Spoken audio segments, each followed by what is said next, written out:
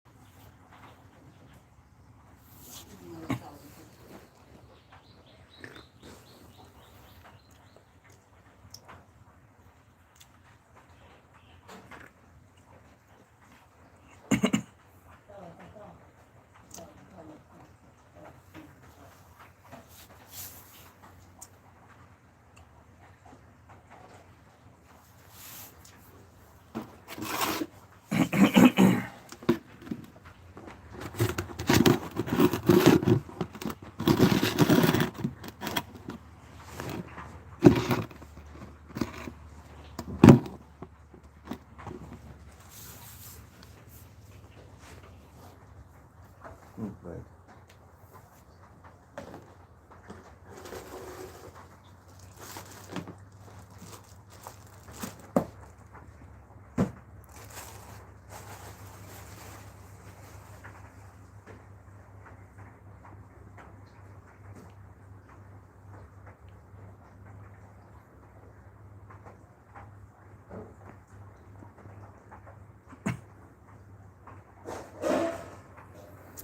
Xin mèo, gọi điện channel si có. Sự việc xin mèo. Hàng trong video.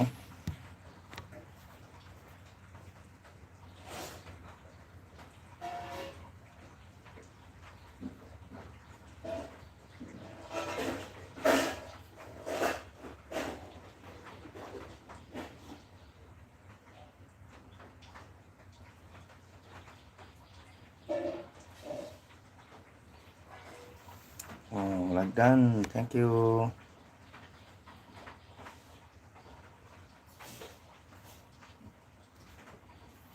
Snowman kurang lagi. Oh, tengah sana ada silau.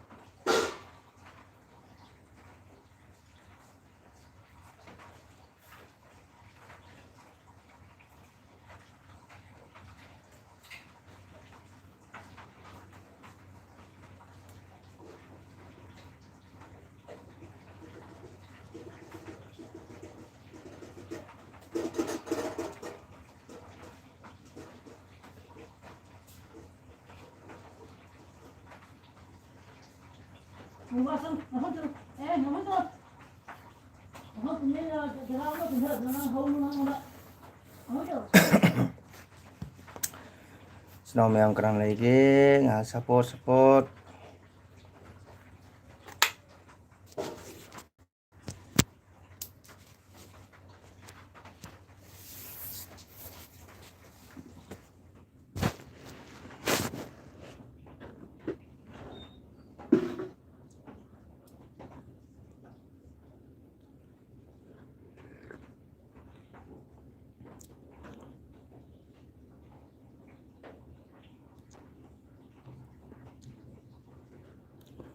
ꯃꯌꯥꯝ ꯀꯅꯥ ꯂꯩꯒꯦ ꯏꯆꯤꯟ ꯏꯅꯥꯎ ꯃꯌꯥꯝ ꯇꯧꯕꯗꯤ ꯃꯌꯥꯝ ꯆꯥꯛ ꯏꯁꯤꯡ ꯊꯣꯡꯕ ꯃꯇꯝꯅꯤꯀꯣ ꯀꯅꯥꯒꯨꯝꯕ ꯑꯗꯨꯝ ꯆꯥꯛ ꯊꯣꯡꯉꯁꯨ ꯁꯨꯝ ꯁꯪꯕꯗ ꯁꯨꯝ ꯉꯥꯏꯍꯥꯛ ꯆꯪꯕꯤꯔꯛꯑꯣ ꯏꯆꯤꯟ ꯏꯅꯥꯎ ꯃꯌꯥꯝ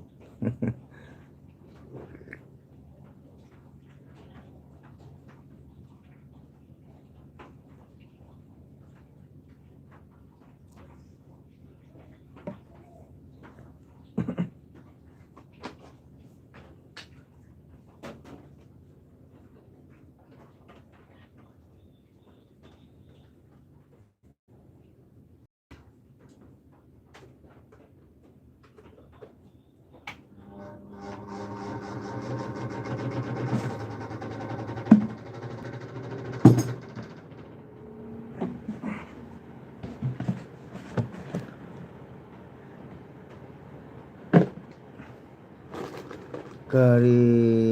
ꯈꯪꯗꯅꯕꯒꯤ ꯖꯣꯂꯨ ꯀꯀꯥ ꯀꯩ ꯍꯥꯏꯕ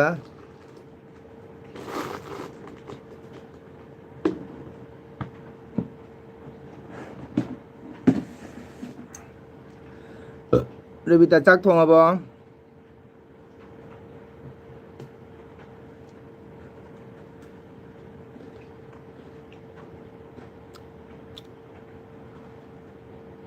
ꯀꯔꯤ ꯍꯥꯏꯅꯣ ꯁꯤꯕꯣ ꯀꯔꯤ ꯈꯪꯗꯅꯕꯒꯤ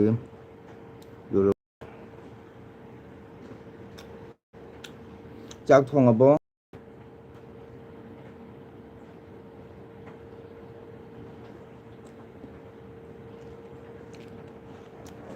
ꯆꯥꯛ ꯊꯣꯡꯉꯕꯣ ꯀꯩ ꯏꯟꯖꯥꯡ ꯊꯣꯡꯉꯤ ꯀꯩꯅꯣ ꯍꯥꯏꯗꯤ ꯊꯣꯡꯉꯦ ꯍꯥꯏꯔꯣ ꯀꯔꯤ ꯏꯟꯖꯥꯡꯅꯣ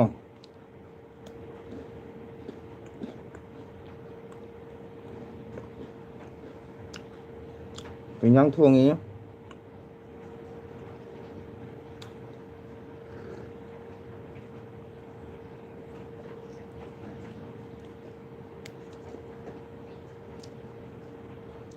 ꯀꯔꯤ ꯏꯟꯖꯥꯡ ꯊꯣꯡꯉꯤ ꯕꯤꯇꯥ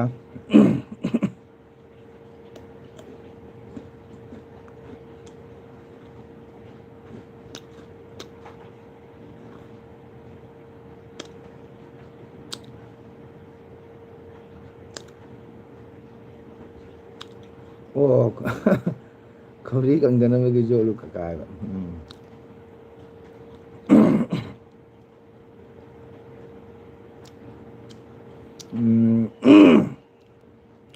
ꯈꯅꯥꯎꯗꯣ ꯀꯪꯗꯅꯕꯒꯤ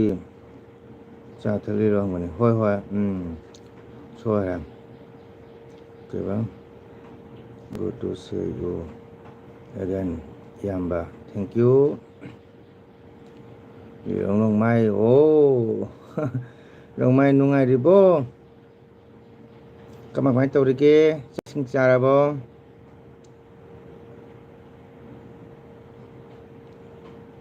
ꯒꯨꯗ ꯇꯨ ꯁꯤ ꯌꯨ ꯑꯦꯒꯦꯟ ꯏꯌꯥꯝꯕ ꯊꯦꯡꯀ꯭ꯌꯨ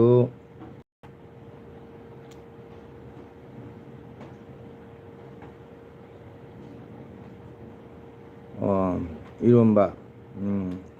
ꯎꯄꯥꯏ ꯂꯩꯇꯦ ꯏꯔꯣꯝꯕ ꯏꯔꯣꯝꯕꯁꯨ ꯍꯥꯎꯕꯅꯦ ꯏꯔꯣꯟꯕꯁꯨ ꯍꯥꯎꯕꯅꯤ ꯑꯩꯈꯣꯏꯒꯤ ꯅꯣꯡꯃꯥꯏ ꯆꯥꯛ ꯆꯥꯔꯕꯣ ꯆꯥꯛ ꯆꯥꯔꯕꯣ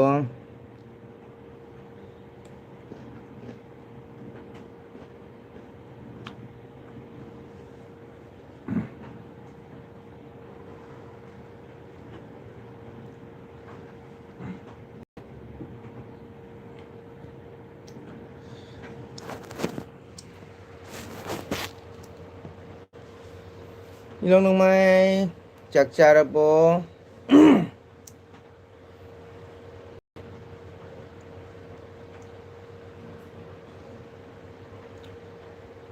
ꯑꯩꯗꯤ ꯆꯥꯗ꯭ꯔꯤ ꯅꯪꯒꯤ ꯏꯌꯥꯝꯕ ꯑꯩꯁꯨ ꯆꯥꯗ꯭ꯔꯤꯌꯦ ꯑꯩꯁꯨ ꯆꯥꯗ꯭ꯔꯤ ꯔꯣꯡꯃꯩ ꯑꯗꯣ ꯊꯦꯡꯀ꯭ꯌꯨ ꯑꯩ ꯊꯥꯒꯠꯆꯔꯤ ꯑꯩꯈꯣꯏ ꯔꯣꯡꯃꯩꯕꯨ ꯀꯣ ꯔꯣꯡꯃꯩꯕꯨ ꯌꯥꯝ ꯅꯨꯡꯁꯤ ꯏꯆꯟ ꯀꯣ ꯏꯌꯥꯝꯕꯒꯤ ꯑꯦꯜꯕꯤꯗ ꯆꯪꯕꯤꯔꯛꯄ ꯑꯩ ꯔꯣꯡꯃꯩꯕꯨ ꯊꯥꯒꯠꯆꯔꯤ 와 한개 카카 항어 kay wano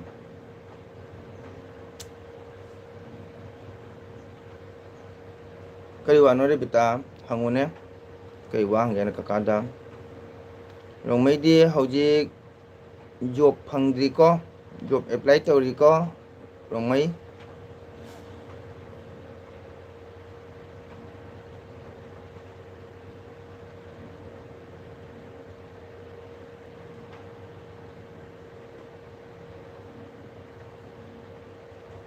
lebita kari wa hange no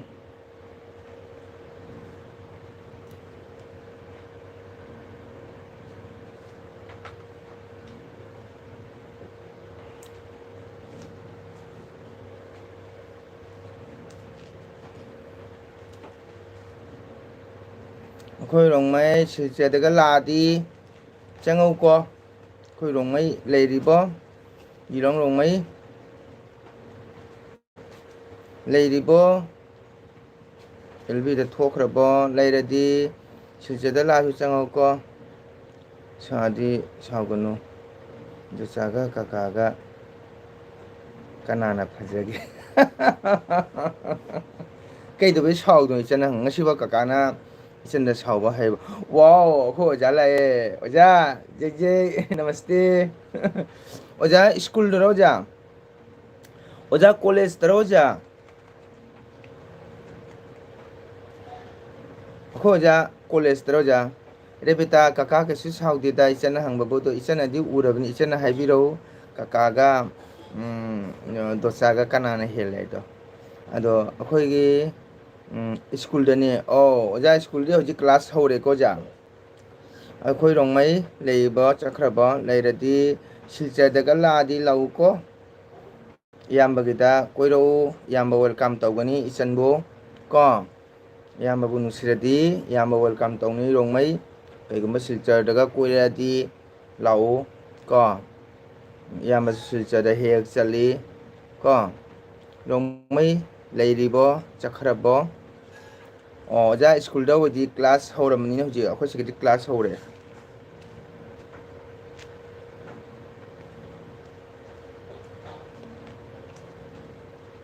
like जाक थोंगबो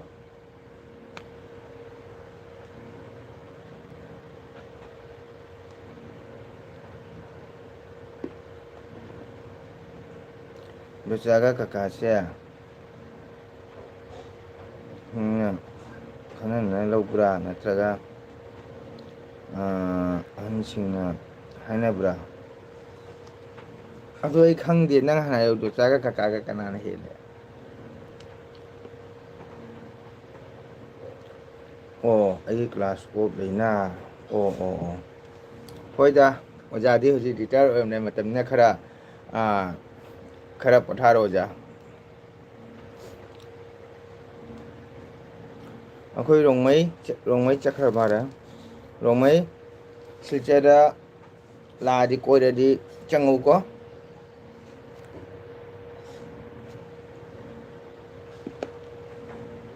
चनबु वेलकम टौनी याबना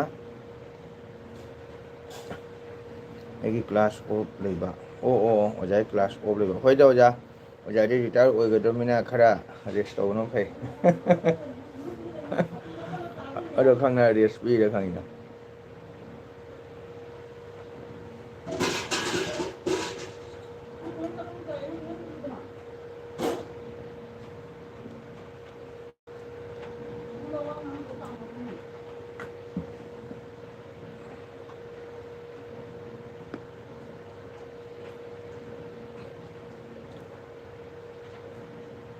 डेबिटा हाइरोदना काकागा दोसा कनाना हेले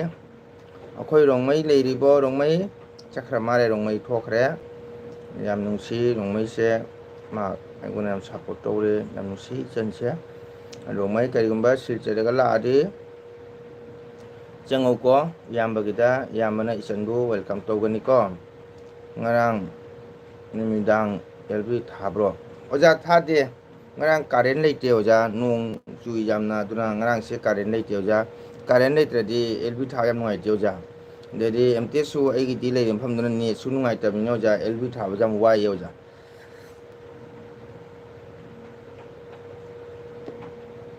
ꯑꯗꯨꯅꯅꯤ ꯑꯣꯖꯥ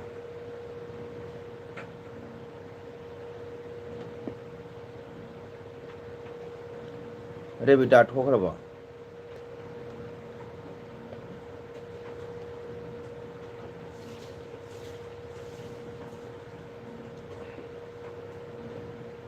ꯑꯩꯈꯣꯏ ꯖꯥꯗꯤ ꯉꯁꯤ ꯀꯣꯂꯦꯖ ꯂꯥꯛꯑꯝꯗꯥꯏꯗ ꯀꯔꯤ ꯀꯔꯤ ꯆꯥꯔꯛꯀꯦ ꯑꯣꯖꯥ ꯆꯥꯛ ꯀꯔꯤ ꯃꯊꯦꯜ ꯑꯣꯏꯅ ꯍꯣꯠꯅꯔꯤ ꯑꯣꯖꯥ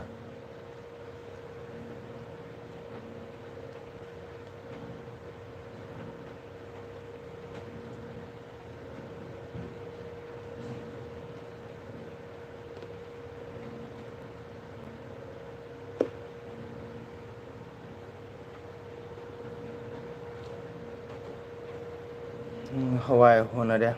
ꯑꯣ ꯃꯁꯤꯗꯗꯤ ꯉꯥ ꯕꯖꯥꯔ ꯌꯥꯎꯔꯝꯒꯅꯦꯕ ꯕꯖꯥꯔ ꯕꯥꯖꯤ ꯑꯃꯗꯤ ꯌꯥꯎꯔꯝꯒꯅꯤ ꯑꯣꯖꯥꯒꯤꯗꯣ ꯍꯋꯥꯏꯗꯗꯤ ꯑꯣꯏꯔꯝꯂꯔꯣꯏꯕ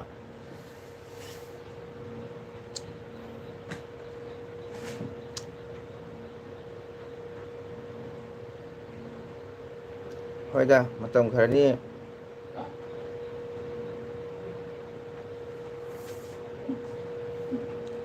ꯀꯜꯂꯤꯉꯩ ꯍꯛꯆꯥꯡ ꯅꯨꯡꯉꯥꯏꯔꯤꯉꯩꯗ ꯑꯣꯖꯥ ꯀꯩ ꯀꯩꯅꯣ ꯍꯥꯎꯕ ꯆꯥꯕꯤꯌꯣ ꯍꯌꯦꯡ ꯑꯍꯜ ꯑꯣꯏꯔꯒ ꯆꯥꯕ ꯉꯝꯃꯣꯏꯌꯦ ꯍꯌꯦꯡ ꯑꯍꯜ ꯑꯣꯏꯔꯒ ꯆꯥꯅꯤꯡꯉꯣꯏꯑꯕ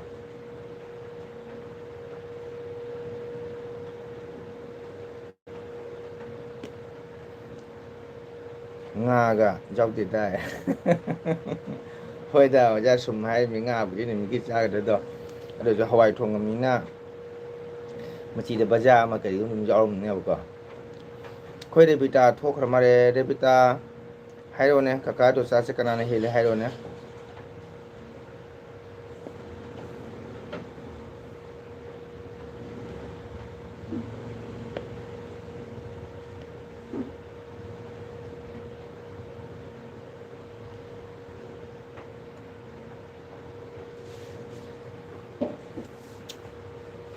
ꯅꯣꯡꯃꯩꯁꯦ ꯊꯣꯛꯈ꯭ꯔꯦ ꯂꯥꯝꯃꯒ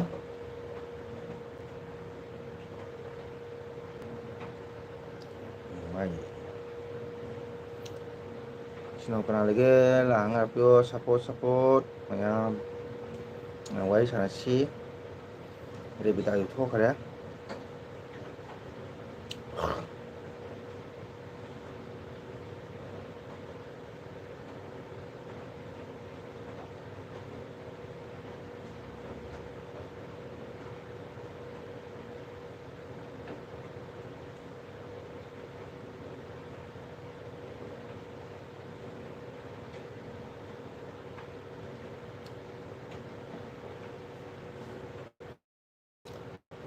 ꯍꯋꯥꯏꯒ ꯑꯂꯨ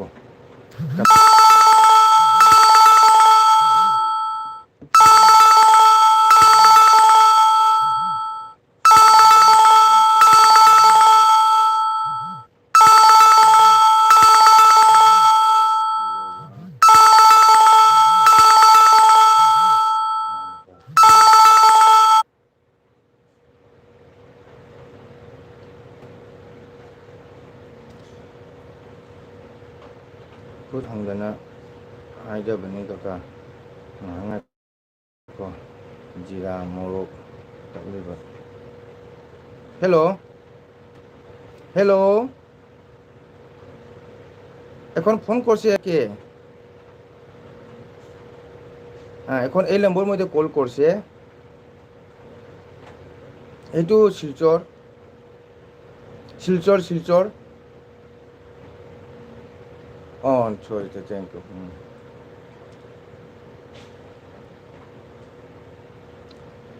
ꯈꯨꯠ ꯁꯪꯗꯅ ꯍꯥꯏꯖꯕꯅꯤ ꯀꯀꯥ ꯉꯥꯏꯈꯣ ꯖꯤꯔꯥ ꯃꯣꯔꯣꯛ ꯇꯛꯂꯤꯕ ꯆꯥꯛꯁꯨ ꯇꯧꯕ ꯂꯣꯏꯔꯤꯅꯤ ꯍꯣꯏ ꯍꯣꯏ ꯂꯣꯏꯁꯜꯂꯣ ꯑꯣꯖꯥꯒꯤ ꯍꯋꯥꯏꯒ ꯑꯂꯨ ꯀꯃꯦꯠ ꯑꯃꯒ ꯇꯧꯔꯗꯤ ꯌꯥꯔꯦ ꯌꯥꯏꯌꯦ ꯑꯣꯖꯥꯗꯨꯁꯨ ꯌꯥꯏꯌꯦ ꯑꯂꯨ ꯀꯃꯦꯠꯁꯤ ꯁꯨꯝ ꯍꯥꯎꯋꯦ ꯃꯔꯛ ꯃꯔꯛꯇ ꯇꯣꯉꯥꯟꯒ ꯍꯥꯞꯄꯒ ꯍꯋꯥꯏꯒ ꯑꯗꯨꯝ ꯄꯛꯅꯩꯌꯦ ꯑꯣꯖꯥꯀꯣ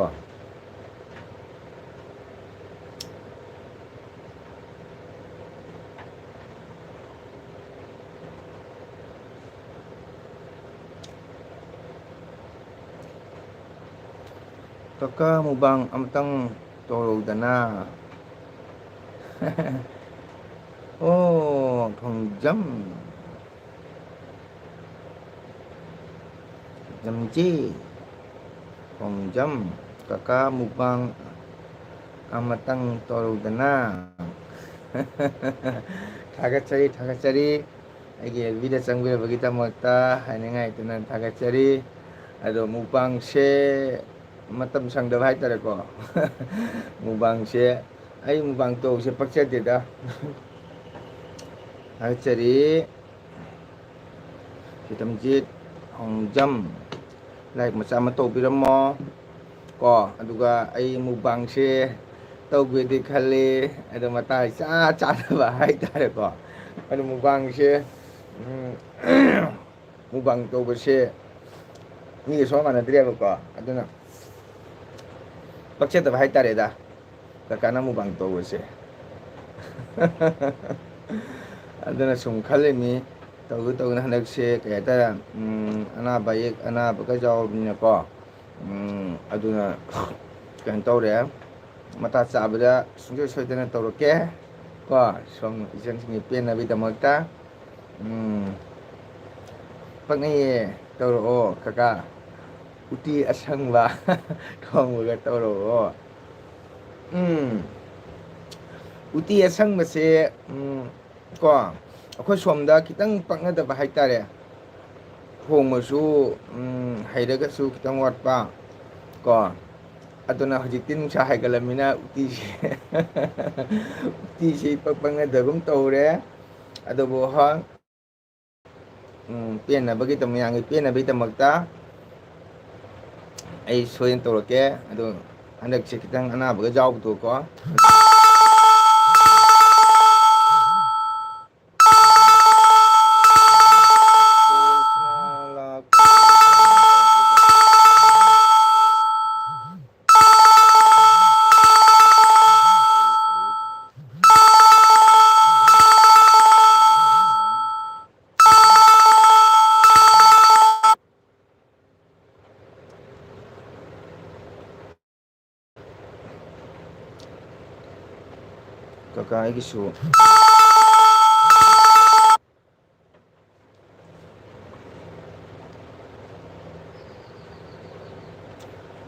kakak isu channel leibane support kitang tawbiyo tawng kedobai support tawidono support kitang support tawminani kedobai support tawidono ado sumai tawbiro ko agi channel do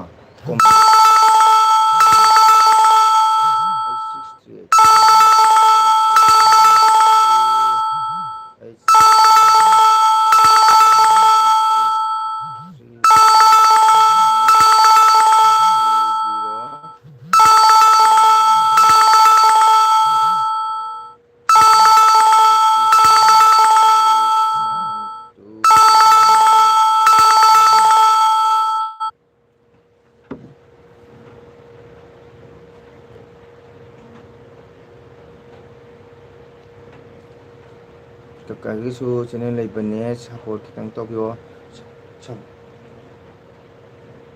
nausen kon oh chacha ami hospital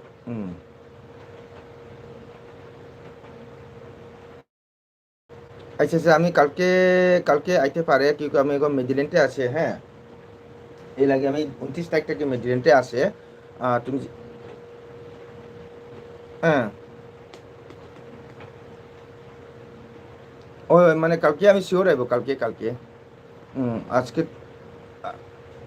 আচ্ছা তুমি এবার ইয়ে করো আটা ভালা নে ভালা হলে তুমি 5 কেজি মাপিয়ে রাখিলেন না আমার তুমি আমি দেখিয়া আমি মানে ভাবিও নাই মেডিলেন ঠিক আছে এই কারণে আমি আইতে পাই তুমি মানে খানা পাই যদি 5 কেজি মাপিয়ে রাখেন আমার কারণে ঠিক এই তো বিগে আরে বেটা Sitemje kakagi su channel ibane support kitang tobio support kitang support tawni kaido support taw dono question alo support to minasi adu kakagi channel do ko nang comment macha ma thamo ko kaka soidana victor ge ataisu kakana kitang ngam jab to kaka sum support tor ke ko ꯑꯩ ꯇꯧꯕꯤꯒꯦ ꯔꯦꯕꯤꯇꯥ ꯇꯧꯕꯤꯌꯨ ꯑꯩꯒꯤ ꯏꯆꯟ ꯔꯦꯕꯤꯇꯥꯁꯨ ꯌꯥꯝ ꯐꯕꯅꯤ ꯏꯆꯤꯟ ꯏꯅꯥꯎ ꯂꯣꯏꯅ ꯁꯞꯄꯣꯔꯠ ꯇꯧꯕꯅꯤ ꯔꯦꯕꯤꯇꯥ ꯃꯊꯛ ꯂꯩꯕ ꯁꯦꯇꯝꯖꯤꯠꯁꯦ ꯈꯣꯡꯖꯝ ꯃꯥꯒꯤꯁꯨ ꯈꯔ ꯁꯞꯄꯣꯔꯠ ꯇꯧꯕꯤꯀꯣ ꯔꯦꯕꯤꯇꯥ ꯀꯥꯎꯒꯅꯨ ꯇꯥꯕ꯭ꯔꯥ ꯊꯣꯡꯖꯝ ꯂꯩꯔꯤꯕꯣ ꯀꯀꯥ ꯁꯣꯏꯗꯅ ꯁꯞꯄꯣꯔꯠ ꯇꯧꯔꯛꯀꯦ ꯉꯀꯣ ꯍꯧꯖꯤꯛꯃꯛꯁꯨ ꯍꯦꯛꯇ ꯁꯞꯄꯣꯔꯠ ꯇꯧꯔꯒꯦ ꯏꯅꯥꯎꯁꯤꯗꯤ ꯍꯣꯏ ꯇꯧꯔꯛꯀꯣ ꯔꯦꯕꯤꯇꯥ ꯁꯤꯡꯍꯥ ओके लाइन ले को सितम जी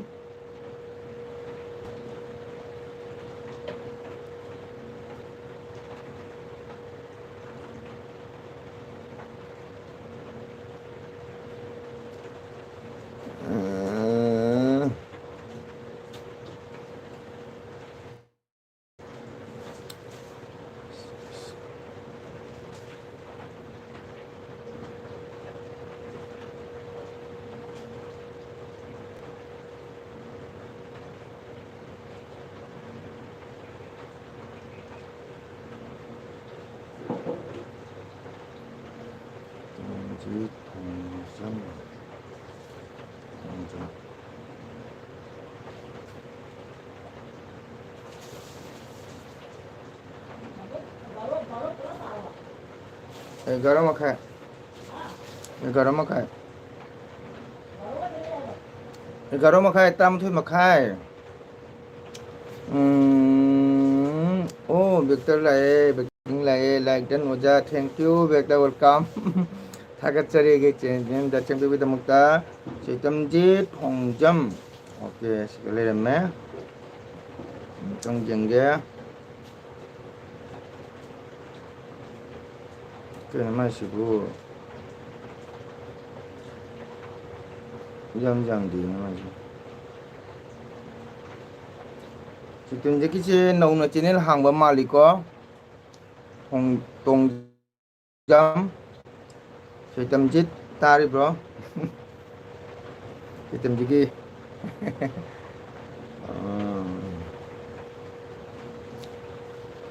Vector cooking các bạn nung ngày đi vô là khi bây còn xem lại các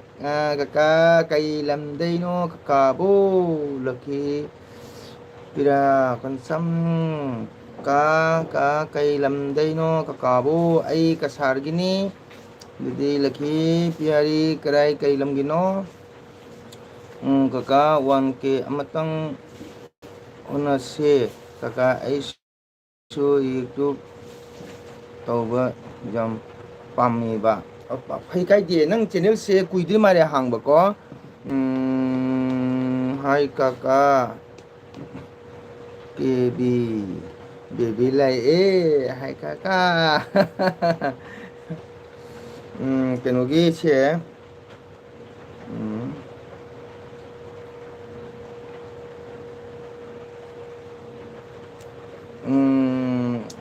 Baby, chắc chắn là vô đi lệch anh này tàu cái hai bữa đó uti sang một tuần này tàu cái hai đó cái uti sang một số tàu đó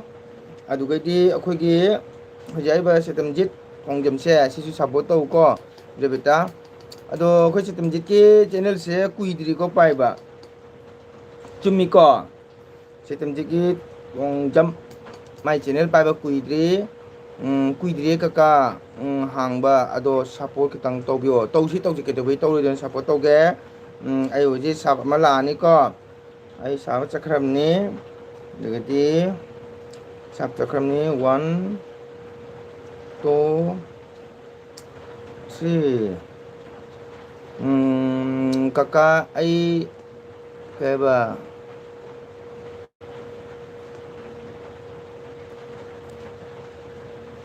keren tu, maklang degi kaya maklang degi ni jum palak jum na nung thâu sực mày nung bốc sực mày ô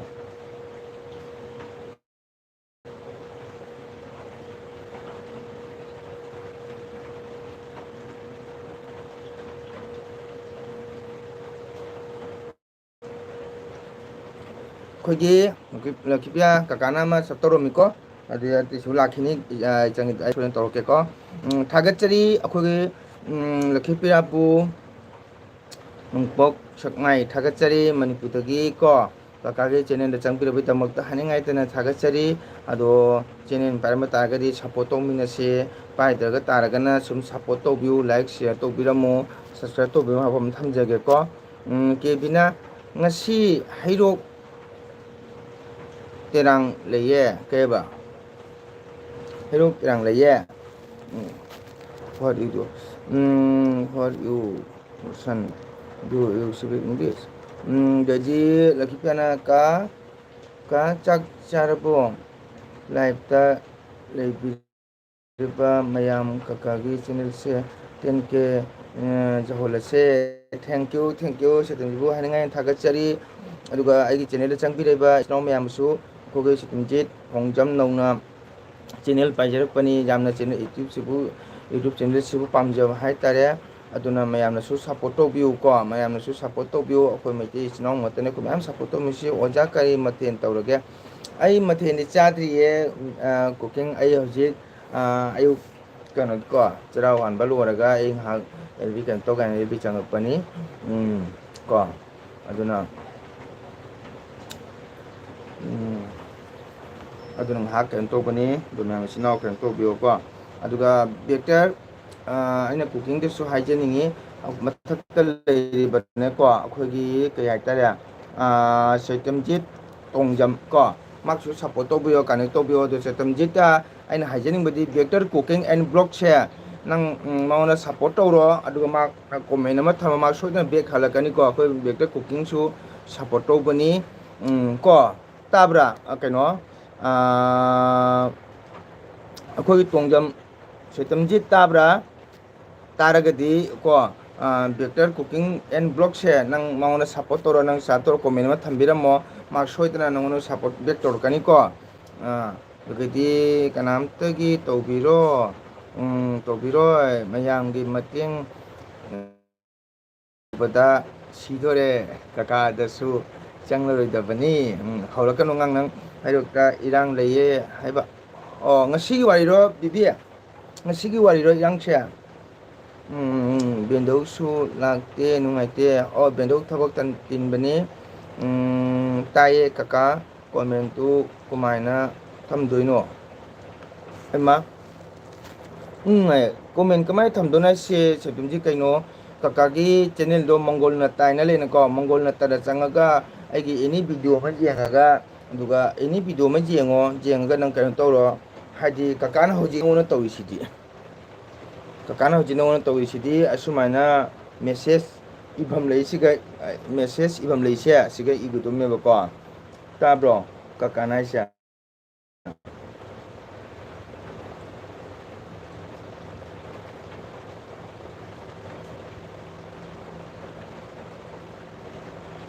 असिनंगी channel सिगा लेरे ककाना होजि के तौरे न तो होजि ककाना होजि support अमा तौरे अदुमाइना नंगसु ककागी channel the चंगागा message Tuga चंगो message Tuga सब तौरो अदु message में इरो आई सब तौखरामे आइजु support तौबियु हाय जायना को अदु बेक्टर कुकिंग दो मागी चैनल दो चंगो बेक्टर कुकिंग एंड ब्लॉग एंड लेदो छे बेक्टर कुकिंग एंड ब्लॉग अदु माई चैनल दो सुदुम चंगो नंग लाइन द लेने चंगो अदुगा सब तौरो अदु सपोर्ट तौरो नंग हायरामु आई केनोनी आइजु सपोर्ट तौबिरो हायदि मो सुम तौरो कनेबको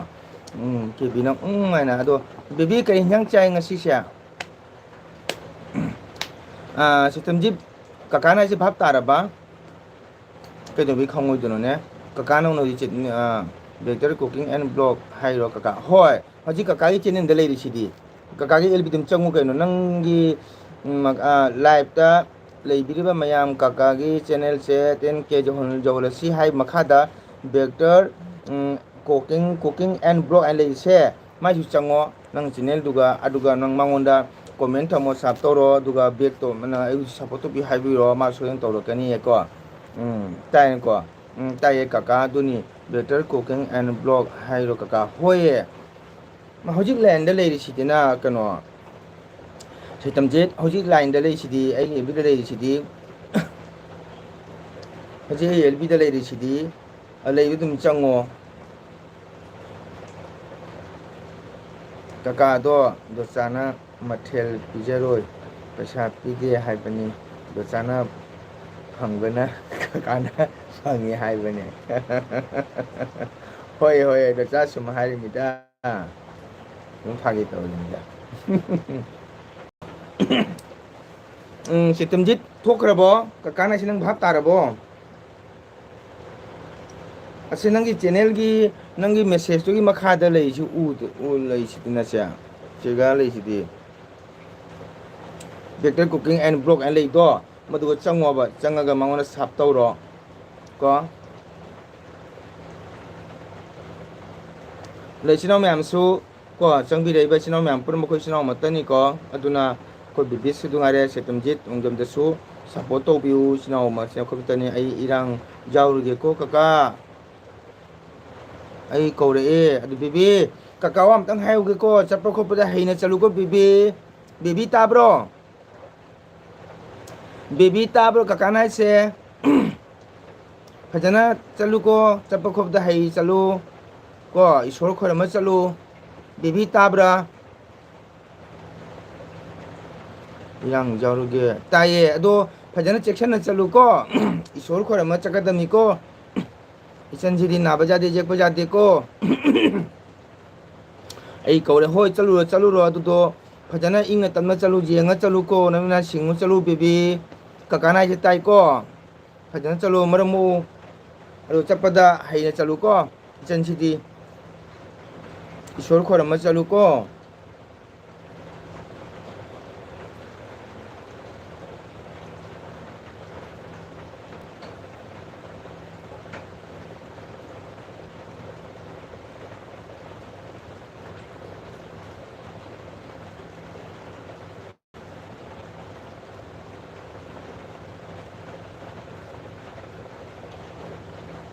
hoi kaka thank you chalu ro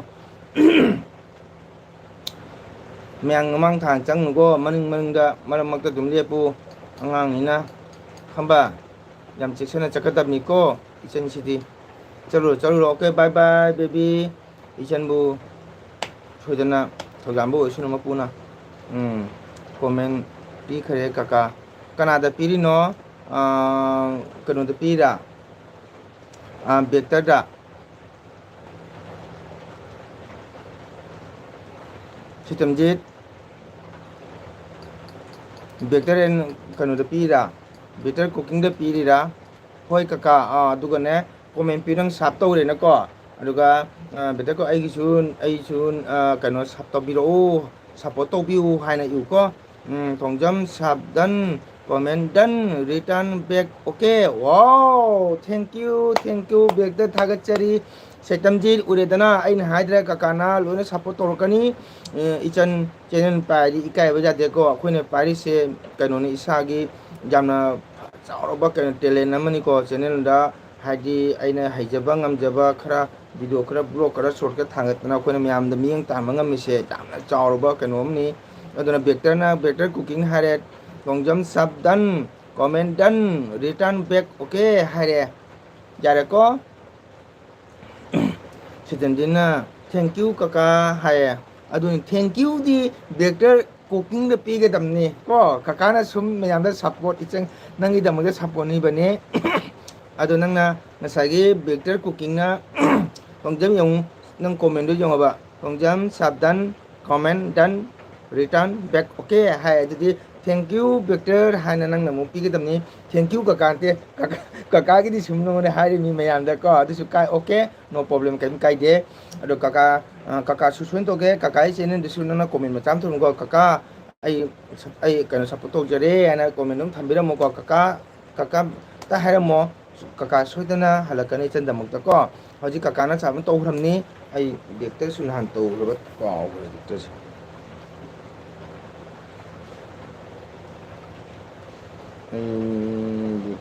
vector cooking busu thank you good aduni dana haire dana do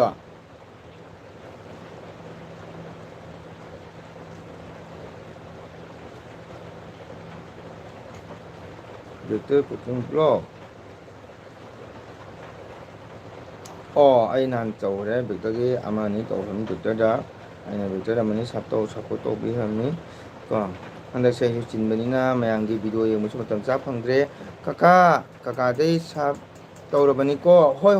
ꯀꯀꯥ ꯈꯪꯉꯦ ꯇꯧꯔꯦ ꯑꯗꯣ ꯕꯦꯕꯤ ꯅꯪ ꯆꯠꯂꯣ ꯃꯌꯥꯝ ꯀꯧꯔꯦ ꯍꯥꯏꯕꯅꯤꯅ ꯆꯠꯂꯣꯀꯣ ꯑꯗꯣ ꯅꯥꯏꯟꯊꯣꯏ ꯄꯥꯏꯕꯨꯡ ꯈꯣꯏꯔꯝꯃ ꯆꯠꯀꯗꯕꯅꯤꯀꯣ ꯆꯠꯂꯨꯔꯣ ꯃꯌꯥꯝ ꯀꯧꯔꯕꯅꯤ ꯆꯠꯂꯨꯔꯣ ꯑꯗꯣ ꯏꯆꯟ ꯕꯦꯕꯤꯅꯁꯨ ꯌꯥꯝ ꯆꯪꯉꯛꯏꯕ ꯅꯪꯅ ꯂꯣꯏꯅ ꯁꯞꯄꯣꯔꯠ ꯇꯧꯕꯤꯒꯗꯕꯅꯤꯀꯣ ꯑꯩꯈꯣꯏ ꯃꯩꯇꯩ ꯏꯆꯤꯜ ꯏꯅꯥꯎ ꯃꯇꯅꯤ ꯕꯦꯕꯤꯀꯣ ꯌꯦꯡꯉꯨꯁꯦ ꯁꯦꯇꯝꯖꯤꯠ ꯇꯣꯡꯖꯝ ꯕꯦꯛꯇꯔ ꯀꯨꯀꯤꯡ ꯑꯦꯟ ꯕ꯭ꯂꯣꯛ ꯃꯣꯏꯕꯨꯁꯨ ꯁꯞꯄꯣꯔꯠ ꯇꯧ ꯏꯆꯟ ꯕꯦꯕꯤꯀꯣ ꯆꯠꯂꯣ ꯅꯪ ꯆꯠꯂꯨꯔꯣ ꯃꯌꯥꯝ ꯀꯧꯔꯕꯅꯤꯅ ꯃꯌꯥꯝ ꯏꯔꯥꯡ ꯍꯧꯔꯕꯅꯤꯅ ꯆꯠꯂꯨꯔꯣꯀꯣ ꯌꯥꯝ ꯃꯔꯝ ꯃꯣꯛꯏ ꯑꯩꯒꯤ ꯏꯆꯟꯁꯦ ꯅꯨꯡꯁꯤꯕꯅꯤꯀꯣ ꯃꯌꯥꯝ ꯁꯞꯄꯣꯔꯠ ꯇꯧ ꯕꯥꯏ ꯕꯥꯏ ꯀꯦꯕꯤ ꯕꯥꯏ ꯕꯥꯏ ꯅꯪꯅ ꯍꯣꯔꯦꯟ ꯀꯩꯅꯣꯗꯩ ꯏꯔꯥꯡꯗꯩ ꯍꯜꯂꯒꯀꯣ ꯏꯪꯉ ꯄꯣꯊꯥꯔꯒꯅꯦ ꯀꯀꯥꯅ ꯍꯧꯖꯤꯛ ꯍꯥꯏꯕ ꯑꯩꯈꯣꯏꯒꯤ ꯁꯦꯇꯝꯖꯤꯠ ꯃꯗꯩꯗꯤ ꯕꯦꯛꯇꯔ ꯀꯨꯀꯤꯡ ꯃꯣꯏꯁꯦ ꯁꯞꯄꯣꯔꯠ ꯇꯧꯕꯤꯌꯨꯀꯣ ꯑꯩ ꯏꯆꯟꯗ ꯀꯀꯥꯅ ꯍꯥꯏꯖꯔꯤꯁꯤꯅꯤ ꯔꯦꯕꯤꯇꯥꯅ ꯏꯀꯥꯏꯔꯗꯤ ꯆꯥꯕ ꯐꯪꯗꯕꯅꯤ ꯎꯔꯦꯗꯅ ꯁꯦꯇꯝꯖꯤꯠ ꯆꯤꯆꯦ ꯔꯦꯕꯤꯇꯥꯅ ꯍꯥꯏꯔꯤꯁꯦ ꯏꯀꯥꯏ ꯆꯥ ꯐꯪꯗꯕꯅꯦꯀꯣ ꯑꯗꯣ ꯑꯩꯈꯣꯏꯗꯤ ꯅꯧꯅ ꯄꯥꯏꯕ ꯑꯩꯈꯣꯏꯗꯤꯀꯣ ꯃꯌꯥꯝꯗ ꯈꯔ ꯍꯥꯏꯖꯒꯗꯕꯅꯤ ꯃꯌꯥꯝꯗ ꯁꯞꯄꯣꯔꯠ ꯇꯧꯕꯤꯌꯨ ꯍꯥꯏꯖꯒꯗꯕꯅꯤ ꯆꯦꯅꯦꯜ ꯄꯥꯏꯔꯤꯕ ꯁꯤꯅꯤꯌꯣꯔ ꯀꯥꯡꯕꯨꯗ ꯁꯦꯇꯝꯖꯤꯠꯀꯣ ꯑꯗꯨꯅ ꯑꯩꯈꯣꯏꯅ ꯏꯀꯥꯏꯕ ꯌꯥꯗꯦ ꯃꯦꯗꯤꯌꯥꯅꯤ ꯑꯗꯨꯅ ꯃꯦꯗꯤꯌꯥꯗ ꯑꯩꯈꯣꯏꯅ ꯋꯦꯜꯀꯝ ꯇꯣꯡꯖꯝ ꯍꯥꯏꯔꯦꯗꯣ ꯕꯦꯛꯇꯔꯅ ꯑꯗꯣ ꯀꯀꯥ ꯌꯥꯝꯗ꯭ꯔꯁꯨ ꯚꯤꯗꯤꯑꯣ ꯊꯥꯡꯒꯠꯄ ꯌꯥꯕ꯭ꯔꯣ ꯌꯥꯏ ꯀꯥꯏꯗꯦ ꯚꯤꯗꯤꯑꯣ ꯊꯥꯡꯒꯠꯄ ꯂꯦꯞꯄ ꯌꯥꯗꯦ ꯁꯦꯇꯝꯖꯤꯠ ꯚꯤꯗꯤꯑꯣ ꯊꯥꯡꯒꯠꯄ ꯂꯦꯞꯄ ꯌꯥꯗꯦꯀꯣ ꯚꯤꯗꯤꯑꯣ ꯐꯖꯕ ꯚꯤꯗꯤꯑꯣ ꯊꯥꯡꯒꯠꯂꯨ ꯀꯀꯥꯅ ꯍꯥꯏꯒꯗꯕꯗꯤꯀꯣ ꯐꯖꯕ ꯚꯤꯗꯤꯑꯣ ꯑꯅꯥꯟꯕ ꯖꯥꯁ ꯁꯣꯔꯠ ꯚꯤꯗꯤꯑꯣꯕꯨ ꯑꯣꯏꯔꯕꯁꯨ ꯑꯦꯅꯤꯕꯨ ꯑꯣꯏꯔꯕꯁꯨ ꯀꯣ ꯅꯪ ꯃꯨꯛꯕꯥꯡꯕꯨ ꯑꯣꯏꯔꯕꯁꯨ ꯐꯖꯕ ꯃꯤꯅ ꯌꯦꯡꯕꯗ ꯃꯤꯅ ꯂꯧꯈꯠꯄ ꯌꯥꯕ ꯀꯣ ꯃꯗꯨꯒꯨꯝꯕ ꯐꯖꯕꯗꯣ ꯊꯥꯡꯒꯠꯂꯨ ꯀꯣ ꯃꯤꯅ ꯌꯦꯡꯅꯤꯡꯗꯕ ꯀꯣ ꯃꯤꯅ ꯃꯤꯠ ꯅꯥꯕ ꯚꯤꯗꯤꯑꯣ ꯊꯥꯡꯒꯠꯀꯅꯨ ꯀꯀꯥ ꯑꯩꯁꯨ ꯁꯞꯄꯣꯔꯠ ꯇꯧꯔꯛꯎ ꯋꯥꯎ ꯇꯧꯔꯛꯀꯅꯤ ꯔꯣꯕꯦꯔꯤ ꯌꯨꯝꯅꯥꯝ ꯃꯣꯉꯥꯡ ꯅꯣꯡꯁꯥ ꯇꯤꯚꯤ ꯀꯀꯥ ꯑꯩꯁꯨ ꯁꯞꯄꯣꯔꯠ ꯇꯧꯕꯤꯔꯛꯎ ꯊꯦꯡꯀ꯭ꯌꯨ ꯊꯩꯒꯨ ꯊꯥꯒꯠꯆꯔꯤ ꯌꯨꯝꯅꯥꯝꯕꯨ ꯑꯍꯥꯟꯕ ꯑꯩꯒꯤ ꯆꯦꯅꯦꯜ ꯆꯪꯉꯛꯄ ꯃꯥꯜꯂꯦꯀꯣ ꯍꯥꯏꯅꯤꯡꯉꯥꯏꯗꯅ ꯊꯥꯒꯠꯆꯔꯤ ꯑꯩꯕꯨꯁꯨ ꯁꯞꯄꯣꯔꯠ ꯇꯧꯕꯤꯔꯝꯃꯨ ꯂꯥꯏꯛ ꯇꯧꯕꯤꯔꯝꯃꯨ ꯑꯩ ꯁꯣꯏꯗꯅ ꯇꯧꯖꯒꯦ ꯀꯣꯃꯦꯟ ꯃꯆꯥ ꯑꯃ ꯊꯝꯕꯤꯔꯝꯃꯨ ꯍꯥꯏꯕ ꯋꯥꯐꯝꯗ ꯊꯝꯖꯒꯦꯀꯣ ꯔꯣꯕꯦꯔꯤꯀꯣ ꯌꯨꯝꯅꯥꯝꯗ ꯀꯣ ꯌꯨꯝꯅꯥꯝ ꯃꯉꯥꯡꯗ ꯑꯩꯅ ꯍꯥꯏꯖꯅꯤꯡꯕꯗꯤ ꯀꯩꯅꯣ ꯃꯆꯥ ꯑꯃ ꯊꯝꯕꯤꯔꯝꯃꯨꯀꯣ ꯀꯩ ꯍꯥꯏꯇꯥꯔꯦ ꯀꯣꯃꯦꯟ ꯃꯆꯥ ꯑꯃ ꯊꯝꯕꯤꯔꯝꯃꯨ ꯑꯩ ꯁꯣꯏꯗꯅ ꯑꯩ ꯉꯝꯕ ꯁꯞꯄꯣꯔꯠ ꯇꯧꯖꯒꯦ ꯀꯣ ꯑꯗꯨꯒ ꯋꯦꯜꯀꯝ ꯇꯨ ꯕꯦꯛꯇꯔ ꯀꯨꯀꯤꯡ ꯍꯥꯏꯌꯦ ꯑꯗꯣ ꯁꯦꯇꯝꯖꯤꯠ ꯌꯦꯡꯉꯨ ꯍꯧꯖꯤꯛ ꯔꯣꯕꯦ ꯌꯨꯝꯅꯥꯝ ꯃꯉꯥꯡ ꯅꯣꯡꯁꯥ ꯇꯤꯚꯤ ꯍꯥꯏꯁꯦ ꯑꯁꯤꯁꯨ ꯆꯪꯉꯣ ꯅꯪꯅ ꯀꯣꯃꯦꯟ ꯊꯝꯕꯤꯔꯝꯃꯣ ꯃꯣꯏ ꯃꯌꯥꯝ ꯁꯞꯄꯣꯔꯠ ꯇꯧꯖꯒꯅꯤ ꯀꯀꯥ ꯑꯩꯅꯁꯨ ꯀꯀꯥꯒꯤ ꯁꯞꯄꯣꯔꯠ ꯇꯧꯖꯈ꯭ꯔꯦ ꯋꯥꯎ ꯊꯦꯡꯀ꯭ꯌꯨ ꯍꯥꯏꯅꯤꯡꯉꯥꯏ ꯊꯥꯒꯠꯆꯔꯤ ꯑꯩꯅ ꯌꯦꯡꯉꯝꯗꯕ ꯇꯥꯔꯒꯁꯨ ꯉꯥꯛꯄꯤꯒꯅꯤ ꯑꯗꯨꯅ ꯌꯨꯝꯅꯥꯝꯅ ꯀꯣꯃꯦꯟ ꯃꯆꯥ ꯑꯃ ꯊꯝꯕꯤꯔꯝꯃꯣ ꯑꯗꯨꯒ ꯁꯦꯇꯝꯖꯤꯠ ꯇꯣꯡꯖꯝ ꯍꯧꯖꯤꯛ ꯃꯈꯥꯗ ꯂꯩꯔꯤꯕ ꯀꯩꯅꯣꯁꯦ ꯁꯣꯔꯠ ꯆꯪꯉꯦ ꯔꯦꯕꯤꯇꯥꯅ ꯍꯥꯏꯔꯦ ꯁꯦ ꯆꯨꯝꯃꯤ ꯑꯗꯨꯅꯤ ꯔꯦꯕꯤꯇꯥ ꯍꯥꯏ ꯆꯨꯝꯕꯅꯦꯌꯦ ꯑꯗꯣ ꯁꯣꯔꯠꯁꯨ ꯂꯥꯏꯛ ꯇꯧꯕꯤꯔꯝꯃꯣ ꯑꯩ ꯆꯦꯅꯦꯜ ꯆꯪꯕꯗꯃꯛ ꯊꯥꯒꯠꯆꯔꯤ ꯑꯗꯣ ꯁꯦꯇꯝꯖꯤꯠ ꯀꯀꯥ ꯋꯥ ꯍꯥꯏꯒꯦ ꯇꯥꯎꯁꯦ ꯃꯈꯥꯗ ꯂꯩꯔꯤꯕ ꯔꯣꯕꯦꯔꯤ ꯌꯨꯝꯅꯥꯝ ꯃꯉꯥꯡ ꯅꯣꯡꯁꯥ ꯇꯤꯚꯤ ꯑꯁꯤꯁꯨ ꯅꯪ ꯃꯉꯣꯟꯗ ꯁꯞꯄꯣꯔꯠ ꯇꯧꯔꯣꯀꯣ ꯃꯥ ꯁꯣꯏꯗꯅ ꯍꯟꯖꯔꯛꯀꯅꯤ ꯀꯣ ꯅꯪ ꯃꯥꯒꯤ ꯆꯦꯅꯦꯜ ꯆꯪꯉꯣ ꯅꯪ ꯍꯧꯖꯤꯛ ꯅꯪ ꯆꯪꯕ ꯀꯔꯤꯝ ꯀꯥꯏꯗꯦ ꯅꯪꯒꯤ ꯃꯈꯥꯗ ꯂꯩꯔꯤꯁꯦꯀꯣ ꯑꯩꯈꯣꯏ ꯁꯣꯔꯠ ꯁꯣꯅꯂꯤꯁꯤꯁꯨ ꯔꯦꯕꯤꯇꯥꯅ ꯍꯥꯏꯔꯤꯁꯤ ꯆꯨꯝꯃꯤ ꯍꯥꯏꯁꯦ ꯃꯥꯁꯨ ꯁꯞꯄꯣꯔꯠ ꯇꯧꯔꯣ ꯅꯪ ꯍꯧꯖꯤꯛ ꯂꯩꯔꯤꯉꯩꯗ ꯂꯣꯏꯅ ꯀꯣꯃꯦꯟ ꯇꯧꯀꯣ ꯃꯌꯥꯝꯅ ꯑꯩꯗꯁꯨ ꯖꯣꯏꯟ ꯇꯧꯕꯤꯔꯝꯃꯨ ꯔꯤꯇꯥꯔꯟ ꯇꯧꯖꯔꯛꯀꯦꯀꯣ ꯍꯥꯏ ꯕꯦꯛꯇꯔ ꯀꯨꯀꯤꯡ ꯑꯦꯟꯅꯁꯨ ꯀꯣ ꯑꯗꯣ ꯁꯦꯇꯝꯖꯤꯠ ꯍꯧꯖꯤꯛ ꯑꯩꯈꯣꯏꯒꯤ ꯌꯨꯝꯅꯥꯝ ꯃꯉꯥꯡ ꯀꯣ ꯌꯨꯝꯅꯥꯝ ꯃꯉꯥꯡꯁꯦ ꯑꯝꯇꯪ ꯌꯦꯡꯒꯦ ꯑꯩ ꯌꯨꯝꯅꯥꯝ ꯃꯉꯥꯡꯁꯦ ꯑꯝꯇꯪ ꯌꯦꯡꯒꯦꯀꯣ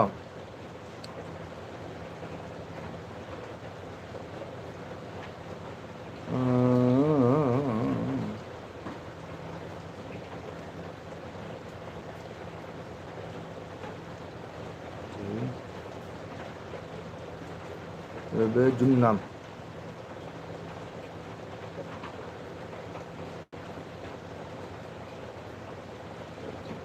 ꯌꯨꯝꯅꯥꯝ ꯀꯩ ꯍꯥꯏꯕ ꯃꯥꯁꯦ ꯌꯨꯝꯅꯥꯝ ꯃꯉꯥꯡ ꯍꯥꯏꯕ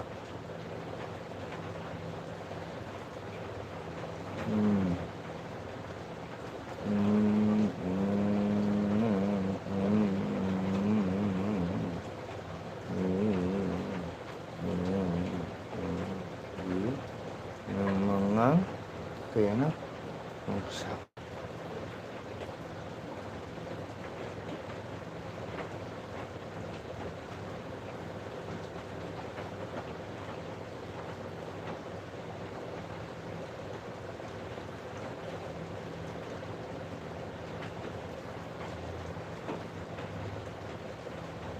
자.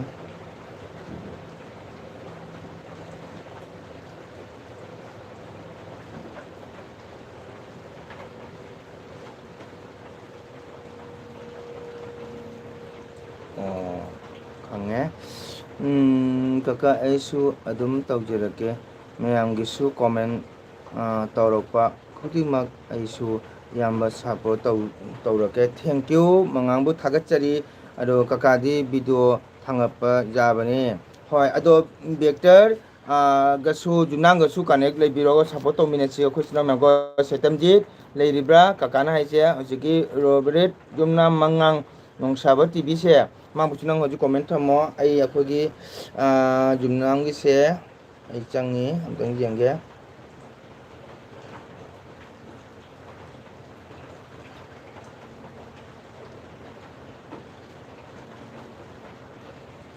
three 19 sesada wang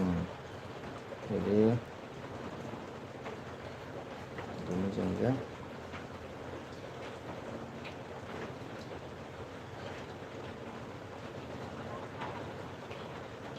yang very nice video jumnangi channel sidi pura super niko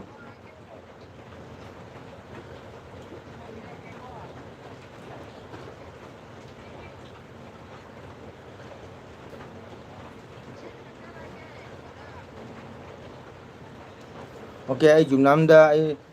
kanom changam ko ai sabam tok jarabani ate chui tok jarake angam bodo mayamna ai desu join tawramo return tok jarake hai leibirba ai gi channel da ngasi gi changbir bisino mayam pro taminasi sirba jumnam akhogi setamjit ko dogedi jumnam su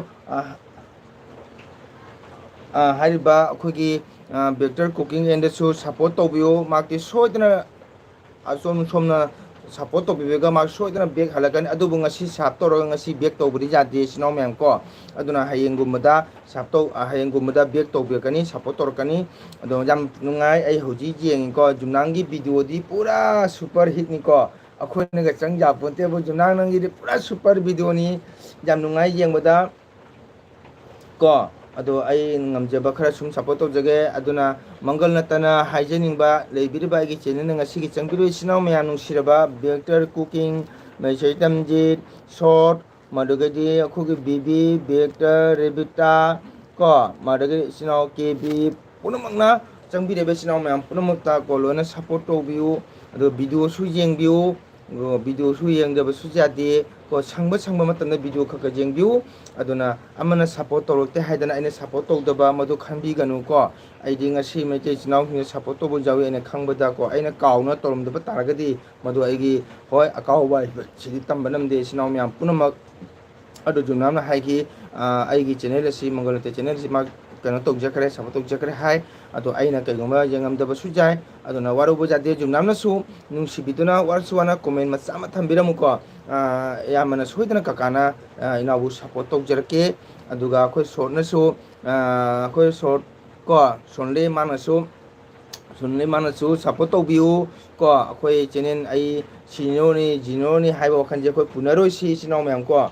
ado khoi sinau ama tani ana khalaga khoi support tawminasi jam nungai khoi jumnangi video si jam nungai pura jam nungai kaka aina su kakagi support tawjakhare hoi ai tajare ado warubu jade ko aina kaudana sokhidana tomdab sujai thank you kaka hai Sangeeta Sapam blog okay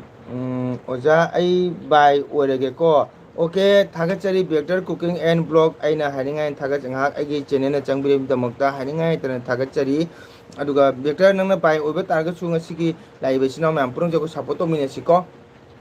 kaka aigi YouTube account thank you setamjit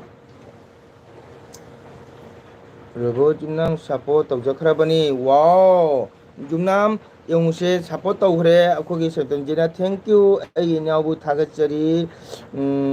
sabu tomani ai khoi masel support tomani chummi akhoi support tawgadabani kakadi video thangapa jabani adugadi kaka aigi YouTube account Sangita Sapam Hainli Bro, Sangita Sapam Busu Tagachari, Karai Kai Lamgino, Aduga Kakai Gis YouTube account or Leragati, comment Machama Tambiramo, I Soitana, Sangita Sapamda, I Soitana Bek of Jagat Support of Jerke, comment Machama Tambiramo, Aduga, Aina Sangita Sapamda, Hygiene Batargati, Director Cooking and Blog, Madagati Cooking, Robert Jumnam Mangang, Mark Yusu Support of you, Madugati, Chetamjit.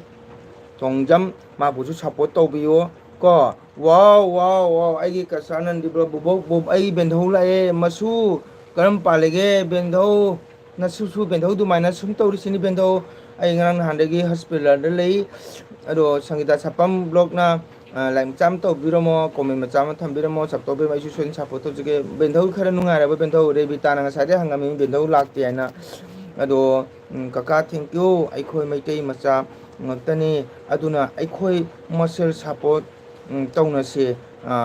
chakhatnaba honamina sikaka chumi aduni jumnam aina matam pramata kakadi myam ta haji ko akhoi meitei chinau matani akhoi loina support tawmina si mangna support torokte na ina support tawdaba madu su tawbiga nu madu khanbiga nu ko meitei machabu orbadi thangapi ba video yengbiu nungai re oh thank you ai bendhona nungai re badi na su nungai re bendhona wadi na su nungai te ai bendhogi damta jam waji ko aduna ai elbi thadaga bendho ko jadram ko ai bendho do kari condition de leram ga daga na ado bendho chak thongabo sai re bi tana ngami mi bendho u de na ko ado aduni jumnam kakana su ai matam purun haije ko myam support to jaga na ado ai gi mobile ai gi channel da changbirak paisno myam di kakadi dum support tori ko mase ai myam da kano to jobana chati ko ai chakon haije bana chati kaina maitei sino mana 100k jauna ka myam amda media da phawba youtuber or paise khoi meitei machagi chakpung ngai ni ko nungai re masu bendho amuk tang chak charuge ko hoi bendho charo ai bendho chak chabi ro bendho mayam aigi ngasi changbire ba channel da kasanandi blog aina bendho kauri ado akhogi reward junam amasung akhogi kano su setamjit su kasanandi blog haiba channel se changbiyo ai bendho se all YouTuber da channel da leba YouTube channel ba maitei chino ma support tawbani ai hajiki bendau sisu na maitei ma japung support tawbani ko aduna isno myam aina setamjit ta su akhogi jumnam mangang da su haijening badi kasanandi blog makusu support tawbiyo isno ma na maki yam senior channel YouTuber ni akhogi kasanandi blog bendau se maki yam senior channel YouTuber ni aduna inau singna ko warobu jade adana kasanandi blog da comment machamam thambiraga support tawbiramo soidana akhoi bendho back torokani sinomya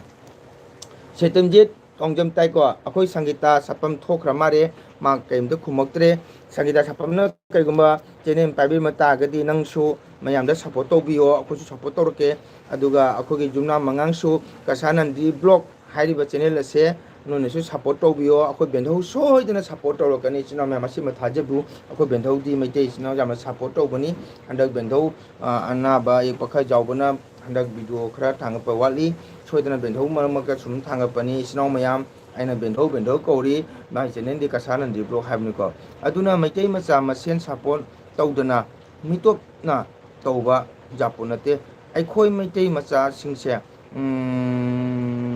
sothaduna leiribase punna chingkhaminasi right chumi non habi jam chumi jam thagachari kakana aduni kakana haisi kakadi support tori ko mine kanagum thajiram da jai kakada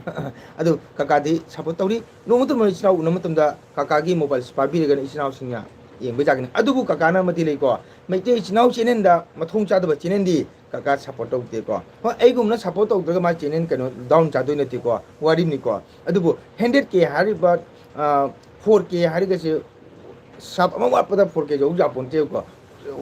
sap ama jau da bada 100k jau japonte adubu chenen mathung chada ba chenen di kaka support tawte maitei su oresung ja su oresano ko aduna mijati to mijati di ong sa na support to mogi mijati ni support to da modi ku hodi mo channel ke che ko maitei gi di go video yang sap to video like to video asine ba ko maitei chinau gi yam soli ba ko gi aduna aina se haiduna maitei chinau myam waro bi ganu ko ai se kana go maitei chinau channel ni paijaba ko mobile di paijaba khara chahi chatpa kangu moi ni khangda banya nungai ne mai video sum jing ba khubi number haitaba sap se kai to duna aina sak to se haitaba ko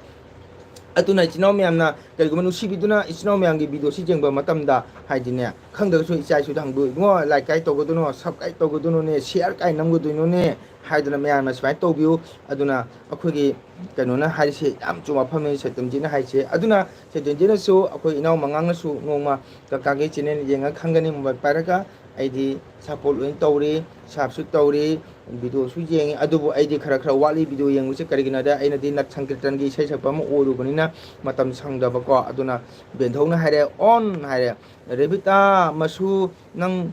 ꯀꯨꯀꯤ ꯑꯣꯏꯔꯕꯣ ꯔꯦꯕꯤꯇꯥ ꯃꯁꯨ ꯅꯪ ꯀꯨꯀꯤ ꯑꯣꯏꯔꯕꯣ ꯍꯥꯏꯔꯦ ꯕꯦꯟꯊꯧꯅ ꯕꯦꯟꯊꯧ ꯂꯥꯛꯄꯗ ꯆꯦꯜꯂ ꯂꯣꯏꯔꯦ ꯍꯥꯏꯌꯦ ꯉꯁꯥꯏꯗꯒꯤ ꯔꯦꯕꯤꯇꯥꯅ ꯕꯦꯟꯊꯧ ꯂꯥꯛꯇꯦ ꯍꯥꯏꯔꯝꯃꯤꯃꯤꯁꯦ ꯑꯩꯗꯤ ꯉꯁꯤ ꯊꯔꯣꯏ ꯊꯣꯡꯕ ꯆꯥꯖꯔꯦ ꯁꯩꯇꯝꯖꯤꯠ ꯍꯥꯏꯔꯦ ꯀꯁꯥꯅꯟꯗꯤ ꯕ꯭ꯂꯣꯛ ꯁꯞꯄꯣꯔꯠ ꯇꯧꯈ꯭ꯔꯕꯅꯦ ꯋꯥꯎ ꯋꯥꯎ ꯋꯥꯎ ꯋꯥꯎ ꯊꯥꯒꯠꯆꯔꯤ ꯁꯩꯇꯝꯖꯤꯠ ꯕꯦꯟꯙꯧ ꯑꯩꯒꯤ ꯏꯅꯥꯎ ꯁꯩꯇꯝꯖꯤꯠ ꯇꯣꯡꯖꯝ ꯆꯦꯅꯦꯜ ꯅꯧꯅ ꯄꯥꯏꯖꯔꯛꯄꯅꯤ ꯕꯦꯟꯙꯧꯒ ꯁꯞꯄꯣꯔꯠ ꯇꯧꯔꯦ ꯕꯦꯟꯙꯧꯅ ꯁꯪꯕ ꯃꯇꯝꯗ ꯏꯅꯥꯎꯁꯤꯒꯤ ꯁꯞꯄꯣꯔꯠ ꯇꯧꯕꯤꯌꯨꯀꯣ ꯕꯦꯟꯙꯧ ꯅꯁꯨꯅ ꯕꯦꯟꯙꯧꯗ ꯔꯤꯀ꯭ꯋꯦꯁ ꯇꯧꯖꯔꯤ ꯑꯩꯗꯤ ꯊꯥꯖꯗꯦ ꯀꯀꯥ ꯍꯥꯏꯌꯦ ꯀꯔꯤ ꯊꯥꯖꯗꯣꯏꯕ ꯊꯥꯖꯗꯦ ꯀꯥꯏꯅ ꯑꯗꯨꯅ ꯁꯩꯇꯝꯖꯤꯠꯅ ꯕꯦꯟꯊꯧꯗ ꯁꯞꯄꯣꯔꯠ ꯇꯧꯕꯤꯈ꯭ꯔꯦ ꯕꯦꯟꯊꯧꯅ ꯁꯞꯄꯣꯔꯠ ꯇꯧꯕꯤꯔꯣ ꯍꯥꯏꯕ ꯃꯐꯝꯁꯦ ꯑꯩ ꯊꯝꯖꯒꯦ ꯕꯦꯟꯊꯧ ꯃꯐꯝꯗ ꯕꯦꯟꯊꯧ ꯀꯣ ꯀꯁꯥꯅꯟꯗꯤ ꯕ꯭ꯂꯣꯛ ꯁꯞꯄꯣꯔꯠ ꯇꯧꯖꯈ꯭ꯔꯕꯅꯤ ꯍꯥꯏꯔꯁꯦ ꯑꯩꯁꯨ ꯁꯞꯄꯣꯔꯠ ꯇꯧꯕꯤꯌꯨ ꯕꯦꯟꯊꯧ ꯍꯥꯏꯌꯦ ꯁꯣꯏꯗꯅ ꯇꯧꯔꯛꯀꯅꯤ ꯁꯩꯇꯝꯖꯤꯠ ꯕꯦꯟꯊꯧ ꯁꯣꯏꯗꯅ ꯇꯧꯔꯛꯀꯅꯤ ꯕꯦꯟꯊꯧ ꯅꯁꯨꯁꯦ ꯀꯨꯀꯤ ꯑꯣꯏꯔꯕꯅꯤ ꯕꯦꯟꯊꯧ ꯍꯥꯏꯌꯦ ꯁꯩꯇꯝꯖꯤꯠ ꯊꯥꯒꯠꯆꯔꯤ ꯑꯣꯏꯗꯅ ꯑꯩꯈꯣꯏ ꯕꯦꯟꯊꯧꯅ ꯍꯥꯏꯔꯦ ꯁꯩꯇꯝꯖꯤꯠꯇ ꯊꯥꯒꯠꯆꯔꯤ ꯍꯥꯏꯔꯦ ꯕꯦꯟꯊꯧ ꯌꯥꯝꯅ ꯐꯕ ꯏꯅꯥꯎꯅꯤꯀꯣ ꯑꯩ ꯏꯅꯥꯎꯁꯦ ꯃꯥ ꯂꯣꯏꯅ ꯁꯞꯄꯣꯔꯠ ꯇꯧꯔꯦ ꯏꯆꯤꯟ ꯏꯅꯥꯎ ꯃꯩꯇꯩ ꯄꯨꯝꯅꯃꯛꯇ ꯃꯥꯅ ꯍꯥꯏꯔꯤ ꯑꯩꯈꯣꯏ ꯃꯩꯇꯩ ꯏꯆꯤꯟ ꯏꯅꯥꯎꯁꯦ ꯂꯣꯏꯅ ꯁꯞꯄꯣꯔꯠ ꯇꯧꯃꯤꯟꯅꯒꯗꯕꯅꯤ ꯑꯃꯅ ꯃꯇꯦꯡ ꯇꯧꯒꯗꯕꯅꯤ ꯑꯩꯈꯣꯏ ꯃꯩꯇꯩ ꯏꯆꯤꯟ ꯏꯅꯥꯎ ꯂꯣꯏ ꯁꯣꯟꯗꯅ ꯂꯩꯔꯦ ꯍꯥꯏꯁꯤ ꯌꯥꯝꯅ ꯆꯨꯝꯃꯤ ꯕꯦꯟꯊꯧ ꯃꯥꯅ ꯑꯩꯒꯤ ꯑꯉꯥꯡꯁꯤꯅ ꯏꯅꯥꯎꯁꯤꯅ ꯍꯥꯏꯔꯤꯁꯦ ꯑꯗꯣ ꯁꯩꯇꯝꯖꯤꯠ ꯀꯔꯤꯝ ꯈꯜꯂꯨꯒꯅꯨ ꯑꯩꯈꯣꯏ ꯕꯦꯟꯊꯧ ꯁꯣꯏꯗꯅ ꯏꯅꯥꯎ ꯁꯞꯄꯣꯔꯠ ꯇꯧꯔꯛꯀꯅꯤꯀꯣ ꯑꯩ ꯕꯦꯟꯊꯧ ꯌꯥꯝꯅ ꯐꯕꯅꯤ ꯑꯩꯅ ꯅꯨꯡꯁꯤꯅ ꯑꯩꯈꯣꯏ ꯕꯦꯟꯊꯧꯁꯦ ꯕꯦꯟꯊꯧ ꯍꯥꯏꯅ ꯀꯧꯕꯅꯤꯀꯣ ꯍꯟꯗꯛ ꯕꯦꯟꯊꯧꯁꯦ ꯑꯅꯥ ꯑꯌꯦꯛ ꯌꯥꯎꯗꯨꯅ ꯕꯦꯟꯊꯧ ꯍꯟꯗꯛ ꯈꯔꯅꯤ ꯂꯦꯞꯄꯤ ꯑꯗꯨꯅ ꯁꯩꯇꯝꯖꯤꯠ ꯁꯣꯏꯗꯅ ꯕꯦꯛ ꯇꯧꯔꯛꯀꯅꯤ ꯑꯩꯈꯣꯏ ꯃꯉꯥꯡ ꯊꯣꯛꯈ꯭ꯔꯖꯥꯠꯂ ꯈꯪꯗꯦ ꯁꯪꯒꯤꯇꯥ ꯁꯄꯃꯟ ꯑꯃ ꯊꯣꯛꯑꯝꯃꯤ ꯃꯥ ꯇꯨꯃꯤꯟ ꯂꯩꯈ꯭ꯔꯦ ꯀꯩꯗꯧꯔꯕꯖꯥꯠꯅꯣ ꯊꯕꯛ ꯆꯤꯜꯂꯤꯕ꯭ꯔꯥ ꯍꯥꯏꯕ ꯉꯝꯖꯗ꯭ꯔꯦ ꯕ꯭ꯂꯣꯛ ꯍꯥꯏꯅ ꯊꯥꯔꯝꯃꯦ ꯑꯗꯣ ꯌꯨꯝꯅꯥꯝ ꯃꯉꯥꯡꯁꯨ ꯅꯨꯡꯉꯥꯏ ꯃꯉꯥꯡꯁꯨ ꯀꯣ ꯀꯁꯥꯅꯟꯗꯤ ꯕ꯭ꯂꯣꯛ ꯍꯥꯏꯔꯤꯕ ꯑꯩ ꯕꯦꯟꯊꯧꯒꯤ ꯆꯦꯅꯦꯜ ꯑꯁꯤꯁꯨ ꯁꯞꯄꯣꯔꯠ ꯇꯧꯕꯤꯌꯣ ꯑꯩꯈꯣꯏ ꯕꯦꯟꯊꯧꯗꯤ ꯑꯩꯈꯣꯏꯗꯒꯤ ꯌꯥꯝꯅ ꯁꯤꯅꯤꯌꯔꯅꯤ ꯀꯣ ꯑꯗꯨꯅ ꯑꯩꯈꯣꯏꯅ ꯁꯤꯅꯤꯌꯔ ꯀꯥꯡꯕꯨꯗꯁꯨ ꯑꯩꯈꯣꯏꯅ ꯆꯪꯖꯕ ꯑꯃ ꯆꯪꯉꯤ ꯁꯞꯄꯣꯔꯠ ꯇꯧꯕꯤꯌꯣ ꯑꯩꯈꯣꯏꯅ ꯍꯥꯏꯕ ꯃꯊꯧꯗ ꯍꯥꯏꯗ꯭ꯔꯒꯗꯤ ꯀꯅꯥꯁꯨ ꯇꯧꯔꯛꯀꯅꯤ ꯇꯧꯔꯒꯁꯨ ꯋꯥꯠꯀꯅꯤꯀꯣ ꯑꯩꯈꯣꯏꯅ ꯈꯔ ꯍꯥꯏꯕ ꯑꯃ ꯆꯪꯉꯤꯀꯣ ꯑꯩꯗꯤ ꯉꯁꯤ ꯊꯔꯣꯏ ꯊꯣꯡꯕ ꯆꯥꯏ ꯍꯥꯏꯔꯦ ꯀꯁꯥꯅꯟꯗꯤ ꯕ꯭ꯂꯣꯛ ꯁꯞꯄꯣꯔꯠ ꯇꯧꯔꯝꯕꯅꯤ ꯍꯣꯏ ꯕꯦꯟꯊꯧꯅ ꯊꯥꯒꯠꯆꯔꯤ ꯍꯥꯏꯔꯦꯀꯣ ꯑꯗꯩꯗꯤ जी दोस्त हाय है हाय कैसे हो कहाँ से बोल रहे हो आप मेरे चैनल में आने के लिए स्वागत ऐसे नोई मयामगी बेंधौ ओइरबो कइनो बेंधौ मसु अहना बेंधौ कौरदी ꯑꯩꯒꯤ ꯏꯅꯥꯎ ꯃꯌꯥꯝꯅꯁꯨ ꯕꯦꯟꯙꯧꯗ ꯕꯦꯟꯙꯧ ꯀꯧꯕꯝ ꯊꯣꯛꯇ꯭ꯔꯣ ꯕꯦꯟꯙꯧ ꯀꯣ ꯑꯗꯣ ꯅꯁꯨ ꯑꯍꯟꯅ ꯕꯦꯟꯙꯧ ꯀꯧꯔꯗꯤ ꯑꯩꯒꯤ ꯏꯅꯥꯎ ꯃꯌꯥꯝꯁꯤꯅ ꯕꯦꯟꯙꯧꯗꯁꯨ ꯕꯦꯟꯙꯧ ꯀꯧꯕꯝ ꯊꯣꯛꯇ꯭ꯔꯕ꯭ꯔꯅꯦ ꯕꯦꯟꯙꯧ ꯑꯗꯨꯅ ꯕꯦꯟꯙꯧ ꯅꯁꯨ ꯃꯌꯥꯝ ꯂꯥꯛꯏꯁꯤꯡꯁꯦ ꯂꯣꯏꯅ ꯕꯦꯟꯙꯧꯅ ꯁꯞꯄꯣꯔꯠ ꯇꯧꯕꯤꯒꯗꯕꯅꯤꯀꯣ ꯕꯦꯟꯙꯧ ꯃꯁꯤꯅꯁꯨ ꯃꯪꯒꯜ ꯅꯠꯇꯅ ꯍꯥꯏꯖꯔꯤ ꯕꯦꯟꯙꯧ ꯃꯐꯝꯗ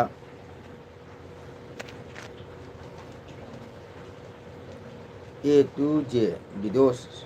कदाई हाय हाय कैसे हो कहाँ से बोल रहे हो बेंधौ थरोई थोंबा नसुदी थरोई थोंग चानिंगे थरोई थोंबा चा पामदे बेंधौ होय जायदा कौरो हाय ओ काका ngसाꯏꯗꯒꯤ ꯋꯥꯔꯤ ꯃꯌꯥꯝ ꯁꯥꯟꯅꯔꯦ ꯀꯀꯥꯒꯤ ꯂꯝ ꯈꯪꯗ꯭ꯔꯤꯌꯦ ꯑꯣ ꯅꯪ ꯈꯪꯗꯦ ꯉꯁꯥꯏ ꯀꯀꯥꯅ ꯍꯥꯏꯈꯤꯗꯤ ꯀꯀꯥꯗꯤ ꯀꯁꯥꯔꯒꯤꯅꯤ ꯅꯪꯗꯤ ꯀꯗꯥꯏꯒꯤꯅꯣ ꯏꯝꯐꯥꯜꯒꯤ ꯅꯠꯇ꯭ꯔꯣ ꯉꯁꯥꯏ ꯍꯥꯏꯈꯤꯕꯗꯣ ꯀꯩꯅꯣ ꯇꯧꯕꯅꯤꯅꯦ ꯁꯩꯇꯝꯖꯤꯠ ꯑꯩ ꯀꯁꯥꯔꯒꯤꯅꯤ ꯁꯩꯇꯝꯖꯤꯠ ꯑꯩ ꯀꯁꯥꯔ ꯑꯣ ꯀꯀꯥ ꯑꯩꯅ ꯋꯥꯡꯇꯣꯟꯗꯩꯅꯦ ꯋꯥꯡꯇꯣꯟꯗꯩꯅꯦ ꯌꯥꯝ ꯅꯨꯡꯁꯤ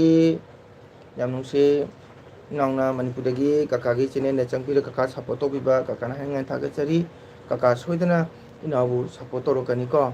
ꯋꯥꯎ ꯑꯩꯒꯤ ꯏꯆꯟ ꯅꯔꯃꯗꯥ ꯑꯃꯨꯛ ꯂꯥꯛꯑꯦ ꯂꯥꯏꯛ ꯗꯟ ꯊꯦꯡꯀ꯭ꯌꯨ ꯅꯔꯃꯗꯥ ꯆꯥꯛ ꯏꯁꯤꯡ ꯆꯥꯔꯕꯣ ꯁꯩꯇꯝꯖꯤꯠ ꯀꯀꯥ ꯋꯥ ꯍꯥꯏꯒꯦ ꯍꯧꯖꯤꯛ ꯅꯪꯅ ꯍꯧꯖꯤꯛ ꯀꯀꯥ ꯑꯩ ꯑꯣꯟꯇꯣꯏꯗꯩꯅꯤ ꯍꯥꯏꯕꯗꯨ ꯃꯈꯥꯗ ꯆꯪꯉꯤꯕ ꯅꯔꯃꯗꯥ Meitei ก็สิจุจันนี่ยามพบันนี่ก็สิชูนังซัพพอร์ตตัวนังคอมเมนต์ทาร์มูมาช่วยดันนังเบกตัวกันนี่ซัพพอร์ตตัวกันยามนังไอ้คนไม่ได้สิน้องยามซัพพอร์ตตัวกันนี่ก็ใช้ตั้งจิตนังอุระบะนันมาดาไม่ได้ให้เสียก็นันมาดานะบัดใครชินี่ขาในโอ้หมดตัวอลบพิศคำอีแต่น่ะเขาหาจีdosta saya dosta moi breakfast korisu narmada ji apuni khaisene nai bat khaisene nai tadogi net jam phaiboy ngasi nungai bani didi bhai kaisena narmada nang maitei wai manipuri manus hoy manipuri manus ado setemjit kakan hai tabra tu narmada maitei na changai se mangona nang support to comment nam thamo ko ai setin jini chiche ai support to view haina comment man tham biram ko ma soidon support to kani setin ji kakana hitabra akhoi bendhau ka chanan dinai ba narmada nang maitei roi didi bhai kaise na ai di bengali ni iche nandi ai maitei ni ai bengali ni iche nandi oh my god saitamjit leiriba kakana hai tabra hoji narmada maitei haije nang adi chiche kautare chiche ko sukai de chiche ko godamni chiche da comment ma tharamo ko narmada maitei support tawrabani ai bisu tawbiyu wow yam nungsiagi chanche ai no yam nungsi tado kari mathen thonge khangde kari mathen thongi bai mathen hangude narmada change se amtang comment pabio sentem je ongjam narmada maitei support tawrabani ai bisu tawbiyu hai do ko oho narmada kita kore hoi soidan tawrake wow thank you ai narmada chambu thagachari setem je narmada maitei na soidana tawrake hai ko soidan tawrakani inauna kaisu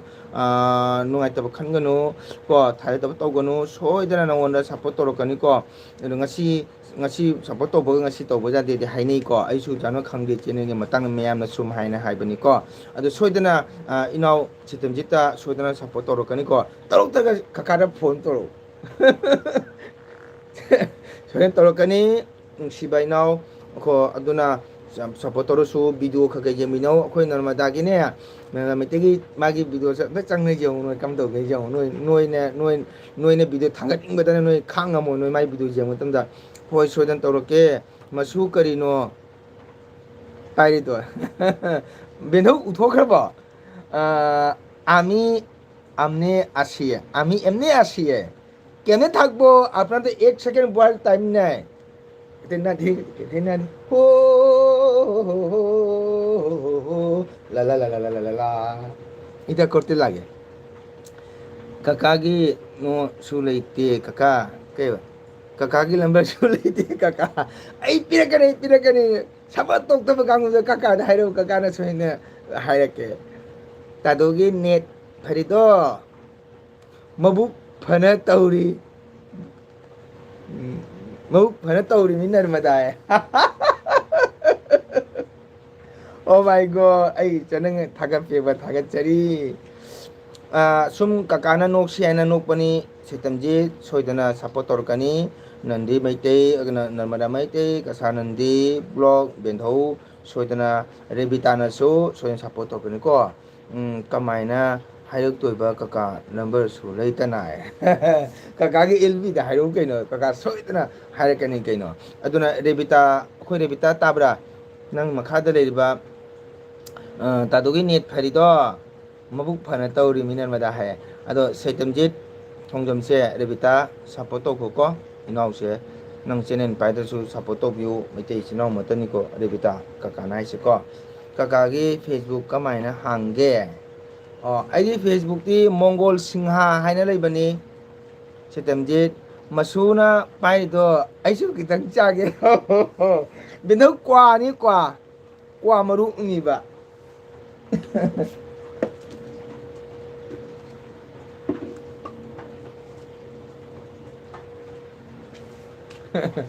tado mongol ga ina maga live Namagaro Yangi Mergiro Aikeba Lado Mongolga Namaga Love Marriage lo Mate I love marriage ni I love marriage ni I love marriage ni Namada Money Namada money ni nangbo Kakasi angang kaya lerage Kaya lay mamali tang hayop tage sitamjit nang tang hayo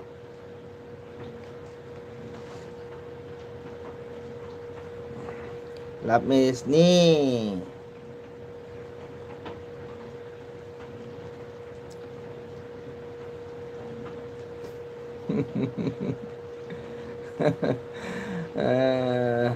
Kakangang kaya lerage ay sungtoy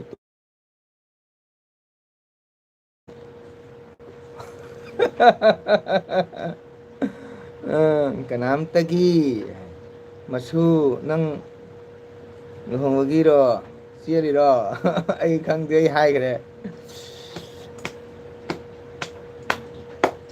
Binhodi Sitamjit nang kamay khangiba ahum mai se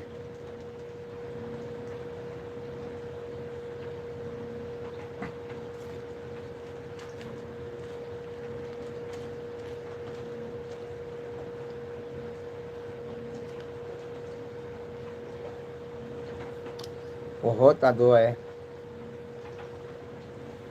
Sitamjit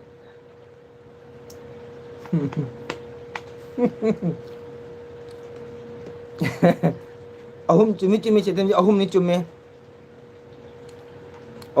ba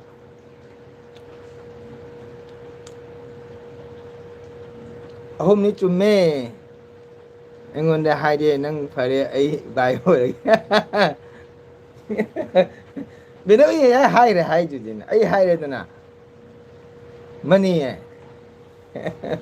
ahum ne ba ngang ahum ne ba kadodo mai taramine mai tara mine mai tara mine namada kenyang thong kya anh ngang namadagi video amani enga ado kaim tawdri hade ngang hospital le banina revida dado mongol di mai ne wa yama aigi mai do hawa jawdo mai ni sana ko lipika ningombam hai ka kanan ba lipika ningombam Thagachari agi channel changku bagi damakta masang pamale ado like macam tobiramo ko support tobio aduga channel paima taragati ningombam lipika kaguma channel paima taragati khoi channel loin support tomina se Thagachari ado like macam tobiramo kakai gi video jengbiyo aduga like share tobiramo okay sitamji soitana kaka tokjirake ko Dugan kakakisu support tobio masu nang chiliro bend ho hongi ba hong ba chem ga pun ba like to khrabani oh thank you Dolipika ningombam channel pai bro kai lamdagi changbira kono tang khangba jagadra channel pai de ko support tomina se sino khoi luna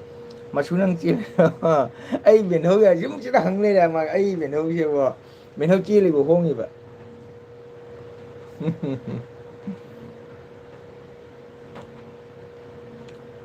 biển hâu mà su to ni lu hong bedi thangali kakai thangata bane kakaki matam du channel pai da bane don to bane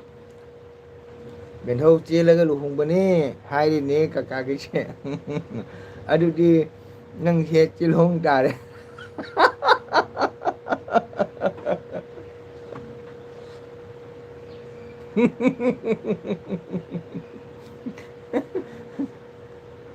ꯕꯦꯟꯍꯧ ꯑꯩ ꯆꯦꯟꯗꯤ ꯆꯦꯜꯂꯛꯇ꯭ꯔꯦꯀꯣ. ꯑꯗꯨꯗꯤ ꯅꯪꯁꯦ ꯆꯦꯜꯍꯣꯡ ꯇꯥꯔꯦ. ꯆꯤꯡꯖꯦꯜ ꯇꯦꯖꯄꯨꯔ ꯈꯪꯕ꯭ꯔꯥ? ꯀꯩꯕ ꯆꯤꯡꯉꯦꯜ ꯇꯦꯖꯄꯨꯔ ꯈꯪꯕ꯭ꯔꯥ? ꯑꯗꯨꯗꯒꯤ ꯑꯩ channel ꯄꯥꯏꯒꯦ. ꯑꯩ ꯈꯪꯉꯝꯗꯦꯕꯣ. ꯑꯩ ꯚꯥꯞ ꯇꯥꯗ꯭ꯔꯦ. ꯑꯩ ꯀꯦꯕꯤꯅ ꯀꯩꯕ ꯑꯩ ꯕꯦꯕꯤꯅ ꯀꯩꯕ ꯀꯀꯥ ꯑꯩ ꯏꯔꯥꯡ ꯃꯐꯝ ꯌꯧꯔꯦ. ꯕꯦꯕꯤ ꯏꯔꯥꯡ ꯃꯐꯝ ꯌꯧꯔꯗꯤ ꯅꯪ ꯀꯩꯅꯣ ꯇꯧꯔꯣ. ꯅꯪ ꯂꯦꯞꯄꯣ. ꯅꯪ ꯃꯌꯥꯝ ꯃꯃꯥꯡꯗ ꯅꯨꯡꯉꯥꯏꯔꯣ. ꯃꯌꯥꯝ ꯏꯔꯥꯡ ꯃꯐꯝ ꯂꯩꯕꯅꯤꯅ ꯕꯦꯕꯤ. ꯅꯪ ꯅꯨꯡꯉꯥꯏꯗꯧ ꯃꯥꯟꯗꯦ. ꯀꯀꯥꯅ ꯏꯆꯟꯕꯨ ꯌꯥꯝ ꯊꯥꯒꯠꯂꯤꯀꯣ. ꯏꯆꯟꯅ ꯀꯀꯥꯒꯤꯗꯃꯛꯇ ꯋꯥꯕꯤꯕ, ꯀꯀꯥꯒꯤꯗꯃꯛꯇ ꯅꯪꯅ ꯀꯩꯅꯣ ꯇꯧꯕꯤ, ꯏꯆꯟꯕꯨ ꯌꯥꯝ ꯊꯥꯒꯠꯆꯔꯤ. ꯑꯗꯣ ꯅꯪ ꯏꯔꯥꯡ ꯃꯐꯝꯗꯒꯤꯗꯤ ꯀꯀꯥꯅ ꯍꯥꯏꯔꯦ ꯁꯥꯎꯗꯤ ꯁꯥꯎꯅꯨ, ꯋꯥꯔꯧꯅꯨꯀꯣ. ꯅꯪ ꯏꯔꯥꯡ ꯃꯐꯝꯗꯒꯤ ꯀꯀꯥꯒꯤ ꯑꯦꯜꯕꯤꯗ ꯂꯨꯞꯄꯅꯨ. ꯏꯔꯥꯡꯗꯣ ꯃꯤꯠ ꯅꯥꯍꯨꯝ ꯁꯤꯡꯅ ꯂꯩꯌꯣ ꯕꯦꯕꯤ. ꯀꯀꯥꯅ ꯁꯤ ꯅꯪ ꯋꯥꯔꯧꯅꯨꯀꯣ. ꯅꯪꯅ ꯏꯔꯥꯡ ꯃꯐꯝ ꯌꯧꯔꯕꯅꯤꯅ ꯏꯔꯥꯡ ꯃꯐꯝꯗꯨꯒꯅ ꯃꯤꯍꯨꯝ ꯅꯥꯍꯨꯝ ꯁꯤꯡꯅ ꯂꯩꯔꯣ. ꯏꯔꯥꯡ ꯃꯐꯝ ꯍꯥꯏꯁꯤ ꯃꯤꯠ ꯅꯥ ꯀꯨꯞꯄ ꯌꯥꯗꯦꯀꯣ. ꯅꯨꯡꯁꯤꯕꯅꯤ. ꯆꯦꯟꯅꯕ ꯆꯠꯄꯗ ꯅꯁꯥꯗꯣ ꯀꯃꯥꯏꯅ ꯇꯧꯔꯤ? ꯗꯆꯥ ꯂꯣꯠꯅ ꯍꯨꯏꯖꯦꯡ ꯄꯥꯜꯂꯣꯏ ꯆꯠꯃꯤꯟꯅꯁꯤ ꯍꯥꯏꯅ ꯄꯨꯔꯛꯄ ꯃꯥꯜꯂꯤ. ꯀꯀꯥ ꯃꯤ ꯑꯅꯤꯈꯛ ꯇꯧꯈ꯭ꯔꯦ. Thank you thank you thank you. ꯏꯌꯥꯝꯕꯁꯨ ꯁꯣꯏꯗꯅ ꯀꯀꯥꯅꯁꯨ ꯁꯣꯏꯗꯅ ꯇꯧꯖꯒꯅꯤ. ꯀꯀꯥ ꯉꯁꯥꯏ ꯑꯃ ꯆꯠꯈ꯭ꯔꯕꯅꯤ ꯏꯅꯥꯎꯗ. ꯀꯀꯥ ꯁꯣꯏꯗꯅ ꯇꯧꯖꯔꯛꯀꯦꯀꯣ. ꯀꯩ ꯂꯝꯗꯒꯤꯅꯣ ꯀꯀꯥ? ꯆꯍꯤ ꯀꯌꯥ ꯁꯨꯔꯒꯦ? ꯂꯤꯄꯤꯀꯥ ꯀꯀꯥꯒꯤ ꯆꯍꯤꯗꯤ ꯍꯥꯏꯕ ꯏꯀꯥꯏꯗ. ꯑꯍꯜ ꯑꯣꯏꯔꯦ ꯑꯩꯁꯦꯀꯣ. ꯂꯤꯄꯤꯀꯥꯅ ꯉꯁꯥꯏ ꯂꯩꯐꯝꯗꯣ ꯑꯩ ꯒ꯭ꯌꯥꯟ ꯂꯥꯝ ꯐꯪꯗ꯭ꯔꯦꯕꯣ. ꯅꯪꯒꯤꯗꯣ ꯑꯝꯇꯪ ꯍꯥꯏꯔꯛꯑꯣ. ꯑꯩꯈꯣꯏꯗꯤ ꯔꯦꯕꯤꯇꯥ ꯅꯨꯡꯁꯤꯅꯕꯒ ꯊꯨꯡꯅꯗꯦꯗ. ꯑꯔꯪꯒꯤ ꯃꯦꯔꯦꯖꯅꯦ. ꯍꯣꯏ ꯀꯀꯥ ꯊꯦꯡꯀ꯭ꯌꯨ ꯕꯦꯕꯤ. ꯏꯔꯥꯡ ꯃꯐꯝꯗ ꯂꯩꯕꯅꯤꯅ ꯀꯣ, ꯅꯪ ꯑꯦꯜꯕꯤꯗ ꯆꯪꯕꯁꯦ ꯄꯣꯊꯥꯔꯣ. ꯏꯔꯥꯡ ꯃꯐꯝꯗ ꯆꯦꯛꯁꯤꯟꯅ ꯂꯩꯔꯣꯀꯣ. ꯀꯀꯥꯒꯤ ꯆꯍꯤ 49 ꯁꯨꯔꯕꯅꯦ. ꯅꯣ ꯅꯣ ꯅꯣ ꯑꯗꯨꯃꯛꯇꯤ ꯁꯨꯗ꯭ꯔꯤꯍꯦ. ꯁꯦꯇꯝꯖꯤ ꯅꯪ ꯀꯀꯥꯗ ꯑꯗꯨꯝꯅ ꯍꯥꯏꯅꯨ. ꯀꯔꯝꯕ ꯒꯥꯔꯤꯗ ꯆꯦꯟꯒꯦ? ꯑꯩꯗꯤ ꯀꯀꯥꯁꯦ ꯑꯗꯨꯝ ꯅꯨꯡꯉꯥꯏꯌꯦ. ꯑꯣ ꯊꯦꯡꯀ꯭ꯌꯨ. ꯀꯀꯥꯁꯦ ꯌꯥꯝꯅ ꯅꯨꯡꯉꯥꯏꯌꯦ. Thank you thank you baby. ꯅꯪ ꯄꯣꯊꯥꯔꯣꯀꯣ. ꯂꯤꯄꯤꯀꯥꯅ ꯑꯩ ꯆꯠꯂꯒꯦ ꯕꯥꯏ ꯕꯥꯏ. ꯀꯩꯗꯧꯔꯦ ꯂꯤꯄꯤꯀꯥ? ꯑꯝꯇꯪ ꯍꯥꯏꯕꯤꯔꯝꯃꯣ ꯅꯪ ꯂꯩꯐꯝꯁꯦ. ꯑꯩ ꯐꯖꯅ ꯒ꯭ꯌꯥꯟ ꯂꯥꯝ ꯐꯪꯗ꯭ꯔꯦ. ꯑꯝꯇꯪ ꯐꯖꯅ ꯍꯥꯏꯕ. ꯑꯩ ꯅꯪꯅ ꯍꯥꯏ ꯃꯐꯝꯗꯣ ꯈꯪꯉꯝꯗꯅ ꯇꯧꯕꯅꯤꯀꯣ. ꯁꯦꯇꯟꯖꯤꯅ 38 ꯆꯨꯝꯕ꯭ꯔꯥ? ꯍꯥꯏꯔꯛꯀꯗꯕ ꯃꯤ ꯑꯃ ꯌꯥꯎꯔꯤ. ꯁꯦꯇꯝꯖꯤ ꯑꯝꯇ ꯉꯥꯏꯈꯣ. ꯑꯩ ꯆꯍꯤꯗꯣ ꯍꯥꯏꯔꯛꯀꯗꯕ ꯃꯤ ꯑꯃ ꯌꯥꯎꯔꯤ. ꯁꯤꯒ ꯃꯅꯨꯡꯗ ꯍꯥꯏꯔꯛꯀꯅꯤ. ꯀꯀꯥꯗꯤ ꯊꯥꯒꯠꯄ ꯐꯦꯁꯕꯨꯛꯅꯤ, ꯊꯥꯗꯕꯁꯨ ꯌꯦꯡꯕꯅꯤ.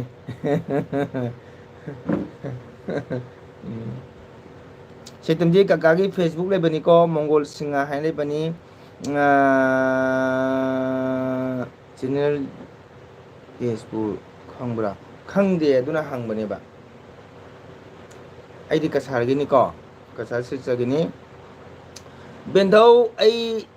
ꯆꯦꯟꯅ ꯆꯦꯟꯅ ꯂꯥꯛꯄꯁꯦ ꯈꯣꯡꯅ ꯁꯨꯝ ꯆꯠꯄꯅꯤ ꯕꯦꯟꯙꯧ. ꯁꯨꯃꯥꯏꯅ ꯇꯞꯅ ꯇꯞꯅ ꯆꯠꯄꯅꯤ ꯕꯦꯟꯙꯧ. ꯅꯣꯡ ꯆꯨꯔꯦ ꯕꯦꯟꯙꯧꯗꯨꯒ. ꯅꯣꯡ ꯆꯨꯕ꯭ꯔꯣ?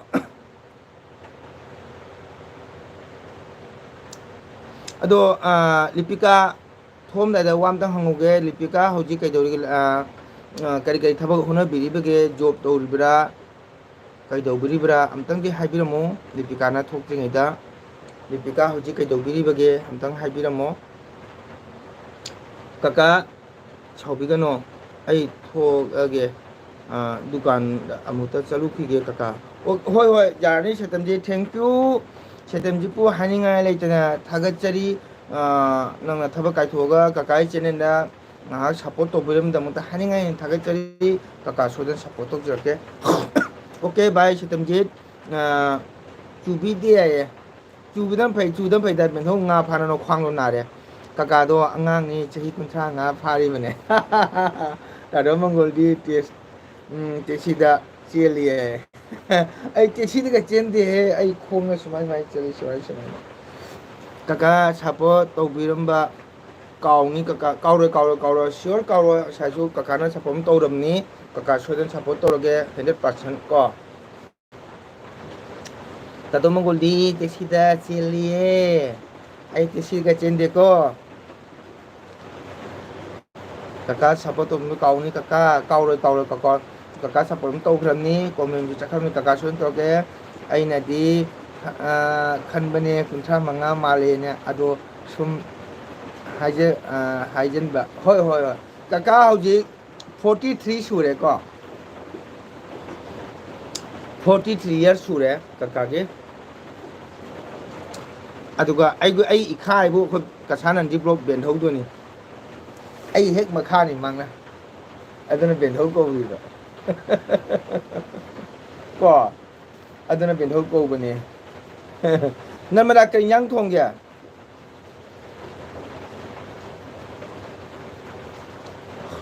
오 아두네 봐 아이나 하이바 좀 그래 호이다 까이데 오케이 năng 두칸 chắc này chalu로 chitandir kaka sotana sapotor ke ko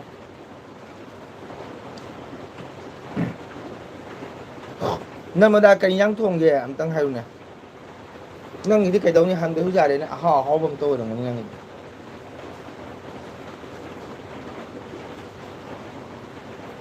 hoi kaka bye bye chitani bye bye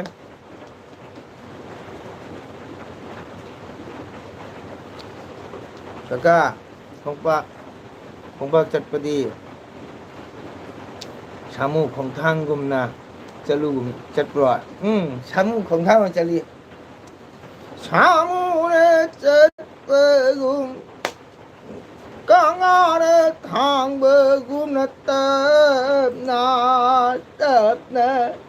젤리네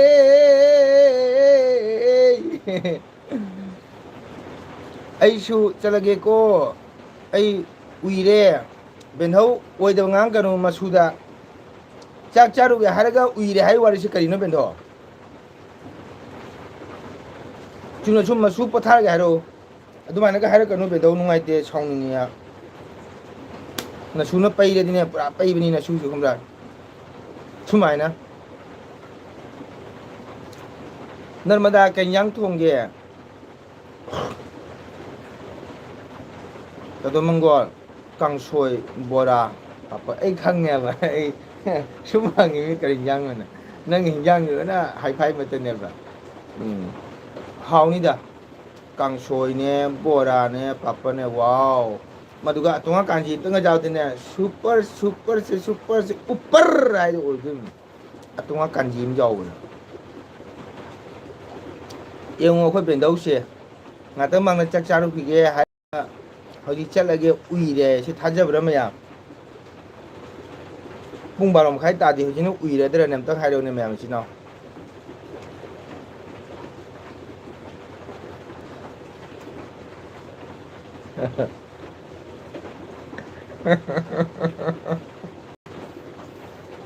hian di chakinu ba lai ko wow itu mana pai baja mai bagi like thank you itu ma thagachari itu ma changbi aga ai support to bi domta itu ma kanu thagachari tim thagachari ado like to biramo itu ma kanyang chai pai baja mai bagi ai kanyang chai ichen andi chal khinuba lai ko Namda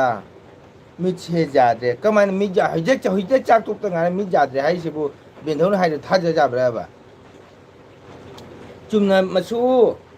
चाक तो बनि ngatam पोथानिङि मसु पोथारु को हाइरोबा दु काइदेबा बेनथौन दु माइदा हाइदे पैनिङेबा साउनिङेबा इसेनन्दी लेरु आइदो नमदा लेउ हाइयो बेनथौन थोगदे होनेबा खोंना हाइबने 콩나 하이브네 호야바 아인 타ing 콩도 많이 타게 하이브네 바 ꯑꯃꯦꯠꯄꯤ ꯌꯥꯎꯔꯦ ꯇꯥꯗꯣꯏ ꯑꯗꯨꯅ ꯑꯩꯗꯣ ꯑꯃꯦꯠꯄꯤ ꯌꯥꯎꯅ ꯍꯥꯎꯕ ꯍꯦꯜꯂꯦꯕ ꯆꯥꯒ ꯀꯩ ꯇꯛꯄꯗꯣ ꯑꯇꯣꯉꯥꯟ ꯑꯃꯦꯠꯄꯤ ꯇꯛꯄꯗꯣ ꯍꯥꯎꯕꯅꯦꯕ ꯑꯇꯣꯉꯥꯟ ꯑꯃꯦꯠꯄꯤꯗꯨꯒ ꯑꯩꯈꯣꯏ ꯇꯤꯜꯍꯧꯗꯣ ꯀꯨꯀꯨꯡ ꯁꯣꯏꯖꯜꯂꯒꯅꯦ ꯅꯝꯕꯗꯀꯣ ꯈꯨꯍꯥꯎ ꯑꯃ ꯆꯥꯗꯕꯅꯤ ꯍꯥꯎꯕꯅꯤ ꯐꯔꯦ ꯐꯔꯦ ꯑꯩ ꯕꯦꯟꯙꯧꯗꯣ ꯇꯨꯝꯅꯤꯡꯉꯥꯏ ꯕꯦꯟꯙꯧ ꯄꯣꯊꯥꯔꯨꯔꯣ ꯅꯁꯨꯅ ꯁꯨꯝ ꯐꯥꯒꯤ ꯇꯧꯕꯅꯤ ꯅꯁꯨ ꯄꯩꯗꯦꯗ ꯅꯁꯨ ꯌꯥꯝꯅ ꯄꯩꯒꯟꯗꯦ ꯃꯤꯅ ꯄꯩꯔꯗꯤ ꯅꯁꯨ ꯌꯥꯝ ꯄꯩꯒꯜꯂꯦꯕꯀꯣ ꯑꯗꯣ ꯅꯁꯨꯁꯦ ꯄꯩꯕꯁꯦ ꯌꯥꯝ ꯄꯩꯒꯟꯗꯦ ꯍꯥꯏꯔ ꯋꯥ ꯐꯩꯔꯗꯤ ꯈꯔ ꯄꯩꯒꯜꯂꯤ ꯑꯗꯣ ꯁꯥꯎꯗꯤ ꯁꯥꯎꯅ ꯕꯦꯟꯙꯧꯅꯦꯅ ꯅꯁꯨꯅ ꯑꯗꯨꯝ ꯑꯣꯏꯅꯝ ꯇꯧꯕꯅꯦꯕꯀꯣ ꯕꯦꯟꯙꯧ ꯁꯥꯎꯅꯨꯀꯣ ꯕꯦꯟꯙꯧ ꯄꯣꯊꯥꯔꯨꯔꯣ ꯕꯦꯟꯙꯧ ꯄꯣꯊꯥꯅꯤ ꯍꯥꯏꯗꯣ ꯄꯩ ꯍꯥꯏꯗꯤ ꯕꯦꯟꯙꯧ ꯄꯨꯔꯥ ꯄꯩ ꯆꯠꯈꯤꯖꯥꯠꯅꯤ ꯑꯩꯁꯦ ꯃꯁꯨ ꯕꯤꯟꯗꯧꯁꯦ ꯑꯍꯟ ꯑꯣꯏꯔꯕꯅꯤꯅ ꯉꯥꯏꯍꯥꯛ ꯄꯊꯥꯒꯦꯀꯣ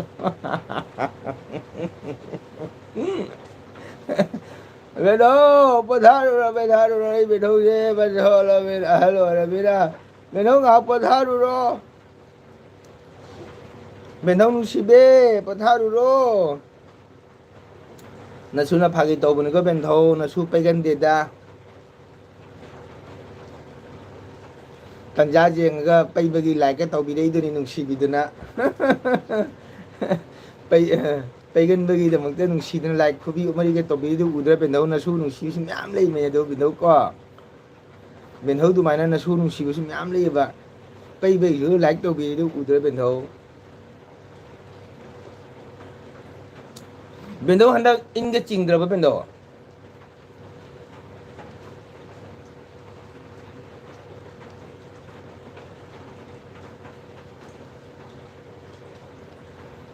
ꯅꯃꯗꯥ ꯆꯥꯛ ꯂꯣꯏꯔꯕꯣ ꯅꯠꯇ꯭ꯔꯒ ꯆꯥꯗꯩ ꯇꯧꯔꯤꯕ꯭ꯔꯥ ꯅꯠꯇ꯭ꯔꯒ ꯂꯣꯏꯗ꯭ꯔꯤꯕ꯭ꯔꯥ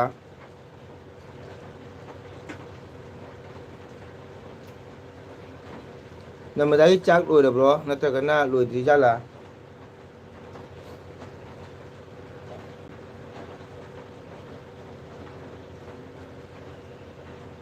ꯑꯣꯀꯦ ꯕꯦꯟꯙꯧ ꯄꯣꯊꯥꯕꯤꯔꯣ ꯋꯥꯔꯝꯅꯤ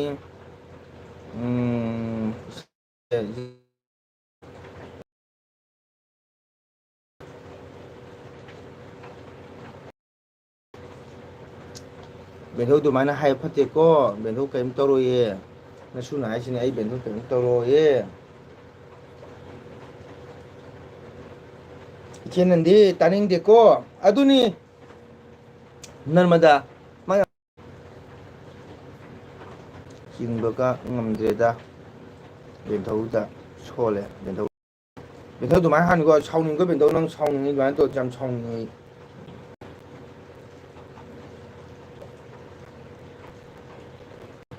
ꯕꯦꯟꯙꯧ ꯑꯗꯨꯃꯥꯏꯅ ꯍꯥꯏꯅꯨꯀꯣ ꯀꯔꯤꯝ ꯇꯧꯗꯦ ꯕꯦꯟꯙꯧ ꯈꯟꯍꯧꯏ ꯆꯥꯔꯤ ꯅꯣ ꯈꯟꯕꯤ ꯇꯥꯔꯤ ꯑꯩ ꯆꯥꯔꯤ ꯅꯣꯏ ꯈꯟꯅꯕ ꯇꯥꯔꯦ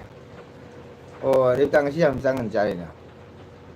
ꯕꯦꯟꯙꯧ ꯑꯗꯨꯃꯥꯏꯅ ꯍꯥꯏꯅꯨꯀꯣ ꯀꯔꯤꯝ ꯇꯧꯔꯣꯏ ꯕꯦꯟꯙꯧ ꯅꯪ ꯋꯥꯈꯜ ꯌꯥꯝꯅ ꯊꯃꯣꯏ ꯌꯥꯝ ꯄꯤꯛꯊꯅꯨꯀꯣ ꯕꯦꯟꯙꯧ ꯅꯪ ꯇꯜꯂꯤꯕꯣ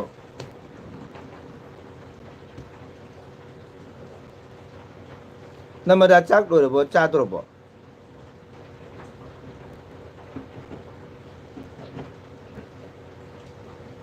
ꯅꯔꯃꯗꯥ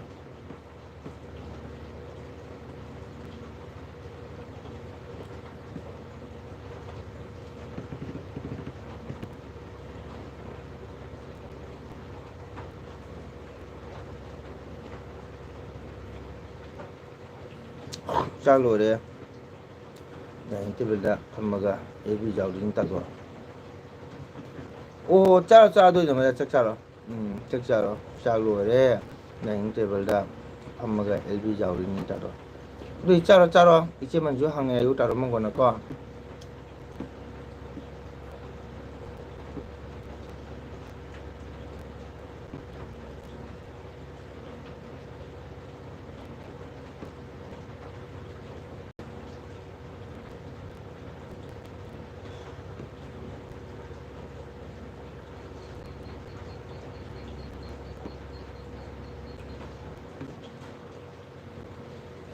ꯅꯔꯃꯗꯥ ꯆꯥꯊꯣꯛꯑꯣ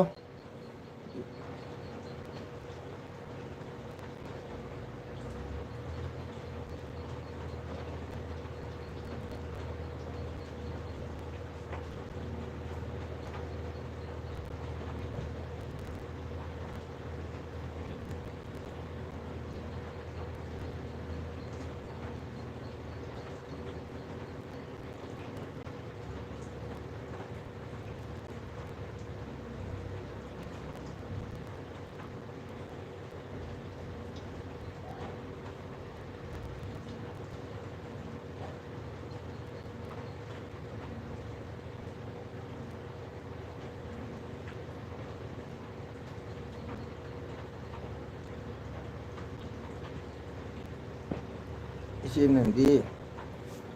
엄마 세모 나버가 로이나 파자라니 쭈미 아도마이 론 세면데 벤도 나 파도미 자 때리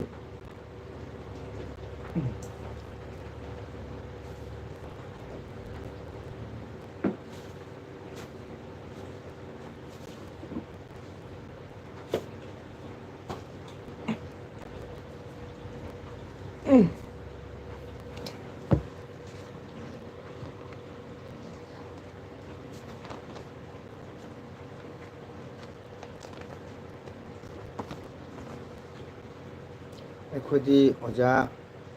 ꯐꯃꯨꯡꯗ ꯆꯦꯞꯂꯒ ꯑꯦꯜꯕꯤꯒꯤ ꯑꯄꯩꯕꯁꯨ ꯆꯨꯝꯕꯁꯨ ꯌꯦꯡꯂꯤ ꯆꯨꯝꯅ ꯉꯥꯡꯅꯁꯤꯀꯣ ꯃꯌꯥꯝ ꯄꯩꯕ ꯈꯣꯠꯄ ꯄꯟꯅꯔꯔꯣꯏꯁꯤꯀꯣ ꯕꯦꯟꯊꯧ ꯂꯩ ꯌꯥꯎꯔꯒꯦ ꯈꯔꯁꯤ ꯃꯊꯛꯇ 이제만 ngài 이때한 짝 비저리 로라가 뿐나 짜면나 어두냐 리피카나 리피카 닝엄범 하이 카카 엉금 라이 리피카 짜이싱 짜라보 사이도 거이노 저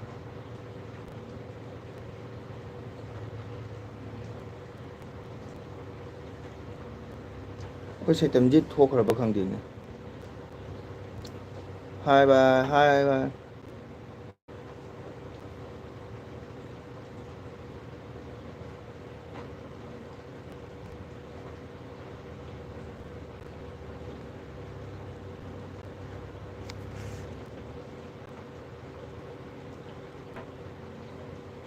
kakagi also sembra piro number piro ya kira kakai WhatsApp number hai ro CON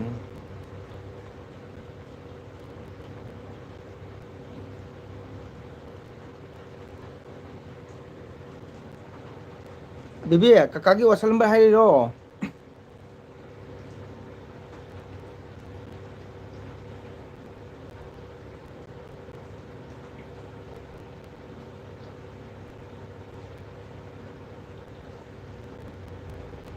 Hoi, hai cái xe 9401 9401 956454 kakagi ko angkang hai ke 9401 956454 jaraba bibi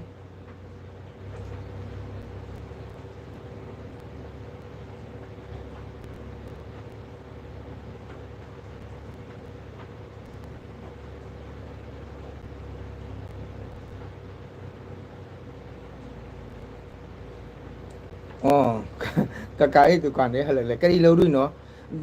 baby ra đấy có hỏi baby section nó lấy có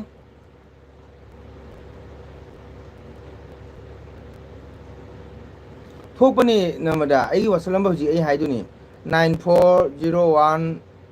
956454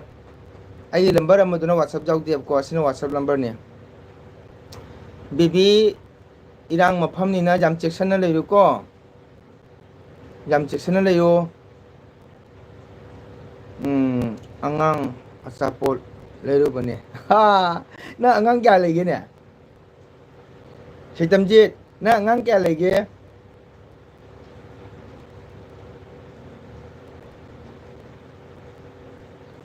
Masai chini mangang ke no mai kaw re mangang ke no mai sai ma chini ni kaw tho khre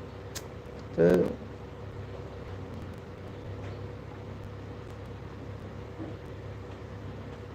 Projo này phải sử dụng phải hỏi à đôi WhatsApp number nè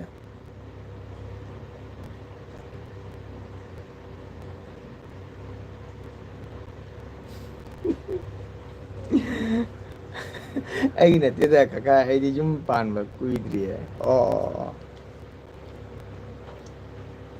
남마다 ꯆꯨꯝꯃꯦ ꯑꯗꯣ delete ꯇꯧꯔꯣ 남마다 delete ꯇꯧꯈ꯭ꯔꯣ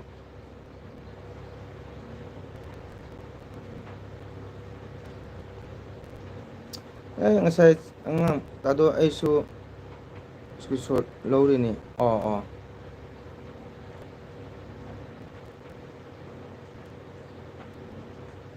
ꯌꯥꯝ ꯍꯩꯕꯣ ꯑꯗꯣ delete ꯇꯧꯊꯣꯛꯈ꯭ꯔꯣ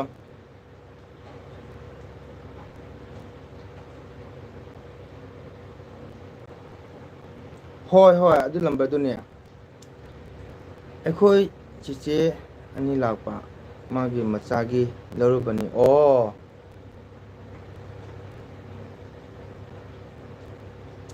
ꯑꯩ ꯉꯁꯥꯏ ꯏꯁꯜ ꯂꯧꯗꯣꯏꯅꯦ ꯀꯩꯅꯣ ꯃꯃꯤꯡ ꯑꯃ ꯍꯥꯏꯕꯅꯤ ꯀꯥꯎꯈ꯭ꯔꯦꯅꯦ ꯑꯃꯨꯛꯇꯒ ꯍꯥꯏꯔꯛꯑꯣ ꯑꯃꯨꯛꯇꯪꯒ ꯍꯥꯏꯔꯛꯑꯣ ꯍꯧꯖꯤꯛꯀꯤꯅꯦ ꯕꯦꯕꯤ ꯑꯃꯨꯛꯇꯪ ꯍꯥꯏꯔꯛꯑꯣ ꯃꯊꯛꯇ ꯐꯕꯠ ꯆꯤꯡꯊꯣꯛ ꯃꯊꯛꯇ ꯏꯔꯣ ꯅꯔꯃꯗꯥ ꯃꯩꯇꯩ ꯑꯅ ꯏꯗꯨꯒ ꯅꯝꯕꯔ ꯌꯥꯎꯔꯝꯃꯤꯗꯣ ꯕꯦꯕꯤ ꯁꯤꯁꯦ ꯑꯣ my god ꯍꯧꯖꯤꯛꯀꯤꯅꯦ Narmada ꯃꯩꯇꯩꯅ E number ꯂꯧꯔꯗꯣ 9401956454 baby 9401 ꯅꯔꯃꯗꯥ ꯃꯩꯇꯩꯅ ꯏꯔ ꯄꯤꯔꯦꯗꯣ 9401956454 ꯌꯥꯔꯕ ꯕꯤꯕꯤ 9401956454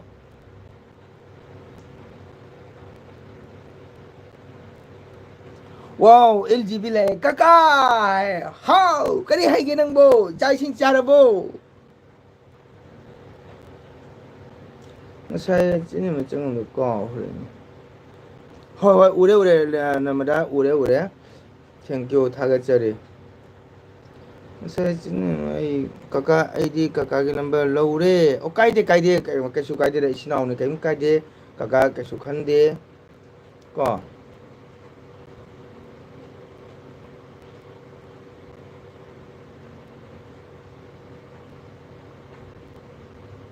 ꯉꯁꯥꯏꯗꯣ ꯀꯥꯎꯊꯣꯛꯈ꯭ꯔꯦ ꯀꯀꯥ ꯍꯥꯏꯗꯤ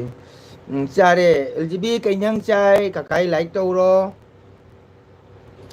ꯀꯩ ꯏꯟꯖꯥꯡ ꯆꯥꯏ ꯑꯦꯜ ꯖꯤ ꯕꯤ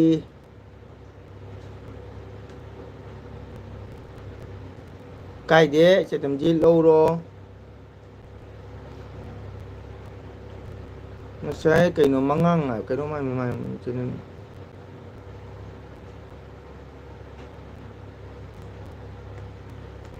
ꯁꯦꯕꯣꯠ ꯊꯣꯡꯕ ꯆꯥꯏ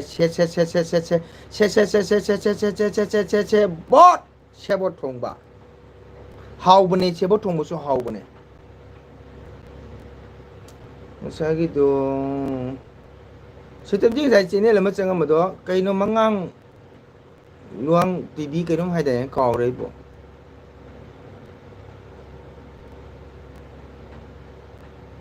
ꯁꯤꯇꯝꯖꯤ ꯉꯁꯥꯏ ꯆꯦꯅꯦꯜ ꯑꯃ ꯆꯪꯉꯝꯕꯗꯣ ꯍꯥꯎꯋꯦ ꯍꯥꯎꯕꯅꯦ ꯇꯞꯅ ꯍꯥꯏꯔꯣ ꯀꯀꯥ ꯕꯦꯕꯤ ꯁꯤꯁꯦ 9401956454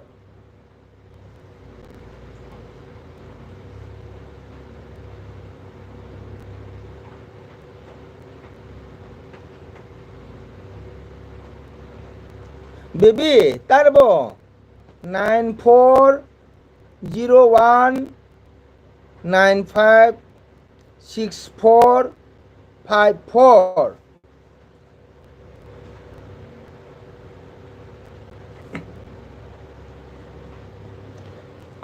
ꯁꯤꯇꯝꯖꯤ ꯉꯁꯥꯏꯒꯤꯗꯣ ꯃꯉꯥꯡ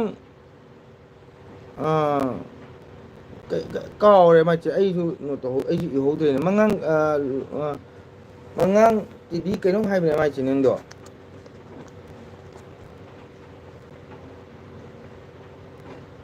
ꯀꯥꯎꯔꯦ ꯁꯨꯝ ꯁꯔꯁ ꯇꯧꯕ ꯐꯪꯗꯦ ꯃꯥꯏꯗꯣ ꯃꯣꯕꯥꯏꯜꯁꯤ ꯃꯟꯁꯨꯛꯅ ꯀꯔꯤꯝ ꯅꯨꯡꯉꯥꯏꯇꯦ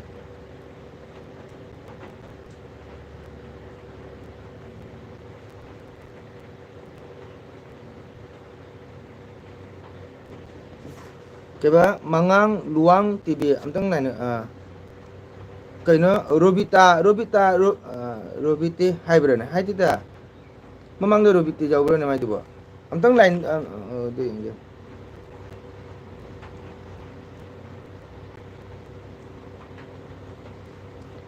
bita manga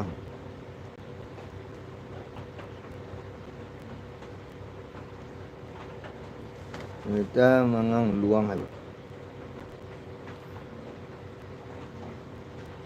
luang tv okay chume chume thank you जा रहे बेबी चुमे को नंबर दो 9401956454 होय दा काउकल देबा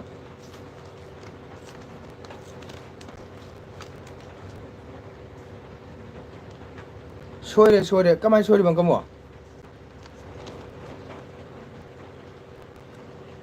सोरे रे माइ चेनेंदो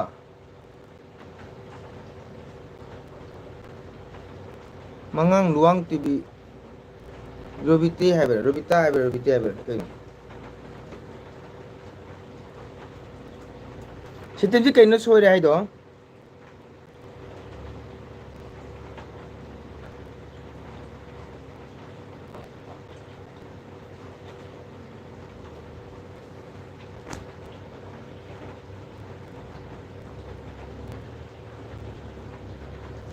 hoi ra nam la cha chabiro phana kui re charo phajana charo kangsoi do phajana charo pakpo do phajana charo bora do ko aduga pathabiro nu tara mina nga sidi ai nga le ki ko okay nam ke ba Shillong ka jare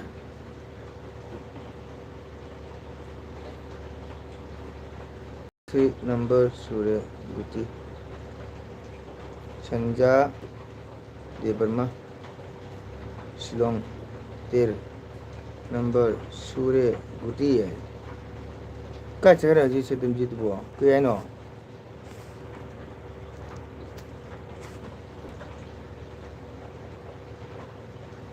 के बा बिता जुमनाम mangang oh jumnang jumnam hai ba abang tang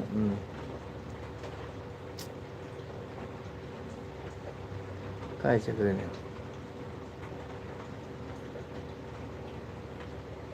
era kalam jinungai git ne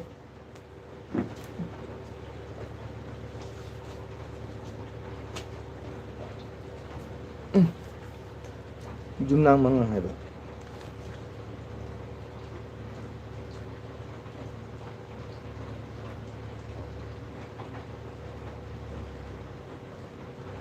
Junang mangang luang nongsa kuman nongsa TV oh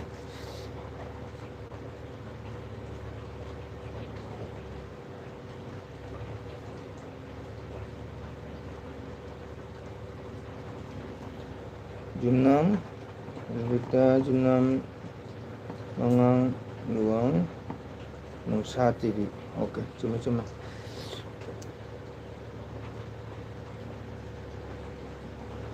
संजा दे वर्मा हिंदी मालूम संजा दे वर्मा कहाँ से बोल रहे हो पहले बार मेरे चैनल में आया है क्या अगर पहले बार आए तो मेरे चैनल को सब्सक्राइब कर दीजिए लाइक कर दीजिए सब्सक्राइब कर दीजिए मैं सब्सक्राइब करता हूँ काका आई फोन मैं जो इधर आई थोड़े को ओके थागतरी सेदमजी फन कुइना गगागी सपोर्ट तोबे दमता हेंगाय ने देन थागतरी इशू चक चानबा लोइदना ऐतसु चक चाना लोइदना थबक पुनमक ओरसो खनरमिने क्वा मतब अमा ताथखिगे नमदा नमदि चाबा लोइद्रिबो नमदा थोकरे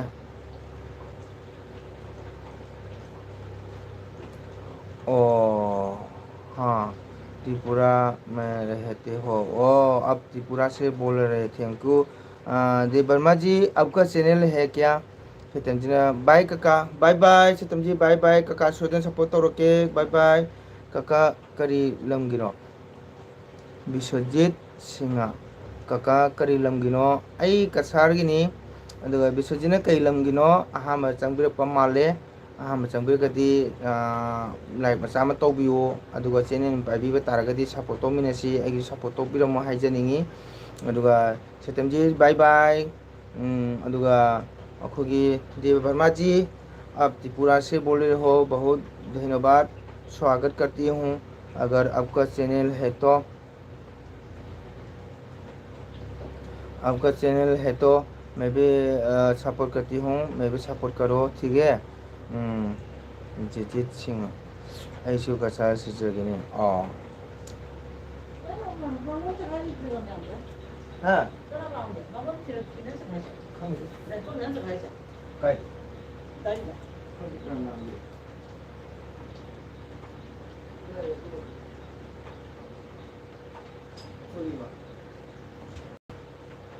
ngasi도 없더라. ngasi도 है तुम कहाँ रहते हो देव वर्मा जी मैं सिलचर में रहने वाला हूँ मैं सिलचर का रहने वाला हूँ आपका लैंग्वेज क्या है मेरा लैंग्वेज तो मणिपुरी हूँ मैं मणिपुरी हूँ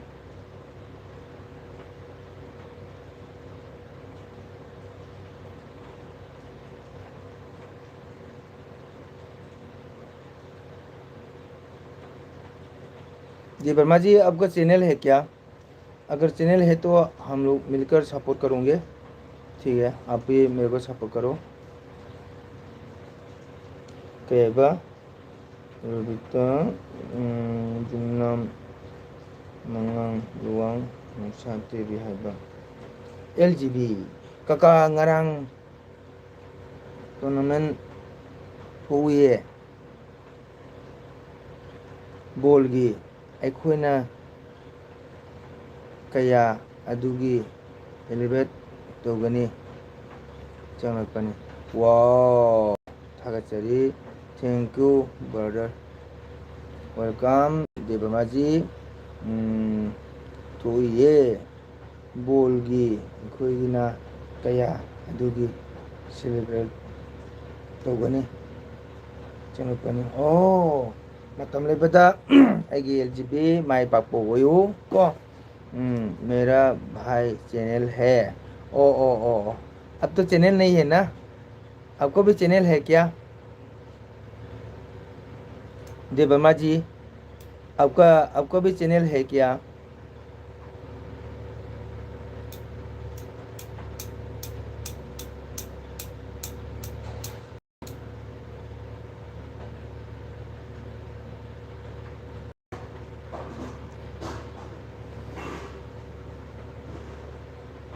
जी वर्मा जी आपका चैनल है क्या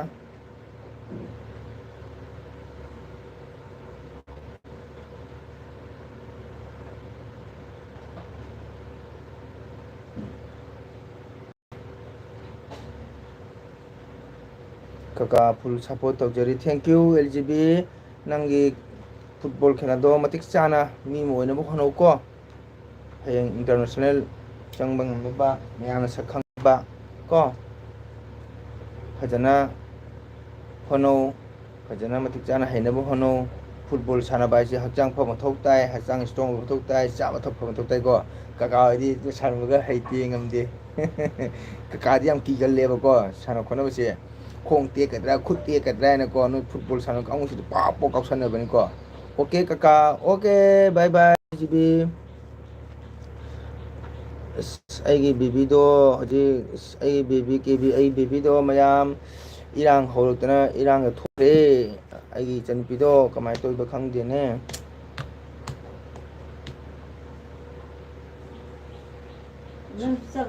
सोगलाइ थोंगिरा सोगलाइ थोंगा मुंद्रे संगम तौलेना देगा उदी हापचलेबा उदी हापचलेबा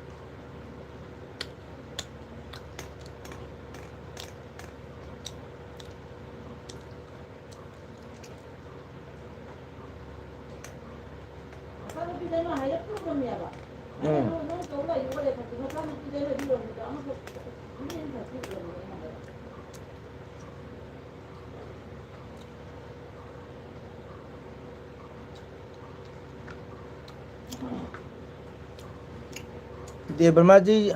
है क्या?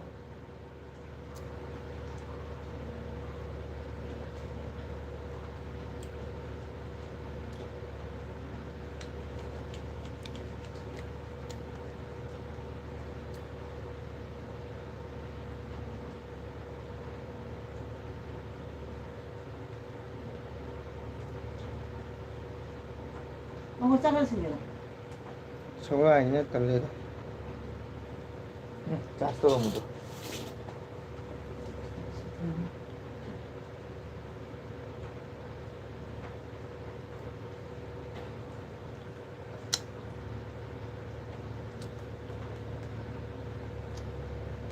Tay kana lagi sino mayam.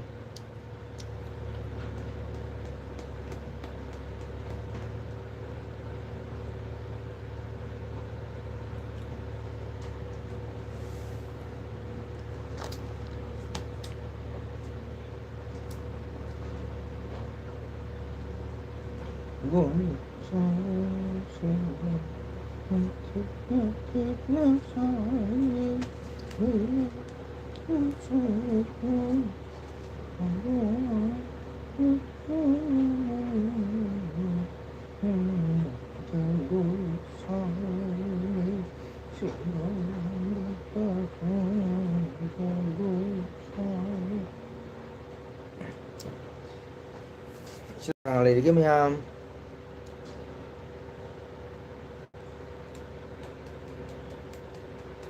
Sino mayam kerang lagi support support.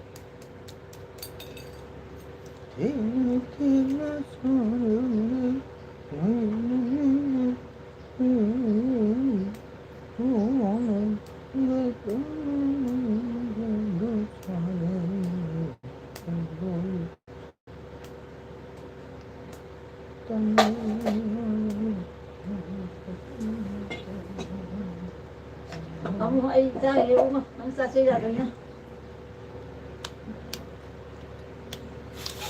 Sinauti ka na lagi support.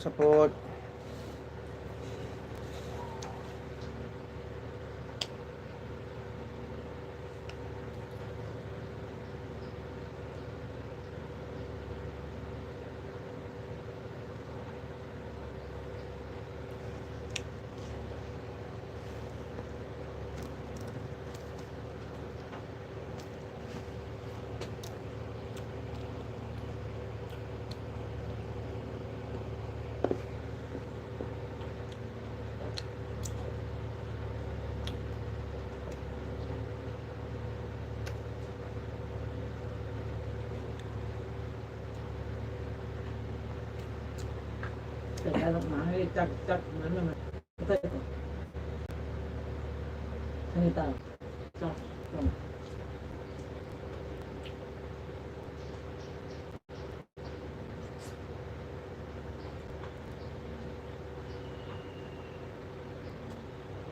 Eva. Eva.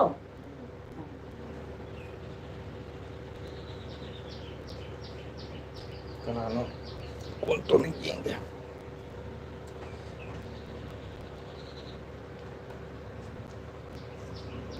3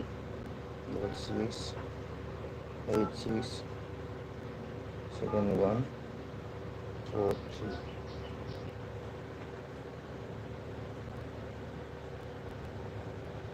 Cancel na ba?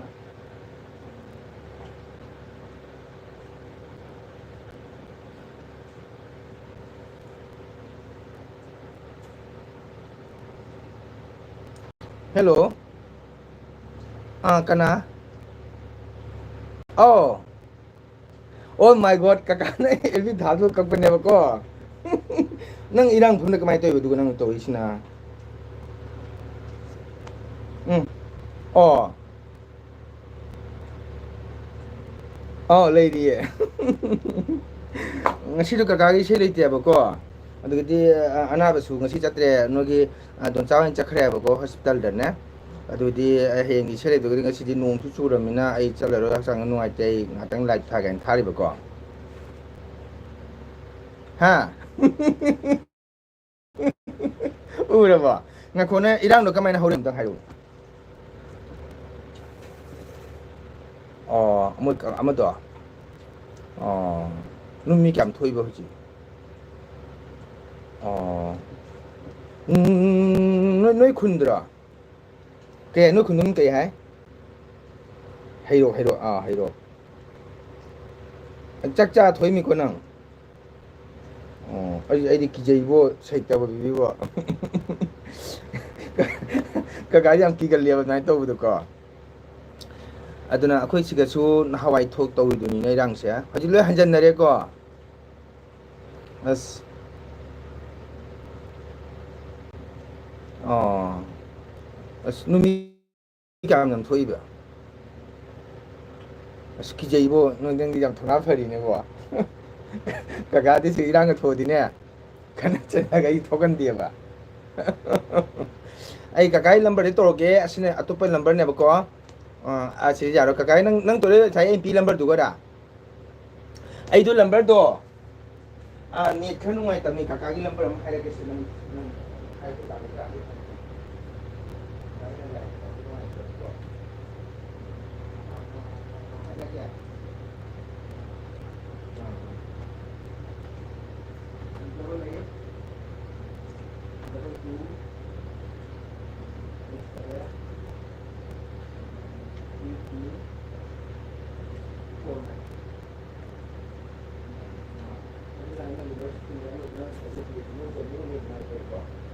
ꯇꯧꯕꯗꯤ ꯅꯨꯡꯗꯤ ꯅꯨꯡꯉꯥꯏꯔꯦ ꯍꯥꯏꯗꯤ ꯑꯩꯅ ꯖꯤꯑꯣ ꯌꯣꯟꯊꯣꯛꯈ꯭ꯔꯦꯕ ꯖꯤꯑꯣꯁꯨ ꯁꯣꯝꯗ ꯌꯥꯝ ꯅꯨꯡꯉꯥꯏꯇꯦ ꯀꯀꯥꯗꯤ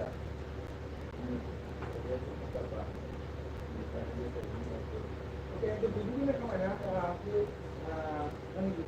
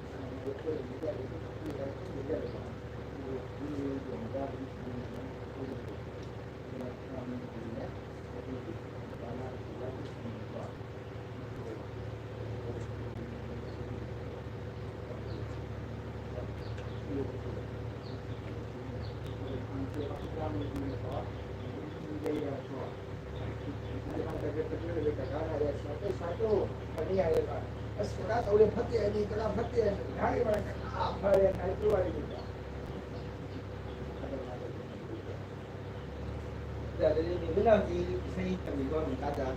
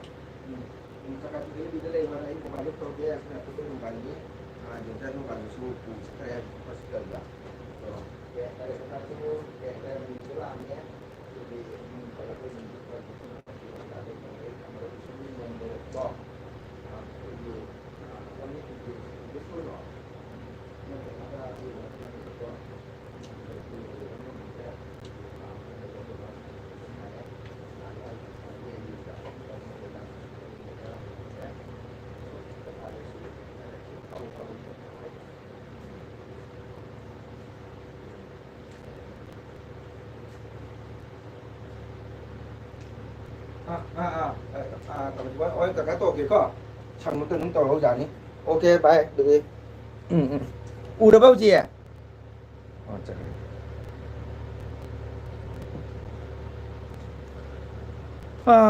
kakaki LB loiramdre khanba lerami loiramadra khanba lerami kokse megun hangalure LB ga kaulure kedaurure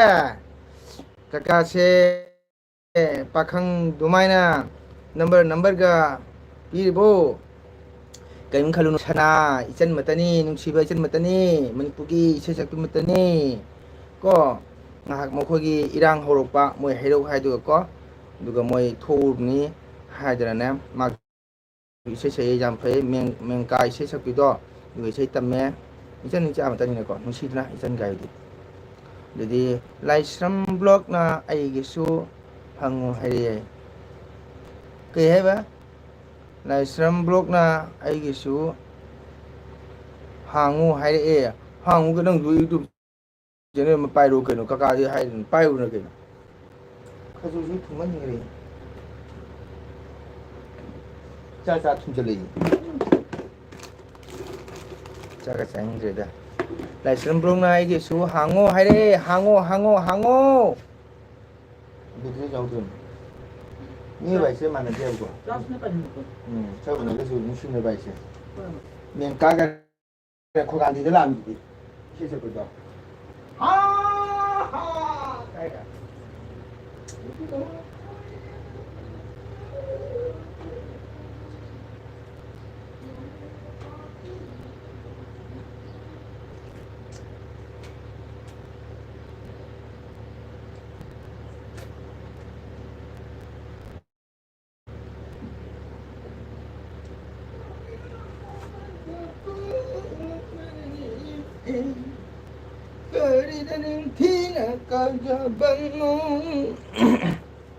Kakak pare tudi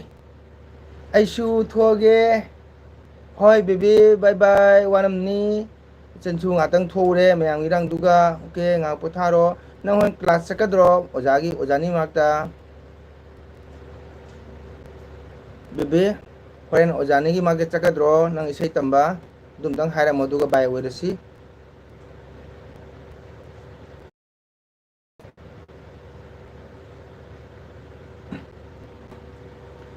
bebe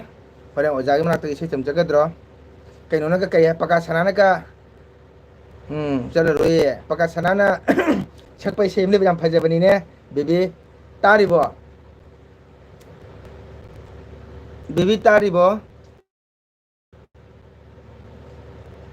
नुसीदा पका सना छक पे से दो आई जाम नुसी दु से दो तारी माना छकत्र ने लौलम दाई दे तीनो आमंग खाइनरमदाई 용만바 가나다 아리 안무시나바 마나가 하이 디마 가 하이 누시비네 거 빠가스나나 하이 디마 꼬치 탕기 가이나 가이노나 하이버도 빠가스나나 ям 파마게 핀 셔프나바 lâu đại đức tiên hoa man khai nơ đâm đại nơ cơ hàng khai nơ đâm đại dùng man bự cái dùng man bí cái này đó phải chơi bên này có ok baby bye bye waram ni ngang pataro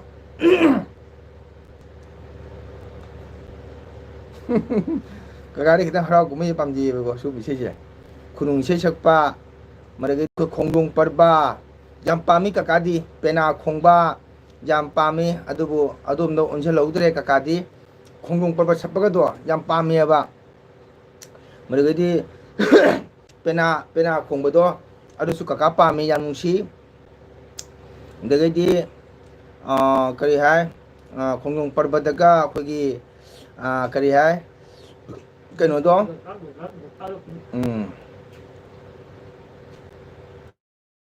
hameng na isai sakpa male thank you kanano jam nungsi ai hak thieng raba male ai thieng gra male ai hak 장르바 말레 하이 오케이 베비 바이바이วันนี้ mos Hồi mà này hameng magit mai tok dami ko sige sursa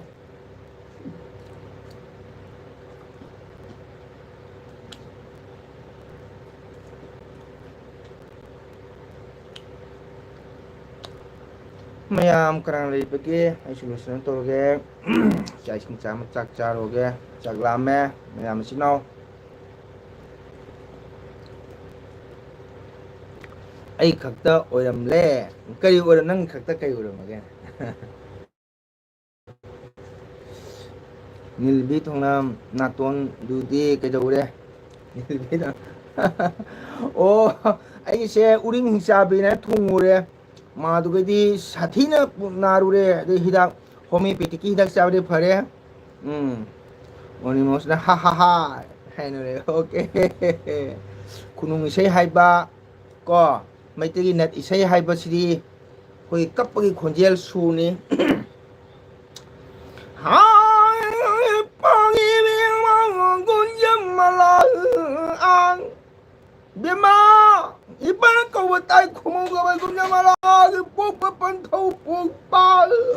milup tirang cinte na macha bima bu ko ra le kakada dumaina hainu ko noi hainu ko noi enu sina hari mida kakada kai suwarau no chan kakana sakpado mo nu sina sum hari mida gunja malai se kai si bani ko bibi nu si drana khong baba sapada gunja mala mama pu te bi de ma si lang ne rak pari kai de praman tong thoi ba Munyamala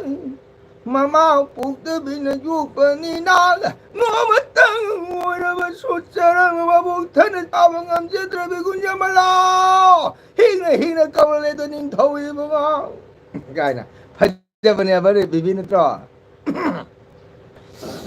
mi hun hobat padi kaka kai sum nati da ta so amagi macha ba ga nupi macha maga Kanaba hanlang na bada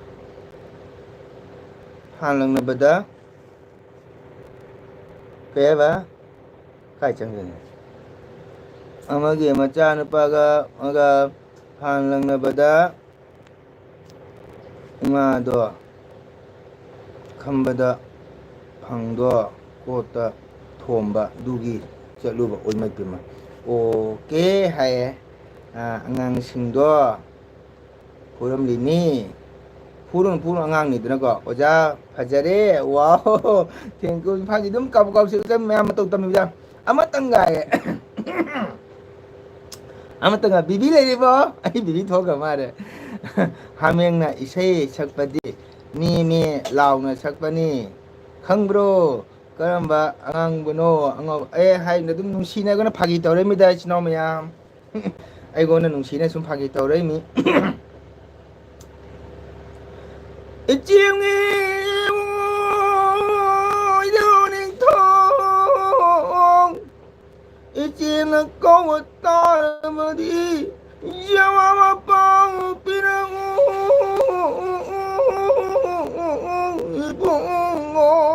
Hai teda short sum matok tamini kaka number ani pai bro hangani kaka hameng na isai sakpadi me law na sakpani khangbura karanga nga hai mayang ai gi nong siba kirsan lai rebita nangi do kana dano sumhari bila sor sauru nu ai chana sumhari me ne se sapado hameng khon mali hai ba phagi toru par ko duga moina nu sidna kakara dum na hai nu hai bani da Sana kung pagod ha sa mga nida. Pakre, ja pakre. Ebita nang gido kanana no. Ay penaro uirin. Ai chan bibi sukto kre kai saw no bibi saw no. ꯃꯌꯥꯝꯅ ꯀꯀꯥꯕꯨ ꯅꯨꯡꯁꯤꯅ ꯁꯨꯝ ꯍꯥꯏꯕꯅꯤ ꯁꯥꯎꯔꯨꯅꯨ ꯏꯆꯟꯁꯤꯗꯤ ꯋꯥꯔꯝꯅꯤ ꯄꯣꯊꯥꯔꯣꯀꯣ ꯏꯔꯥꯡ ꯑꯃꯨꯛ ꯊꯣꯛꯎꯔꯦ ꯋꯥꯔꯝꯅꯤ ꯏꯆꯟꯁꯤꯗꯤ ꯀꯔꯤꯝ ꯁꯨꯛꯇꯣꯛꯅꯨ ꯁꯥꯎꯔꯨꯅꯨꯗ ꯃꯌꯥꯝꯅ ꯀꯀꯥꯕꯨ ꯅꯨꯡꯁꯤꯅ ꯁꯨꯝ ꯍꯥꯏꯕꯅꯤꯀꯣ ꯁꯥꯎꯔꯨꯅꯨ ꯆꯥꯛ ꯆꯥꯔꯕꯣ ꯕ꯭ꯔꯗꯔ ꯆꯥꯗ꯭ꯔꯤ ꯀꯤꯁꯟ ꯅꯪ ꯆꯥꯛ ꯆꯥꯔꯕ ꯈꯅꯥꯎꯗꯣ ꯈꯔ ꯅꯥ ꯐꯔꯕꯣ ꯀꯤꯁꯟ ꯕꯦꯕꯤ ꯀꯀꯥꯅ ꯍꯥꯏꯁꯦ ꯇꯥꯕ꯭ꯔꯣ ꯁꯥꯎꯅꯨ ꯁꯨꯛꯇꯣꯛꯀꯅꯨꯗ ꯃꯌꯥꯝꯅ ꯁꯨꯝ ꯅꯨꯡꯁꯤꯅ ꯍꯥꯏꯔꯛꯄꯅꯤ ꯁꯥꯎꯅꯨꯀꯣ ꯃꯌꯥꯝꯅ ꯀꯀꯥꯅ ꯁꯛꯄꯗꯨꯒ ꯑꯗꯨꯝ ꯅꯨꯡꯁꯤꯅ ꯍꯥꯏꯔꯝꯃꯤ ꯁꯥꯎꯔꯨꯅꯨ ꯆꯥꯔꯦ ꯕ꯭ꯔꯗꯔ ꯀꯔꯤ ꯍꯤꯟꯖꯥꯡꯅꯣ ꯀꯦꯕꯤꯅ ꯑꯩ ꯏꯆꯟ ꯅꯨꯡꯁꯤꯔꯕꯅꯤ ꯐꯔꯦ ꯕ꯭ꯔꯗꯔ ꯋꯥꯎ ꯑꯩ ꯏꯅꯥꯎꯅꯥ ꯐꯔꯦ ꯒꯨꯗ ꯍꯧꯖꯤꯛ ꯀꯩꯗꯧ ꯂꯥꯏꯔꯤꯛ ꯄꯥꯔꯤꯔ ꯇꯨꯝꯃꯤꯔ ꯀꯤꯁꯟ ꯄꯦꯅꯥ ꯈꯣꯡꯕꯒ ꯅꯨꯡꯁꯤꯕꯅꯤꯅꯦ ꯀꯥꯏ ꯑꯩꯈꯣꯏ ꯈꯨꯟꯒꯤ ꯇꯥꯃꯣꯒ ꯂꯩꯃꯤꯟꯅꯁꯤ ꯃꯥꯅꯅꯦ ꯄꯦꯅꯥ ꯁꯛꯄ ꯌꯥ ꯈꯪꯅꯨ ꯂꯥꯏꯔꯤꯛ ꯁꯤꯔꯕꯗꯨ ꯅꯤꯡꯊꯧ ꯃꯄꯥ ꯎꯔ ꯀꯥꯏꯅ ꯄꯦꯅꯥ ꯈꯣꯡꯕꯩ ꯇꯧꯕꯅꯦꯕ ꯀꯥꯏꯅ ꯔꯤꯔꯧ ꯀꯥꯏꯅ ꯏꯔꯣꯝꯕ ꯆꯥꯏꯌꯦꯕ ꯑꯩꯈꯣꯏꯒꯤꯗꯤ ꯀꯩ ꯆꯥꯒꯦ ꯕ꯭ꯔꯗꯔ ꯆꯥꯗ꯭ꯔꯤꯌꯦ ꯑꯩꯗꯤ ꯍꯤꯞꯄꯤ ꯕ꯭ꯔꯗꯔ ꯑꯣ ꯌꯦꯡꯉꯨ ꯀꯤꯁꯟ ꯃꯇꯝ ꯆꯥꯅ ꯂꯥꯏꯔꯤꯛ ꯄꯥꯎ ꯃꯇꯝ ꯆꯥꯅ ꯇꯨꯝꯃꯨꯀꯣ ꯂꯥꯏꯔꯤꯛ ꯄꯥꯕꯗ ꯑꯣꯖꯥ ꯄ꯭ꯔꯊꯅꯥ ꯃꯇꯦꯛ ꯈꯔ ꯋꯥꯔꯦꯗ ꯅꯣꯏꯕꯣ ꯑꯩ ꯆꯥꯛ ꯆꯥꯗ꯭ꯔꯤꯅꯦ ꯅꯪ ꯑꯃꯨꯛ ꯍꯥꯏꯁꯤꯜꯂꯛꯏ ꯑꯃꯨꯛ ꯆꯪꯖꯔꯤ ꯆꯣꯡꯔꯣꯝꯗ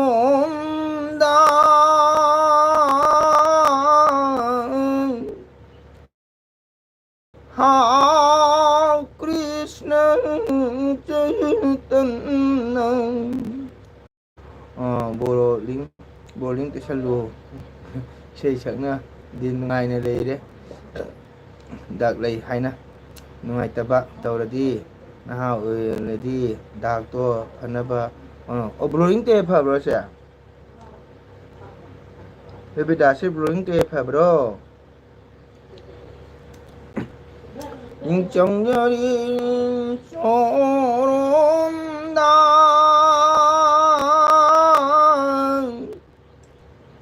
하그리스는 짱떴나 정렬이 쏘른다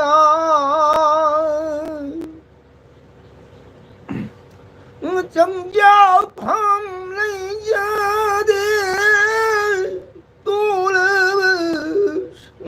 na 나군 손에 나 apanba mina paladi panjabani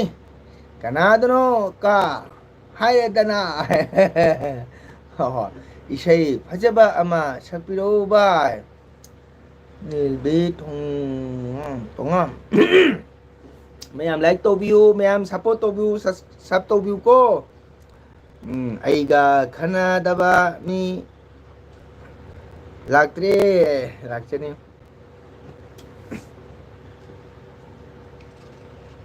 매암 짝짜다미는 라 와야 돼 시작버가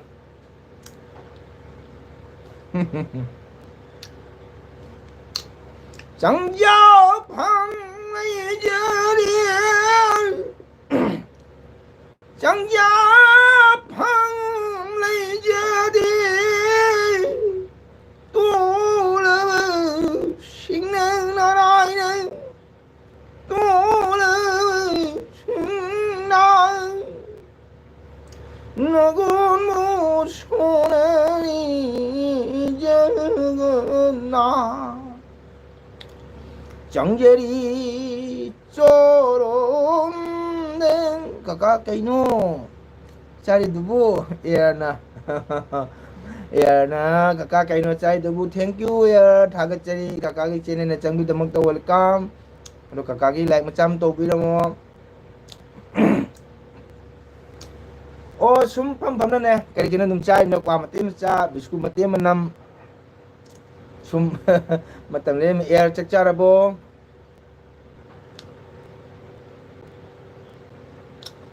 air ꯆꯥꯛ ꯆꯥꯔꯕꯣ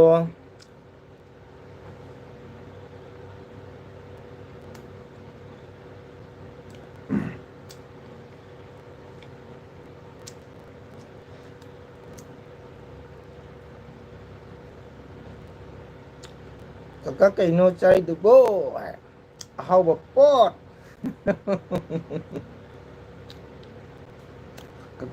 ꯀꯀꯥ ꯑꯩ ꯑꯃꯨꯛ ꯆꯪꯉꯛꯀꯦ ꯑꯣ ꯌꯥꯏꯌꯦ ꯀꯀꯥ ꯑꯩ ꯑꯃꯨꯛ ꯆꯪꯉꯛꯑꯦ ꯑꯦꯜꯖꯤꯕꯤ ꯌꯥꯔ ꯀꯀꯥ ꯆꯪꯉꯛꯏꯌꯦ ꯍꯣꯁꯄꯤꯇꯥꯜꯗ ꯂꯩꯌꯦ ꯔꯤꯝꯁꯇ ꯃꯥ ꯀꯩꯗꯧꯔꯒꯦ ꯅꯪꯕꯣ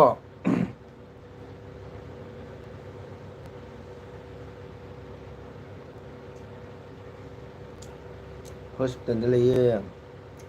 ꯔꯤꯝꯁꯇ ꯀꯩꯗꯧꯔꯒꯦ ꯀꯔꯤ ꯑꯣꯏꯅ ꯅꯥꯔꯤꯅꯣꯅꯦ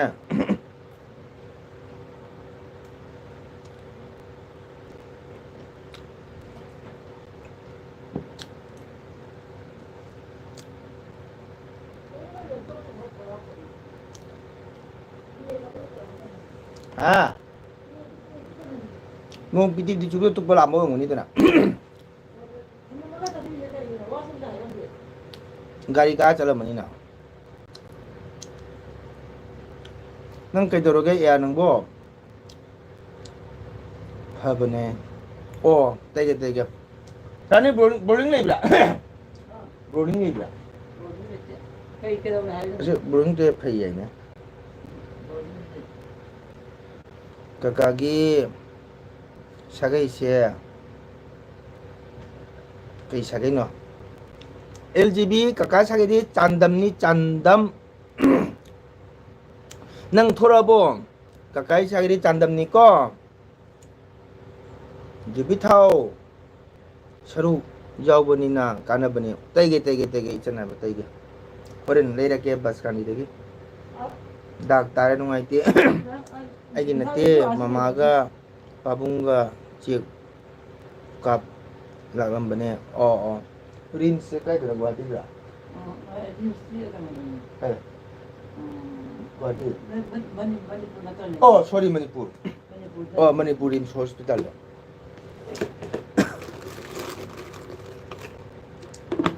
ꯑꯗꯣ ꯃꯃꯥ ꯕꯕꯥꯗꯣ ꯈꯤꯇꯪ ꯅꯨꯡꯉꯥꯏꯔꯕꯣ ꯌꯥꯔ ꯃꯃꯥ ꯕꯕꯥ ꯈꯔ ꯅꯨꯡꯉꯥꯏꯔꯕꯣ ꯑꯦꯜ ꯖꯤ ꯕꯤ ꯇꯥꯔꯕꯣ ꯀꯀꯥꯒꯤ ꯁꯥꯒꯩ ꯆꯥꯟꯗꯝꯅꯤꯀꯣ ꯆꯥꯟꯗꯝ ꯆꯥꯟꯗꯝ ꯃꯣꯡꯒꯣꯜ ꯁꯤꯡꯍ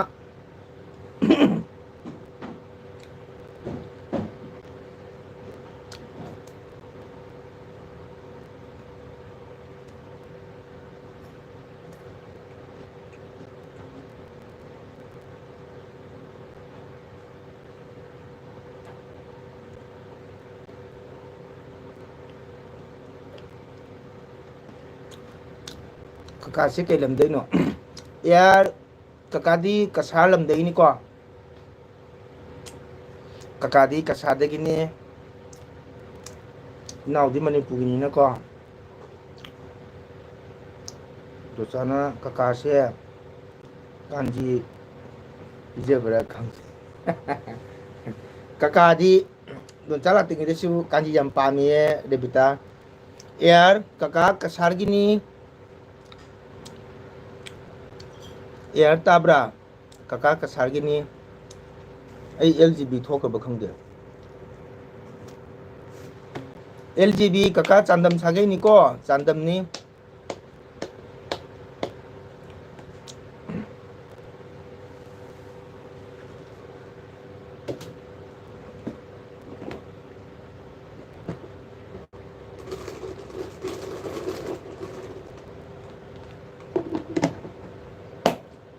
ꯑꯦꯛꯖꯥꯝꯆꯥꯗꯣ ꯀꯩꯅꯣꯝ ꯌꯥꯎ ꯍꯥꯏꯈꯤꯗꯃꯤꯅꯦ ꯍꯥ ꯀꯩꯅꯣꯅꯦ ꯑꯉꯥꯡ ꯃꯣꯏ ꯄꯥꯏ ꯃꯥꯟꯅꯗ꯭ꯔꯥ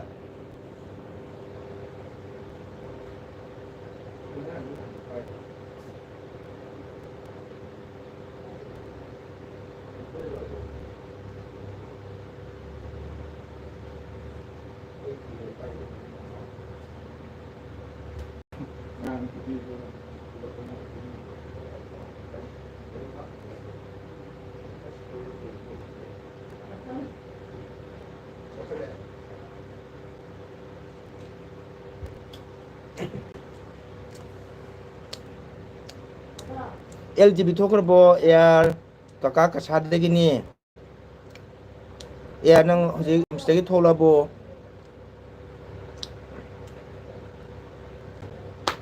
능 림스기 할라보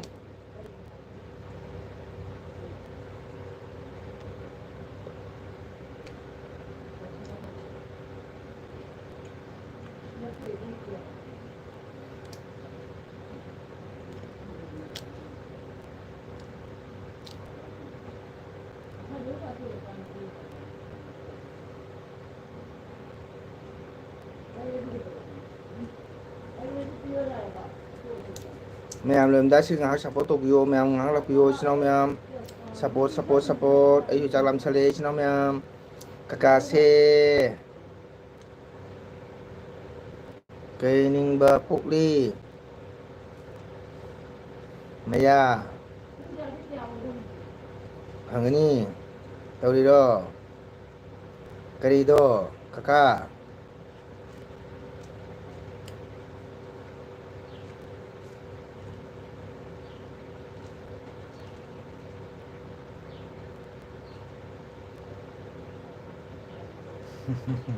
kia thì tôi cả cái cả nó cái để kia để nó bỏ ha khara luba làm gì này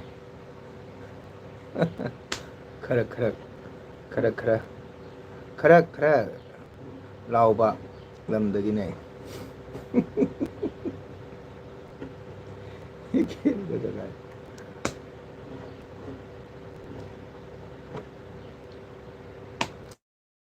Revita kay niyang chai.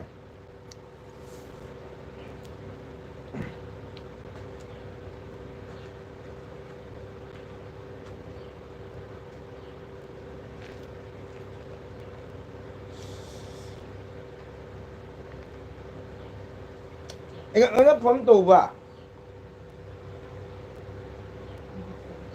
Ha? Thôi tuần đường ngang ấy quay là hút gì nè.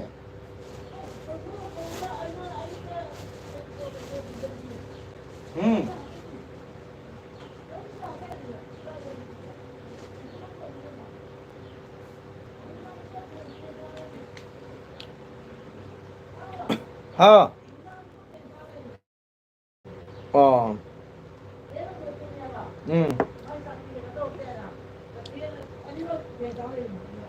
Aga masyado kaka ubada kina luot krabo khangde agam chak thong chakhi ngasi joypura hakchang pong khang nei ho gani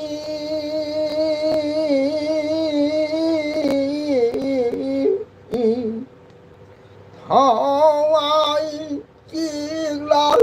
bài khi gani hắc trang buông khang nei ho gani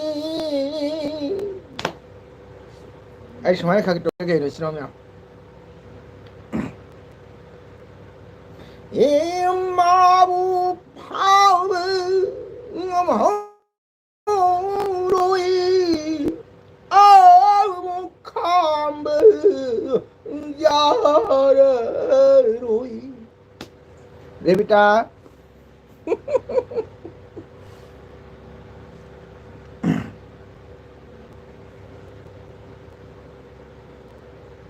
अगर तू मिल जाए ꯌꯥꯝ ꯁꯝ ꯁꯥꯡꯉꯃꯤ ꯌꯦꯡꯉꯨꯅꯦ ꯑꯩ ꯁꯝꯁꯦ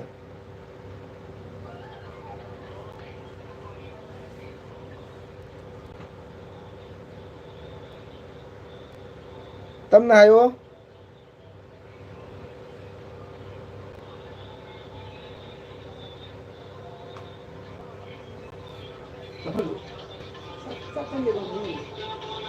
니가 뒤집어 야로 지금 니가 뒤집어 죽기 전에 Alo 자, 망원을 빼. cái rồi rồi kìa em mà cười nữa nè mi cầm chai đi bà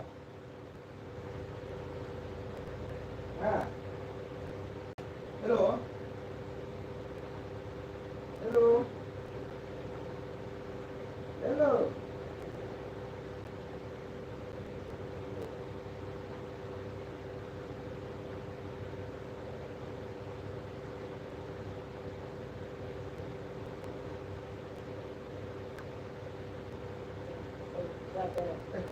đâu đây em rồi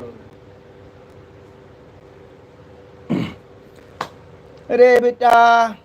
pothara gadra China me amlem da chiki ngak support tobio china support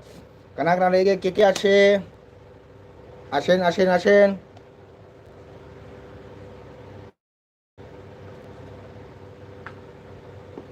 কে আছে kana kana lady china musibo mayang apyo lorimdai matang sida ngahak piu ngahak piu ngahak piu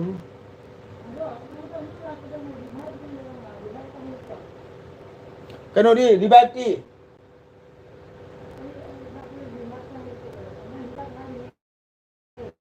revive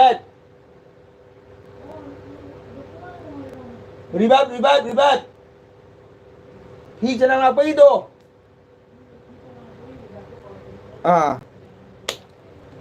alu iromba ma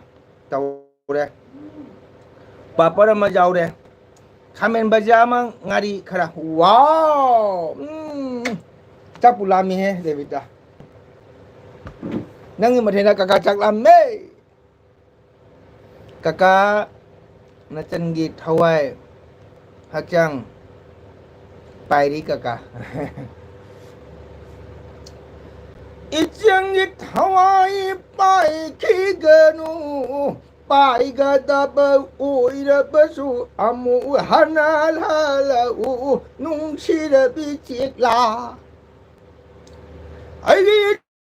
Jangan betagi thawai do pai krebesu amu hana pai sela unung sira bicet la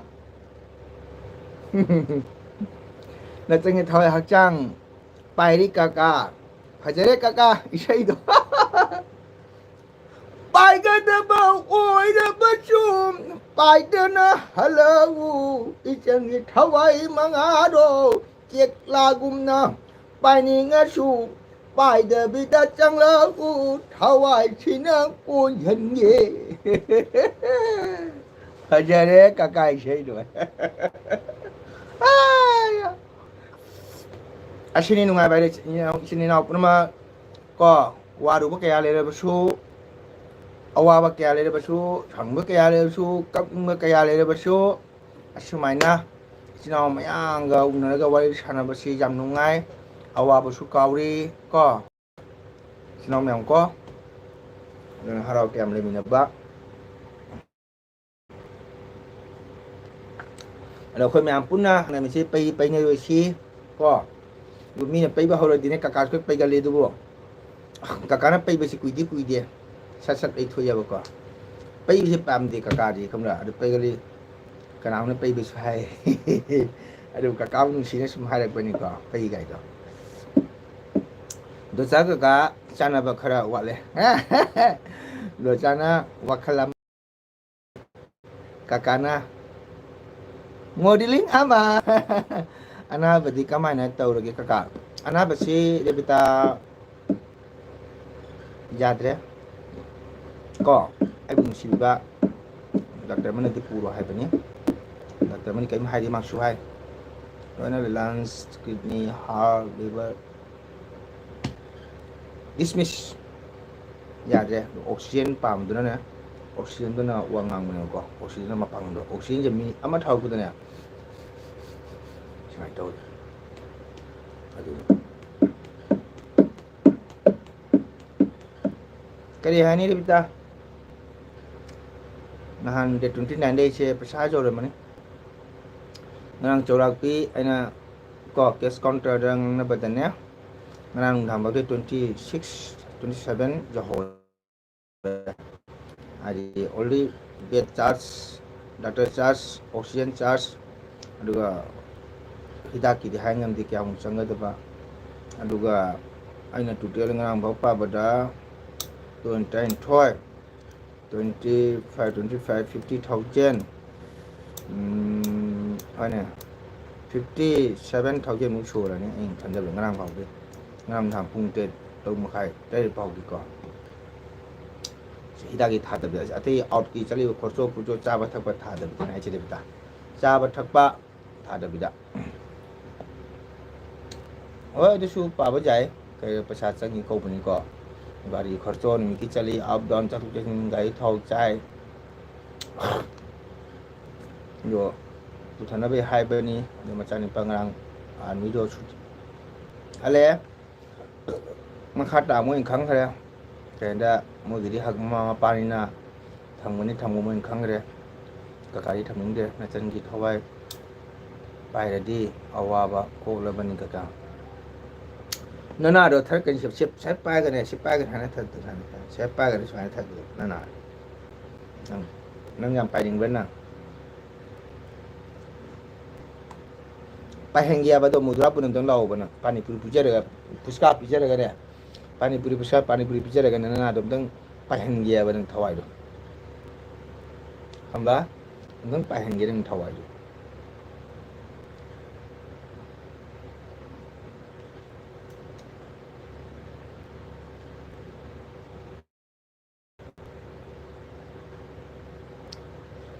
ꯃꯌꯥꯝ ꯏꯆꯤꯟ-ꯏꯅꯥꯎ, ꯃꯇꯝꯁꯦ ꯄꯨꯡ 2:30, ꯄꯨꯡ 1:30 ꯇꯥꯔꯦ. ꯃꯌꯥꯝ ꯇꯨꯝꯅꯕ ꯈꯣꯠꯅꯕ ꯃꯇꯝꯅꯤꯅ ꯃꯤ ꯂꯥꯛꯄꯁꯨ ꯋꯥꯠꯂꯦ. ꯏꯆꯤꯟ-ꯏꯅꯥꯎ ꯃꯌꯥꯝ ꯁꯞꯄꯣꯔꯠ ꯇꯧꯕ ꯌꯥꯝ ꯅꯨꯡꯉꯥꯏꯌꯦ. ꯀꯀꯥꯗꯤ ꯄꯩꯅꯤꯡ ꯑꯃꯠꯇ ꯄꯣꯛꯄꯒꯤꯅꯦ, ꯄꯩꯒꯅꯤ ꯑꯃꯗ ꯄꯣꯛꯄꯒꯤꯅꯦ. ꯁꯤ ꯈꯪꯕ꯭ꯔꯥ ꯅꯪ? ꯀꯀꯥ ꯄꯩꯗꯦ. ꯅꯣꯡ ꯐꯥꯗꯣꯛ ꯃꯤꯅ ꯈꯟꯅꯕ ꯍꯧꯔꯗꯤ ꯄꯩꯒꯜꯂꯦꯕ. ꯑꯩꯅ ꯂꯥꯜꯂꯗꯤ ꯄꯩꯗꯦ. ꯂꯥꯜꯂꯦꯅ ꯈꯣꯏꯔꯝꯖꯦꯕ, ꯑꯩ ꯂꯥꯜꯂꯦ ꯍꯥꯏꯅ. ꯑꯗ ꯃꯤ ꯈꯤꯇꯪ ꯁꯣꯏꯔꯗꯤꯅꯦ ꯀꯀꯥ ꯑꯗꯨꯝ ꯄꯩꯌꯦ. ꯄꯩꯕꯁꯨ ꯀꯨꯏꯗꯦꯀꯣ, ꯉꯥꯏꯍꯥꯛ ꯂꯩꯔꯒ ꯑꯗꯨꯝ ꯁꯨꯃꯥꯏꯅ ꯀꯅꯦꯛꯁꯟ. बुझली?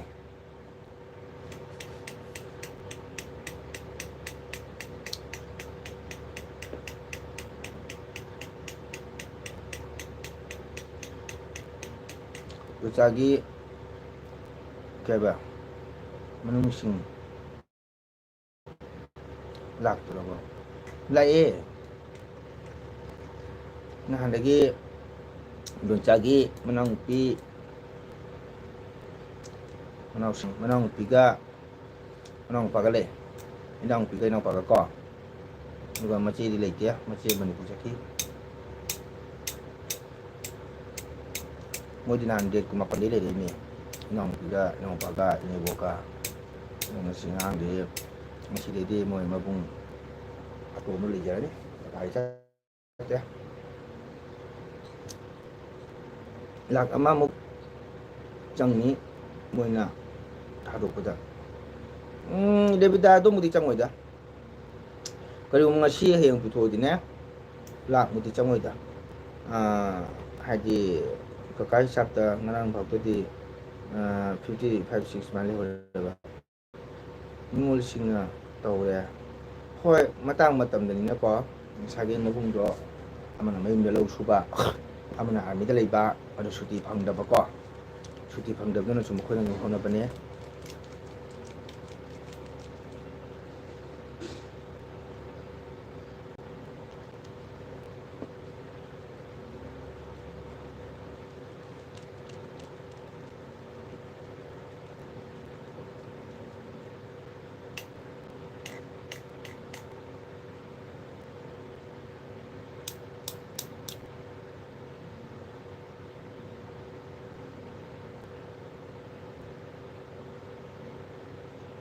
ꯔꯦꯕꯤꯇꯥ ꯇꯨꯝꯅꯤꯡꯉꯕꯣ? ꯄꯨꯡ 2:30 ꯇꯥꯕꯅꯤꯅ ꯃꯌꯥꯝꯁꯦ ꯂꯣꯏ ꯊꯣꯛꯅꯈ꯭ꯔꯦ ꯀꯣ. ꯀꯀꯥꯒ ꯏꯆꯟ ꯈꯛꯇ ꯉꯥꯏꯔꯦ. ꯁꯨꯝ ꯋꯥꯔꯤ ꯁꯥꯟꯅꯕꯅꯤ ꯀꯀꯥꯅ. ꯏꯆꯟꯒ ꯋꯥꯔꯤ ꯁꯥꯟꯅꯕ ꯌꯥꯝ ꯅꯨꯡꯉꯥꯏ. ꯕꯤꯟꯙꯧ ꯆꯠꯈ꯭ꯔꯦ. ꯅꯃꯗꯥꯁꯨ ꯆꯥꯛ ꯆꯥꯕ ꯆꯪꯈ꯭ꯔꯦ. ꯃꯔꯥꯟ ꯀꯨꯝꯕꯗꯤ ꯃꯔꯟ ꯄꯥꯝꯕꯗꯤ ꯄꯤꯕꯒꯤ ꯁꯦꯕꯥ ꯇꯧꯕꯒꯤ ꯅꯤꯉꯣꯜꯒꯤ ꯁꯔꯨꯛ ꯑꯣꯏꯔꯦ ꯀꯀꯥ ꯍꯣꯏꯅꯦ ꯍꯣꯏꯅꯦ ꯃꯔꯟ ꯄꯥꯝꯕꯗꯤ ꯄꯤꯕꯥꯒꯤ ꯁꯦꯕꯥ ꯇꯧꯕꯒꯤꯗꯤ ꯄꯤꯕꯥꯒꯤꯗꯤ ꯁꯦꯕꯥ ꯇꯧꯕꯒꯤꯗꯤ ꯅꯤꯉꯣꯜꯒꯤ ꯁꯔꯨꯛ ꯑꯣꯏꯔꯦ ꯀꯀꯥ ꯍꯣꯏ ꯍꯣꯏ ꯆꯨꯝꯃꯤ ꯆꯨꯝꯃꯤ ꯃꯃꯥ ꯃꯄꯥ ꯁꯦꯕꯥ ꯇꯧꯗꯗꯤ ꯀꯅꯥ ꯇꯧꯅꯤꯀꯣ ꯅꯤꯉꯣꯜꯅꯗꯤ ꯃꯃꯥ ꯃꯄꯥ ꯁꯦꯕꯥ ꯇꯧꯒꯗꯕꯅꯤ ꯏꯃꯥ ꯏꯄꯥ ꯍꯥꯏꯕꯁꯤꯗꯤ ꯂꯥꯏꯅꯤ ꯍꯥꯏꯅꯩꯅꯀꯣ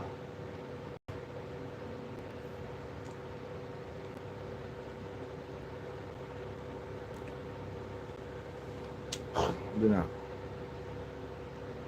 ꯏꯃꯥ ꯏꯄꯥ ꯁꯦꯕꯥ ꯇꯧꯕꯗꯤ ꯌꯥꯝ ꯃꯍꯩ ꯆꯥꯎꯔꯤ ꯏꯇꯥ ꯏꯃꯥ ꯏꯄꯥ ꯁꯦꯕꯥ ꯇꯧꯕꯗꯤ ꯃꯍꯩ ꯆꯥꯎꯔꯤ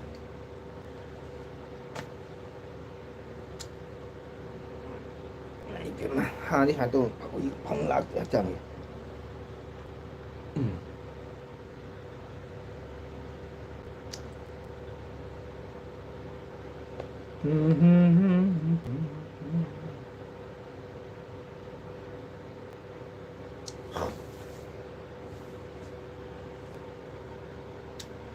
ꯑꯇꯩ ꯀꯅꯥ ꯀꯅꯥ ꯂꯩꯔꯤꯒꯦ ꯏꯆꯤꯟ ꯏꯅꯥꯎ ꯃꯌꯥꯝ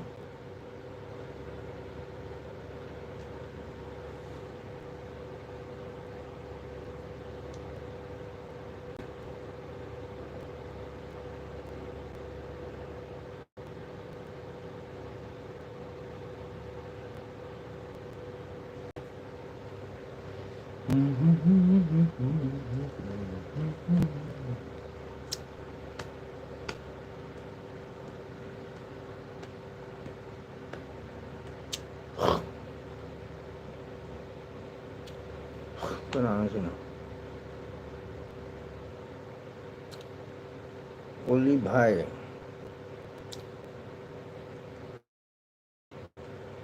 ओली भाई कहाँ से हो कहाँ से आ रहे हो आप कका मनुंगदा कोटपा मिनी मतंग चादबदा नोथोकपा मिनी कका मुक सिंबा लेते नंगने नंग हौनुगो नंग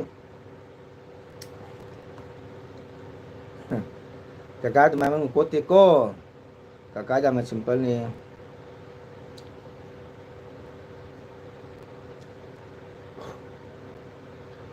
कका जामा सिंपल ने कका मनुंग कोटपा हेते नुंथिलदा तुम्बा हैनदे गुड नुंथिल तुम्बा होंगदे angang नुंथिल तुम्बा नुंसि कई हाय को ताब्रा नुंता angang नुंथिल तुम्बा होंगदे नुंथिल तुम्बा फते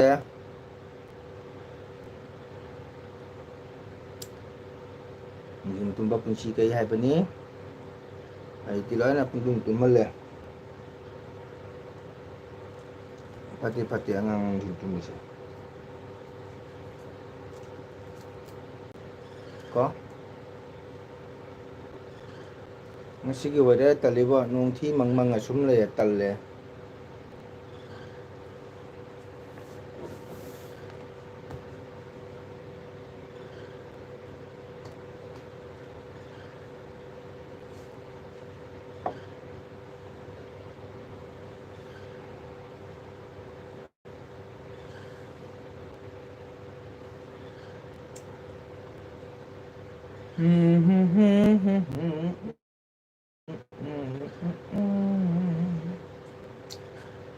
Devita kakak cak lam sale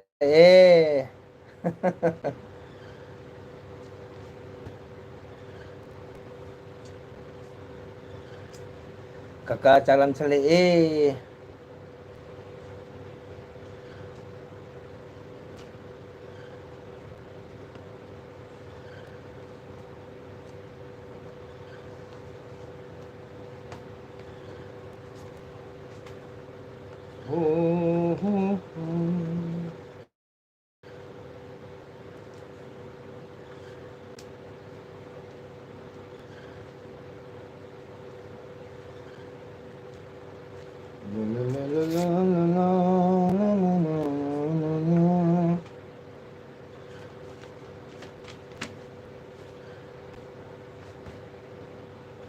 ꯑꯗꯨꯕꯨꯗꯤ ꯆꯨꯝꯃꯦ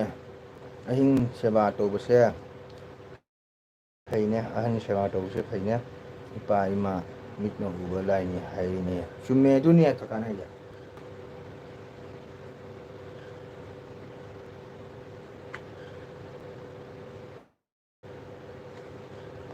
ꯃꯤꯠꯅ ꯎꯕ ꯂꯥꯏꯅꯤ ꯆꯨꯝꯃꯤ ꯆꯦꯅꯕ ꯑꯗꯨꯅꯤ ꯀꯀꯥꯅ ꯂꯨꯅ ꯇꯧꯕ ꯑꯩꯅ ꯇꯧꯕꯅ ꯐꯪꯉꯤ ꯃꯥꯅ ꯇꯧꯕ ꯃꯥꯅ ꯐꯪꯉꯤꯀꯣ ꯑꯗꯨꯅ ꯑꯩꯈꯣꯏꯅ ꯃꯤ ꯍꯥꯏꯕꯁꯤ ꯚꯥꯞ ꯇꯥꯕ ꯑꯃ ꯆꯪꯉꯤ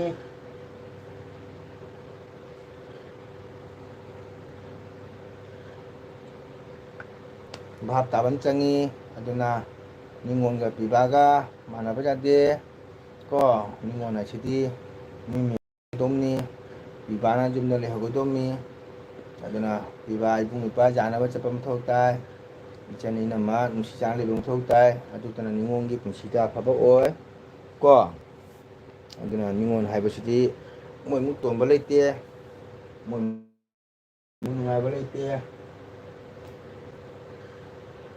ꯃꯃꯥ ꯃꯄꯥ ꯂꯩꯔꯤꯉꯩ ꯃꯣꯏ ꯄꯋꯥꯔꯅꯤ ꯃꯃꯥ ꯃꯄꯥ ꯂꯩꯇ꯭ꯔꯗꯤ ꯃꯣꯏ ꯄꯋꯥꯔ ꯂꯩꯇ꯭ꯔꯦ ꯑꯗꯨꯅ ꯃꯕꯨꯡ ꯃꯧꯄ꯭ꯋꯥꯁꯤꯡꯗꯣ ꯃꯌꯥꯝꯕ ꯃꯈꯨꯔꯥ ꯃꯄꯥ ꯁꯛꯅ ꯂꯨꯅ ꯇꯧꯔꯕꯗꯤ ꯃꯇꯟ ꯃꯅꯥꯎ ꯃꯁꯤꯡ ꯂꯨꯅ ꯇꯧꯒꯅꯤ ꯀꯣ ꯑꯩ ꯁꯝꯅ ꯍꯥꯏꯔꯕꯗ ꯀꯣ ꯗꯣꯟꯆꯥꯒꯤ ꯃꯄꯥꯅ ꯍꯣꯁꯄꯤꯇꯥꯜ ꯅꯥꯔꯒ ꯗꯣꯟꯆꯥꯅ ꯑꯩꯈꯣꯏꯅ ꯍꯣꯠꯅꯖꯒꯅꯤ ꯃꯕꯨꯡ ꯃꯧꯄ꯭ꯋꯥꯁꯤꯡ ꯃꯇꯥꯡ ꯆꯥꯅꯗꯕꯅꯤꯅꯀꯣ ꯃꯇꯥꯡ ꯆꯥꯗꯕꯗ ꯑꯩꯈꯣꯏꯅ ꯍꯣꯠꯅꯔꯤꯗꯅꯀꯣ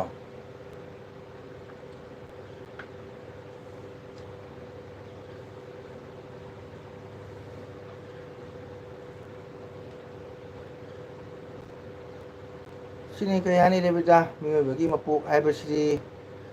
ꯀꯔꯤ ꯍꯥꯏꯅꯤ ꯑꯗꯨꯅ ꯇꯥꯏꯕꯪ ꯃꯤꯑꯣꯏꯕ ꯃꯄꯣꯛ ꯑꯁꯤ ꯂꯥꯏꯔꯤꯛꯇ ꯍꯥꯏꯗꯣꯏꯅꯤꯀꯣ ꯕꯔꯃꯥꯃꯛꯅ ꯅꯤꯡꯍꯧꯕ ꯇꯥꯏꯕꯪ ꯃꯄꯣꯛ ꯍꯥꯏꯔꯤꯝꯃꯤ ꯑꯗꯨꯅ ꯇꯥꯏꯕꯪ ꯃꯤꯑꯣꯏꯕ ꯑꯩꯈꯣꯏꯁꯦ ꯍꯤꯡꯉꯤꯉꯩꯗ ꯑꯐꯕ ꯇꯧꯕ ꯑꯐꯕ ꯀꯔꯃ ꯇꯧꯕ ꯀꯣ ꯃꯤꯁꯦ ꯂꯣꯏꯅ ꯂꯨꯅ ꯇꯤꯟꯅꯒꯗꯕ ꯃꯤ ꯂꯣꯏꯅ ꯅꯨꯡꯁꯤ ꯆꯥꯟꯅ ꯂꯩꯃꯤꯟꯅꯒꯗꯕ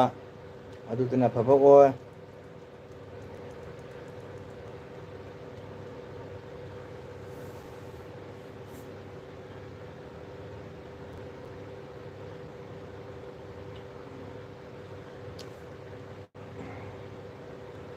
ꯑꯗꯨꯅ ꯃꯥ ꯐꯩ ꯃꯥ ꯐꯠꯇꯦ ꯍꯥꯏꯕ ꯌꯥꯗꯦ ꯀꯀꯥ ꯅꯪꯗꯤ ꯀꯀꯥ ꯅꯆꯟꯗꯤ ꯁꯣꯅꯣ ꯆꯨꯕ꯭ꯔꯥ ꯀꯀꯥ ꯊꯠ ꯁꯤ ꯋꯥꯅꯤ ꯅꯪ ꯀꯥꯔꯟ ꯇꯨꯔꯟ ꯉꯥꯡꯗꯣꯏꯅꯣ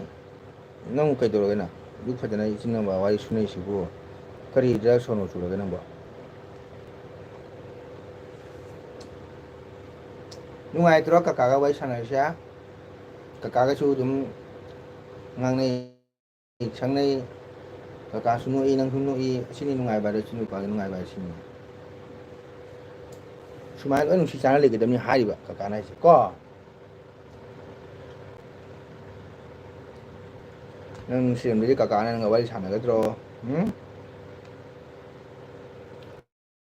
ꯅꯪꯅꯁꯨ ꯀꯀꯥꯗ ꯁꯨꯃꯥꯏꯅ ꯂꯥꯛꯀꯗ꯭ꯔꯣ ꯀꯀꯥ ꯆꯦꯅꯦꯜꯗ ꯑꯣꯏꯊꯣꯛꯇ꯭ꯔ ꯋꯥꯔꯤꯅꯦꯕ ꯅꯨꯡꯁꯤꯔꯨꯕꯗꯨꯅ ꯊꯃꯣꯏ ꯇꯤꯟꯅꯕꯗꯨꯅ ꯈꯨꯠꯁꯨꯅꯔꯤ ꯅꯠꯇ꯭ꯔꯣ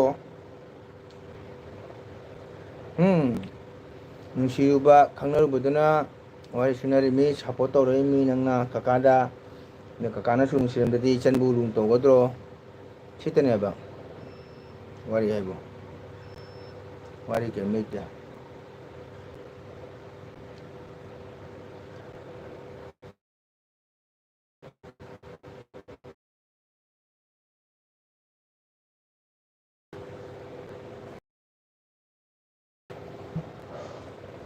ꯑꯗꯨ ꯀꯀꯥ ꯅꯨꯡꯁꯤꯔꯕ ꯃꯅꯤꯄꯨꯔꯒꯤ ꯏꯆꯤꯟ ꯏꯅꯥꯎ ꯃꯌꯥꯝ ꯆꯪꯉꯤꯁꯤ ꯀꯀꯥ ꯅꯨꯡꯁꯤꯗ ꯆꯪꯉꯛꯀꯗ꯭ꯔꯅꯦ ꯀꯀꯥ ꯅꯨꯡꯁꯤꯕꯗꯨꯅ ꯀꯀꯥꯅꯁꯨ ꯃꯣꯏꯕꯨ ꯅꯨꯡꯁꯤꯅ ꯎꯅꯗ꯭ꯔꯒꯁꯨ ꯂꯨꯅ ꯇꯧꯕꯅꯤꯅ ꯃꯣꯏꯕꯨ ꯆꯪꯉꯛꯏꯁꯤꯗꯤ ꯇꯥꯏ ꯀꯀꯥ ꯑꯩꯈꯣꯏ ꯄꯄꯥ ꯅꯨꯡꯊꯤꯜ ꯇꯨꯝꯕ ꯌꯥꯗꯦ ꯍꯥꯟꯅꯗꯤ ꯊꯕꯛꯁꯨ ꯀꯟꯕꯅꯤꯅ ꯄꯣꯊꯥꯕ ꯐꯪꯗꯦ ꯍꯧꯖꯤꯛꯇꯤ ꯊꯕꯛ ꯂꯩꯇ꯭ꯔꯕꯅꯤꯅ ꯃꯣꯕꯥꯏꯜꯗ ꯄꯣꯊꯥꯔꯦ ꯑꯍꯟꯒꯤ ꯁꯦꯕꯥꯁꯨ ꯂꯩꯇꯕꯅꯤꯅ ꯏꯌꯥꯡ ꯌꯥꯡꯕꯁꯤꯒ ꯒ꯭ꯌꯥꯟ ꯇꯥꯗ꯭ꯔꯦ ꯑꯗꯨꯅꯤꯅ ꯃꯤꯑꯣꯏꯕ ꯑꯁꯤꯗꯤ ꯀꯩꯗꯧꯅꯤ ꯑꯗꯨꯅꯤ ꯀꯀꯥꯅ ꯆꯦꯅꯦꯜ ꯈꯨꯗꯤꯡꯒꯤ ꯀꯀꯥꯒꯤ ꯚꯤꯗꯤꯑꯣ ꯈꯨꯗꯤꯡ ꯍꯥꯏꯗꯣ ꯀꯞꯄꯒ ꯅꯣꯛꯄꯒ ꯃꯆꯤꯟ ꯃꯅꯥꯎꯅꯤ ꯍꯥꯏꯗꯣ ꯅꯨꯡꯉꯥꯏꯕꯒ ꯑꯋꯥꯕꯒ ꯃꯆꯤꯟ ꯃꯅꯥꯎꯅꯤ ꯀꯣ ꯑꯗꯨ ꯃꯤꯑꯣꯏꯕꯁꯤ ꯋꯥꯈꯜ ꯅꯨꯡꯉꯥꯏꯊꯣꯛꯄ ꯃꯤꯑꯣꯏꯕꯁꯤ ꯋꯥꯈꯜ ꯅꯨꯡꯉꯥꯏꯇ꯭ꯔꯕꯗꯤ ꯑꯅꯥ ꯄꯣꯛꯏ ꯊꯃꯣꯏ ꯅꯨꯡꯉꯥꯏꯇꯕꯗꯤ ꯍꯛꯆꯥꯡ ꯖꯥꯡ ꯀꯪꯉꯤ ꯍꯛꯆꯥꯡ ꯁꯣꯟꯖꯜꯂꯛꯀꯅꯤ ꯃꯥꯏꯊꯣꯡ ꯐ꯭ꯔꯦꯁ ꯀꯥꯏꯔꯛꯀꯅꯤ ꯑꯗꯨꯅ ꯋꯥꯈꯜ ꯅꯨꯡꯉꯥꯏꯊꯣꯛꯄ ꯀꯣ ꯑꯗꯨꯅꯤ ꯀꯀꯥꯅ ꯃꯇꯝ ꯀꯥꯏꯅ ꯐꯝꯃ ꯈ꯭ꯋꯥꯡ ꯅꯥꯉꯩ ꯇꯧꯔꯤꯁꯦ ꯀꯩꯅꯣꯅꯦꯕꯁꯦ ꯀꯀꯥꯒꯤ ꯃꯦꯃꯣꯔꯤ ꯑꯃ ꯑꯣꯏꯍꯧꯅꯕ ꯍꯌꯦꯡ ꯇꯨꯡꯗꯀꯣ ꯅꯣꯡꯃꯇ ꯅꯣꯡꯃꯇꯗꯤ ꯏꯆꯥ ꯏꯁꯨ ꯃꯌꯥꯝꯗꯨꯅ ꯅꯣꯡꯃꯇ ꯅꯣꯡ ꯃꯣꯕꯥꯏꯜ ꯄꯥꯏ ꯃꯣꯏ ꯎꯔꯛꯀꯅꯤꯅ ꯋꯥꯎ ꯑꯁꯤ ꯑꯩꯈꯣꯏ ꯀꯀꯥꯅꯤ ꯑꯩꯈꯣꯏ ꯄꯄꯥꯅꯤ ꯑꯩꯈꯣꯏ ꯄꯨꯄꯨꯅ ꯍꯥꯏꯅ ꯃꯌꯥꯝꯅ ꯍꯥꯏꯅꯧꯕꯗꯣ ꯀꯌꯥꯅ ꯑꯁꯤꯗꯤ ꯃꯥꯡꯉꯣꯏꯗꯧꯕꯅꯦꯀꯣ ꯌꯨꯇꯨꯕ ꯑꯁꯤꯗꯤ ꯃꯁꯤꯗꯤ ꯑꯗꯨꯝ ꯂꯩꯍꯧꯒꯗꯕꯅꯤ ꯀꯀꯥꯒꯤ ꯄꯨꯟꯁꯤ ꯋꯥꯔꯤ ꯀꯀꯥꯒꯤ ꯉꯥꯡꯉꯤꯕ ꯁꯛꯏꯕ ꯁꯛꯈꯤꯕ ꯔꯦꯀꯣꯔꯠ ꯄꯨꯝꯅꯃꯛ ꯂꯣꯏ ꯂꯩꯍꯧꯒꯗꯕꯅꯤ ꯃꯌꯥꯝꯅ ꯅꯨꯡꯁꯤꯕꯤꯗꯅ ꯑꯗꯨꯝ ꯁꯣꯜꯂꯤꯁꯤꯗꯅꯤ ꯁꯨꯃꯥꯏꯅꯀꯣ ꯀꯀꯥ ꯅꯆꯟꯗꯤ ꯑꯐꯕꯒ ꯇꯧꯔꯔꯣꯏ ꯐꯠꯇꯕꯒ ꯐꯠꯇꯕꯗ ꯇꯧꯒꯅꯤ ꯇꯧꯔꯣ ꯀꯀꯥꯗ ꯇꯧꯔꯣ ꯐꯠꯇꯕꯗ ꯍꯥꯟꯅ ꯀꯀꯥꯒ ꯍꯧꯔꯁꯤ ꯐꯠꯇꯕꯗꯣ ꯀꯩꯗ ꯍꯧꯔꯅꯤ ꯍꯥꯏꯔꯣꯁꯦ ꯐꯠꯇꯕꯗꯣ ꯅꯪ ꯐꯠꯇꯕꯁꯦ ꯀꯩꯗ ꯍꯧꯔꯛꯀꯅꯤ ꯍꯥꯏꯔꯣꯅꯦ ꯀꯀꯥꯗ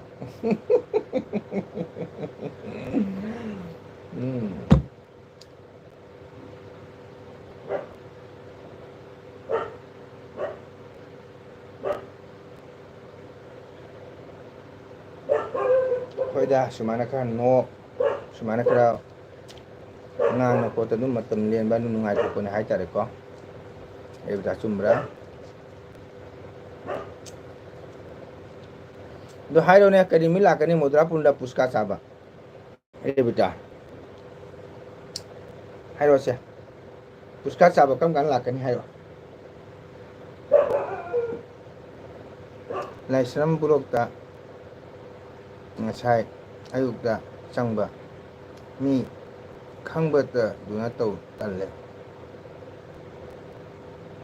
ꯈꯪꯅꯕꯇ ꯑꯗꯨꯅ ꯇꯜꯂꯦ ꯀꯔꯤꯒꯤ ꯂꯥꯏꯁ꯭ꯔꯝ ꯕ꯭ꯂꯣꯛꯇ ꯉꯁꯥꯏ ꯑꯌꯨꯛꯇ ꯆꯪꯕ ꯃꯤ ꯈꯪꯅꯕꯇ ꯑꯗꯨꯅ ꯇꯜꯂꯦ ꯀꯀꯥꯒꯤꯁꯤꯒꯗꯤ ꯀꯀꯥꯒꯤꯁꯤꯒꯗꯤ ꯈꯪꯅꯕ ꯌꯥꯎꯗ꯭ꯔꯥ ꯀꯀꯥꯒꯤꯁꯤꯒ ꯅꯪ ꯈꯪꯅꯕ ꯃꯤ ꯌꯥꯎꯗ꯭ꯔꯣ ꯌꯥꯎꯔꯤꯁꯤꯗꯤ ꯅꯟꯗꯤ ꯕꯦꯟꯙꯧ ꯅꯟꯗꯤ ꯂꯩꯔꯦ ꯅꯔꯃꯗꯥ ꯂꯩꯔꯦ ꯑꯗꯩꯗꯤ ꯀꯣꯔꯧ ꯂꯩꯔꯦ ꯃꯌꯥꯝ ꯂꯩꯁꯤꯗꯤ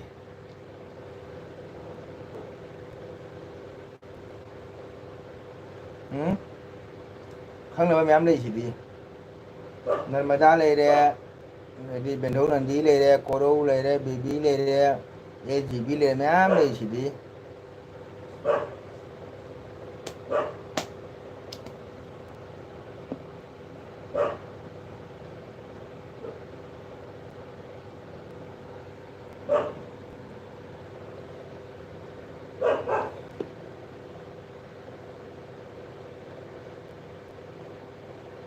ꯗꯦꯕꯤꯇꯥ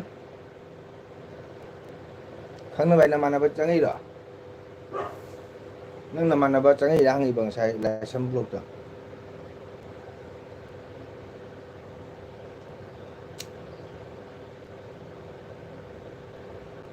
ꯃꯌꯥꯝ ꯂꯣꯏ ꯆꯥꯛ ꯆꯥꯅꯔꯦ ꯑꯩꯇ ꯉꯥꯏꯔꯦ ꯂꯥꯏꯐꯇ ꯑꯗꯥ ꯃꯥꯔꯤ ꯂꯩꯔꯦ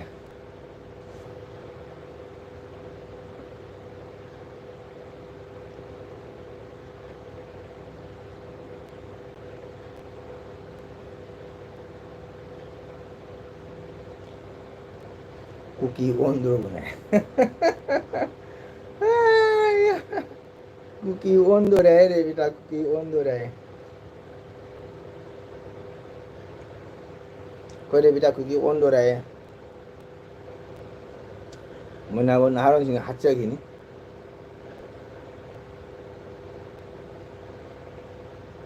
ꯃꯣꯏꯅꯥꯕꯨ ꯅꯍꯥꯔꯣꯟꯁꯤꯡꯅ ꯍꯥꯠꯆꯈꯤꯅꯤꯀꯣ ꯀꯀꯥꯏ ꯊꯥꯞꯄꯅꯤꯅ ꯈꯥꯝꯕ ꯉꯝꯃꯣꯏꯀꯣ ꯀꯀꯥꯁꯨ ꯀꯨꯀꯤꯔ ꯍꯥꯏꯅ ꯍꯥꯠꯈꯤꯗ꯭ꯔꯣꯕꯅꯤ ꯏꯕꯦꯝꯃ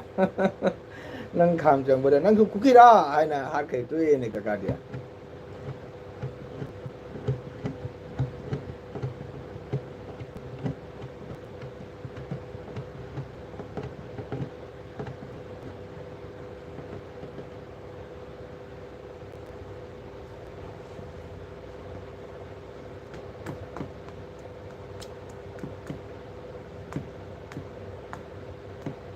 카마 정우라 아이 낭수 까나노 낭수 고기 오이브라 하이나 라티는 톰을 또 이네 꼭다 나더라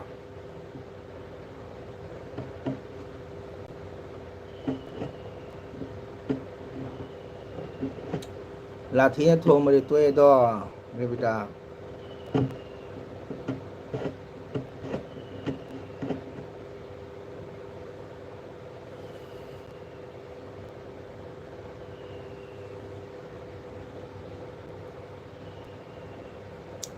ꯊꯣꯛꯂꯛꯄ ꯃꯇꯝꯗ ꯍꯥꯏꯔꯛꯀꯦ 하이로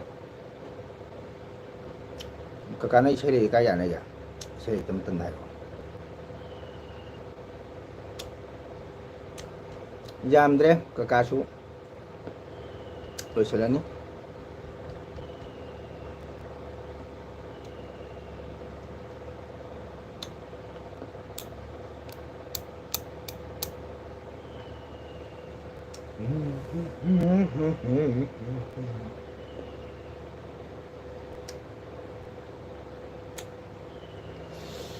미 로엔 뚫나 그래 짝짜 로랍니다 월달 파랍니다 미 로 뚫나 그래 그까지 짝짜 로니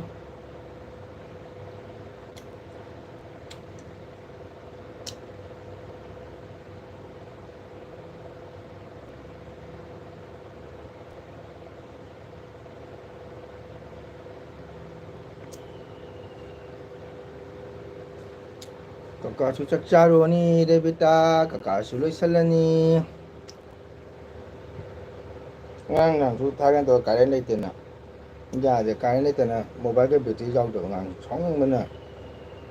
no si to dine karen no ngate ba kakao sia sai wa ma ho bani ne srok to ne na hai no churo mina la yen chi lak te phone to la kan so lak ta ba ne ko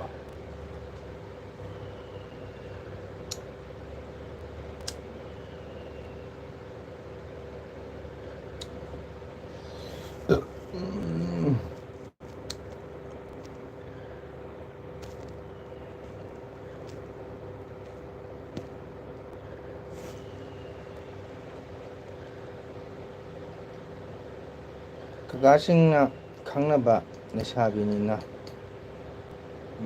레이베니나 누가이 고로우가 가나바스와이 와이네 그가기시나 강나바 레이베니나 누가이 고로우가 가나바스 호이 고로우도 바기암 또거머니 안강네바고 아두나 사오르네 라이스람 블록도 강나다바니나 누가이티 고로우도 누가이바냐 방에 juga hay benar tu sudah. Nah, utai sa jang kum mai benar.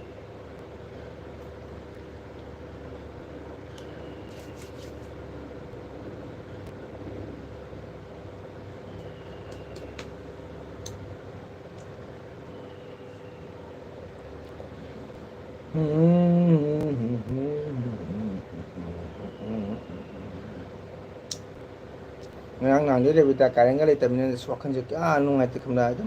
Wakan ngai tapi bunga kakayang wah yang dang sia. Jadi hospital ke calu mana wah itu awal makai ni terapin ni na. Tum bajadre ngang sia nongam dah payah tung berat tu na pung mapan tarah boleh kakak. Engon dah khut thaga dah bang ni lete aram bata tau dragalore. Kuki boleh di aram cumberai je. Bob thabi ni lah. Horan thagadra kaka ade bita jenge horan kaka ne karen le di ni tungare di ne sum thani da kaka horan karen le di ni tungare di kaka thani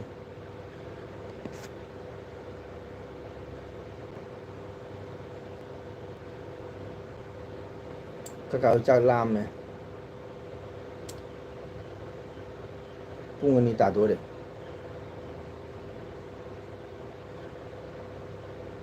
hoyan chana chang nam thong jalo tha da ba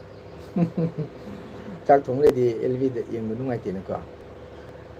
chak thong na lv thap su ngai te hoyan ke ma chan yang su to ko ra cha ba mo hao roi na tro ô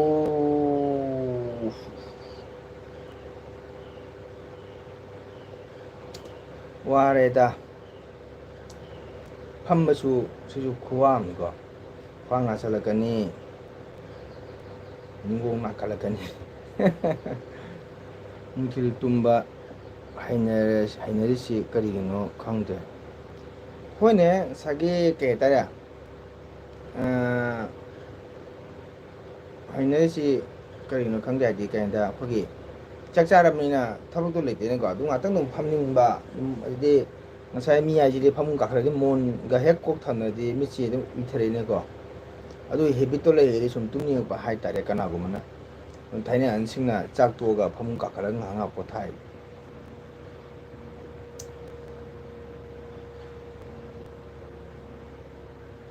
ꯑꯗꯨꯅꯤ ꯔꯦꯕꯤꯗꯥ ꯁꯝꯕꯨ ꯊꯨꯡꯕꯁꯦ ꯐꯕ꯭ꯔꯥ ꯔꯦꯕꯤꯗꯥ ꯑꯝꯇ ꯍꯥꯏꯔꯛ ꯇꯥꯒꯦ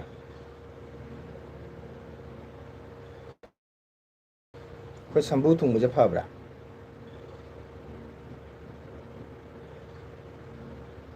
ꯑꯝꯇꯪ ꯍꯥꯏꯔꯛꯑꯣꯅꯦ papa ꯍꯥꯏꯔꯛꯎꯁꯦ ꯈꯔ ꯌꯥꯡꯅ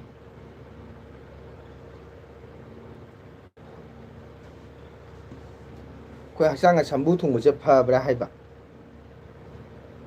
ꯑꯝꯇ ꯍꯥꯏꯔꯛꯎꯅꯦ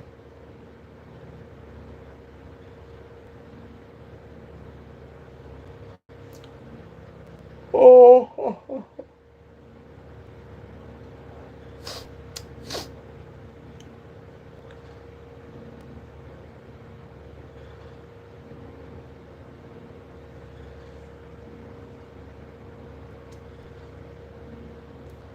ꯁꯨꯅꯥꯏ ꯆꯦꯄ꯭ꯔꯣꯒꯤ ꯑꯣꯏꯔꯝꯅꯤ ꯂꯥꯏꯁ꯭ꯔꯝ ꯕ꯭ꯂꯣꯛꯇꯣ ꯍꯤꯔꯣ ꯁꯔꯃ ꯑꯣꯏ ꯃꯅꯥꯛꯇꯒꯤ ꯑꯣꯏꯔꯝꯅꯤ ꯑꯣꯏꯔ ꯃꯥꯟꯅꯦ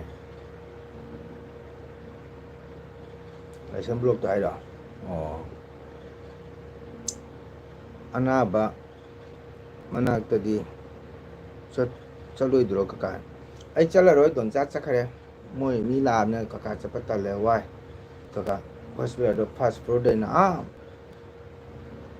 ꯀꯩꯅꯣ ꯀꯥꯕꯗꯣ ꯅꯨꯡꯉꯥꯏꯇꯦꯕ ꯀꯥꯕꯗꯣ ꯆꯥꯛ ꯆꯥꯊꯣꯛꯂꯣ ꯀꯀꯥ ꯍꯣꯏ ꯆꯥꯔꯅꯤ ꯁꯤ ꯂꯣꯏꯔꯒ ꯑꯗꯣ ꯁꯝꯕꯨ ꯊꯨꯡꯕꯁꯦ ꯐꯕ꯭ꯔꯥ ꯔꯦꯕꯤꯇꯥ ꯍꯛꯆꯥꯡꯗ ꯁꯝꯕ꯭ꯔꯨ ꯊꯨꯡꯕꯁꯦ ꯐꯕ꯭ꯔꯥ ꯍꯥꯏꯕ ꯊꯪꯅ ꯊꯪꯅ ꯂꯩꯕꯁꯤ ꯐꯕ꯭ꯔꯣ ꯑꯝꯇ ꯍꯥꯏꯔꯛꯎꯅꯦ ꯁꯝꯕ꯭ꯔꯨ ꯊꯨꯡꯕꯁꯦ ꯐꯕ꯭ꯔꯥ ꯑꯝꯇ ꯍꯥꯏꯔꯛꯎꯁꯦ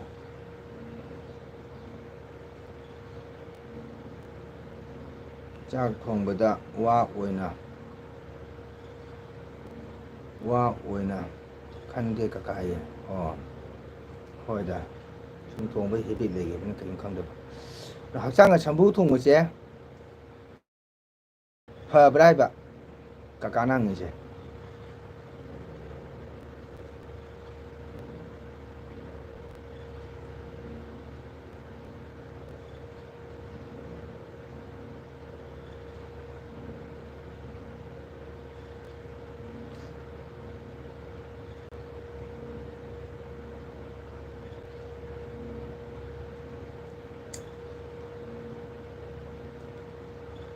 ꯔꯦꯕꯤꯇꯥ ꯇꯥꯕ꯭ꯔꯣ ꯀꯀꯥ ꯍꯥꯏꯁꯦ ꯍꯛꯆꯥꯡꯗ ꯁꯝꯕ꯭ꯔꯨ ꯊꯨꯡꯕꯁꯦ ꯐꯕ꯭ꯔꯥ ꯍꯪꯉꯤꯕ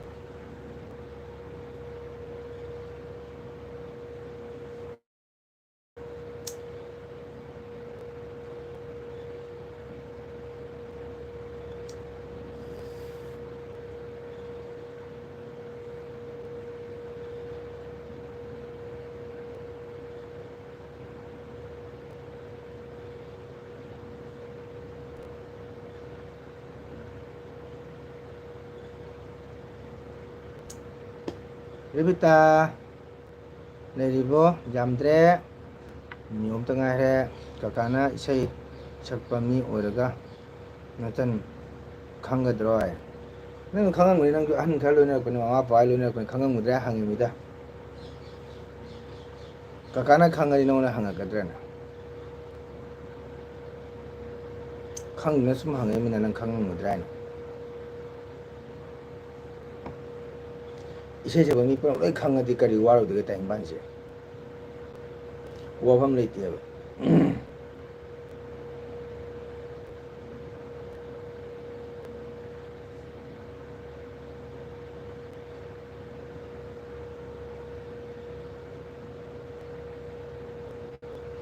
오케이 이치나오 ꯃꯌꯥꯝ ꯅꯨꯡꯁꯤꯔꯕ 이치나오 ꯃꯌꯥꯝ ꯄꯨꯝꯅꯃꯛ ꯃꯁꯤ ꯃꯉꯣꯟꯗꯒꯤ LBꯗ ꯆꯪꯕꯤꯔꯒ ꯁꯞꯄꯣꯔꯠ ꯇꯧꯕꯤꯔꯝꯕꯒꯤꯗꯃꯛꯇ 이치나오 ꯃꯌꯥꯝꯕꯨ ꯍꯥꯏꯅꯤꯡꯉꯥꯏ ꯂꯩꯇꯅ ꯃꯉꯣꯟꯗ ꯊꯥꯒꯠꯆꯔꯤ ꯑꯗꯨ ꯃꯇꯝꯁꯨ ꯂꯣꯏꯔꯛꯀꯗꯧꯔꯦ ꯑꯗꯨꯅ ꯃꯇꯝꯗ ꯃꯉꯣꯟꯗꯒꯤ LBꯗ 이치나오 ꯃꯌꯥꯝ ꯂꯥꯛꯄꯤꯌꯨ ꯁꯞꯄꯣꯔꯠ ꯇꯧꯕꯤꯌꯨ ꯍꯥꯏꯕꯁꯦ ꯍꯥꯏꯖꯒꯦ ꯈꯪꯗꯦꯍꯦ ꯀꯀꯥ ꯑꯣ ꯑꯗꯨꯅ ꯑꯩꯒꯤ LBꯁꯤꯗꯤ ꯅꯨꯃꯤꯗꯥꯡ ꯄꯨꯡ 8:30 ꯗꯩꯅ ꯍꯧꯏ ꯅꯠꯇ꯭ꯔꯒꯅ ꯄꯨꯡ 10 ꯗꯩ ꯍꯧꯕꯁꯨ ꯌꯥꯎꯔꯤ 이치나오 ꯃꯌꯥꯝ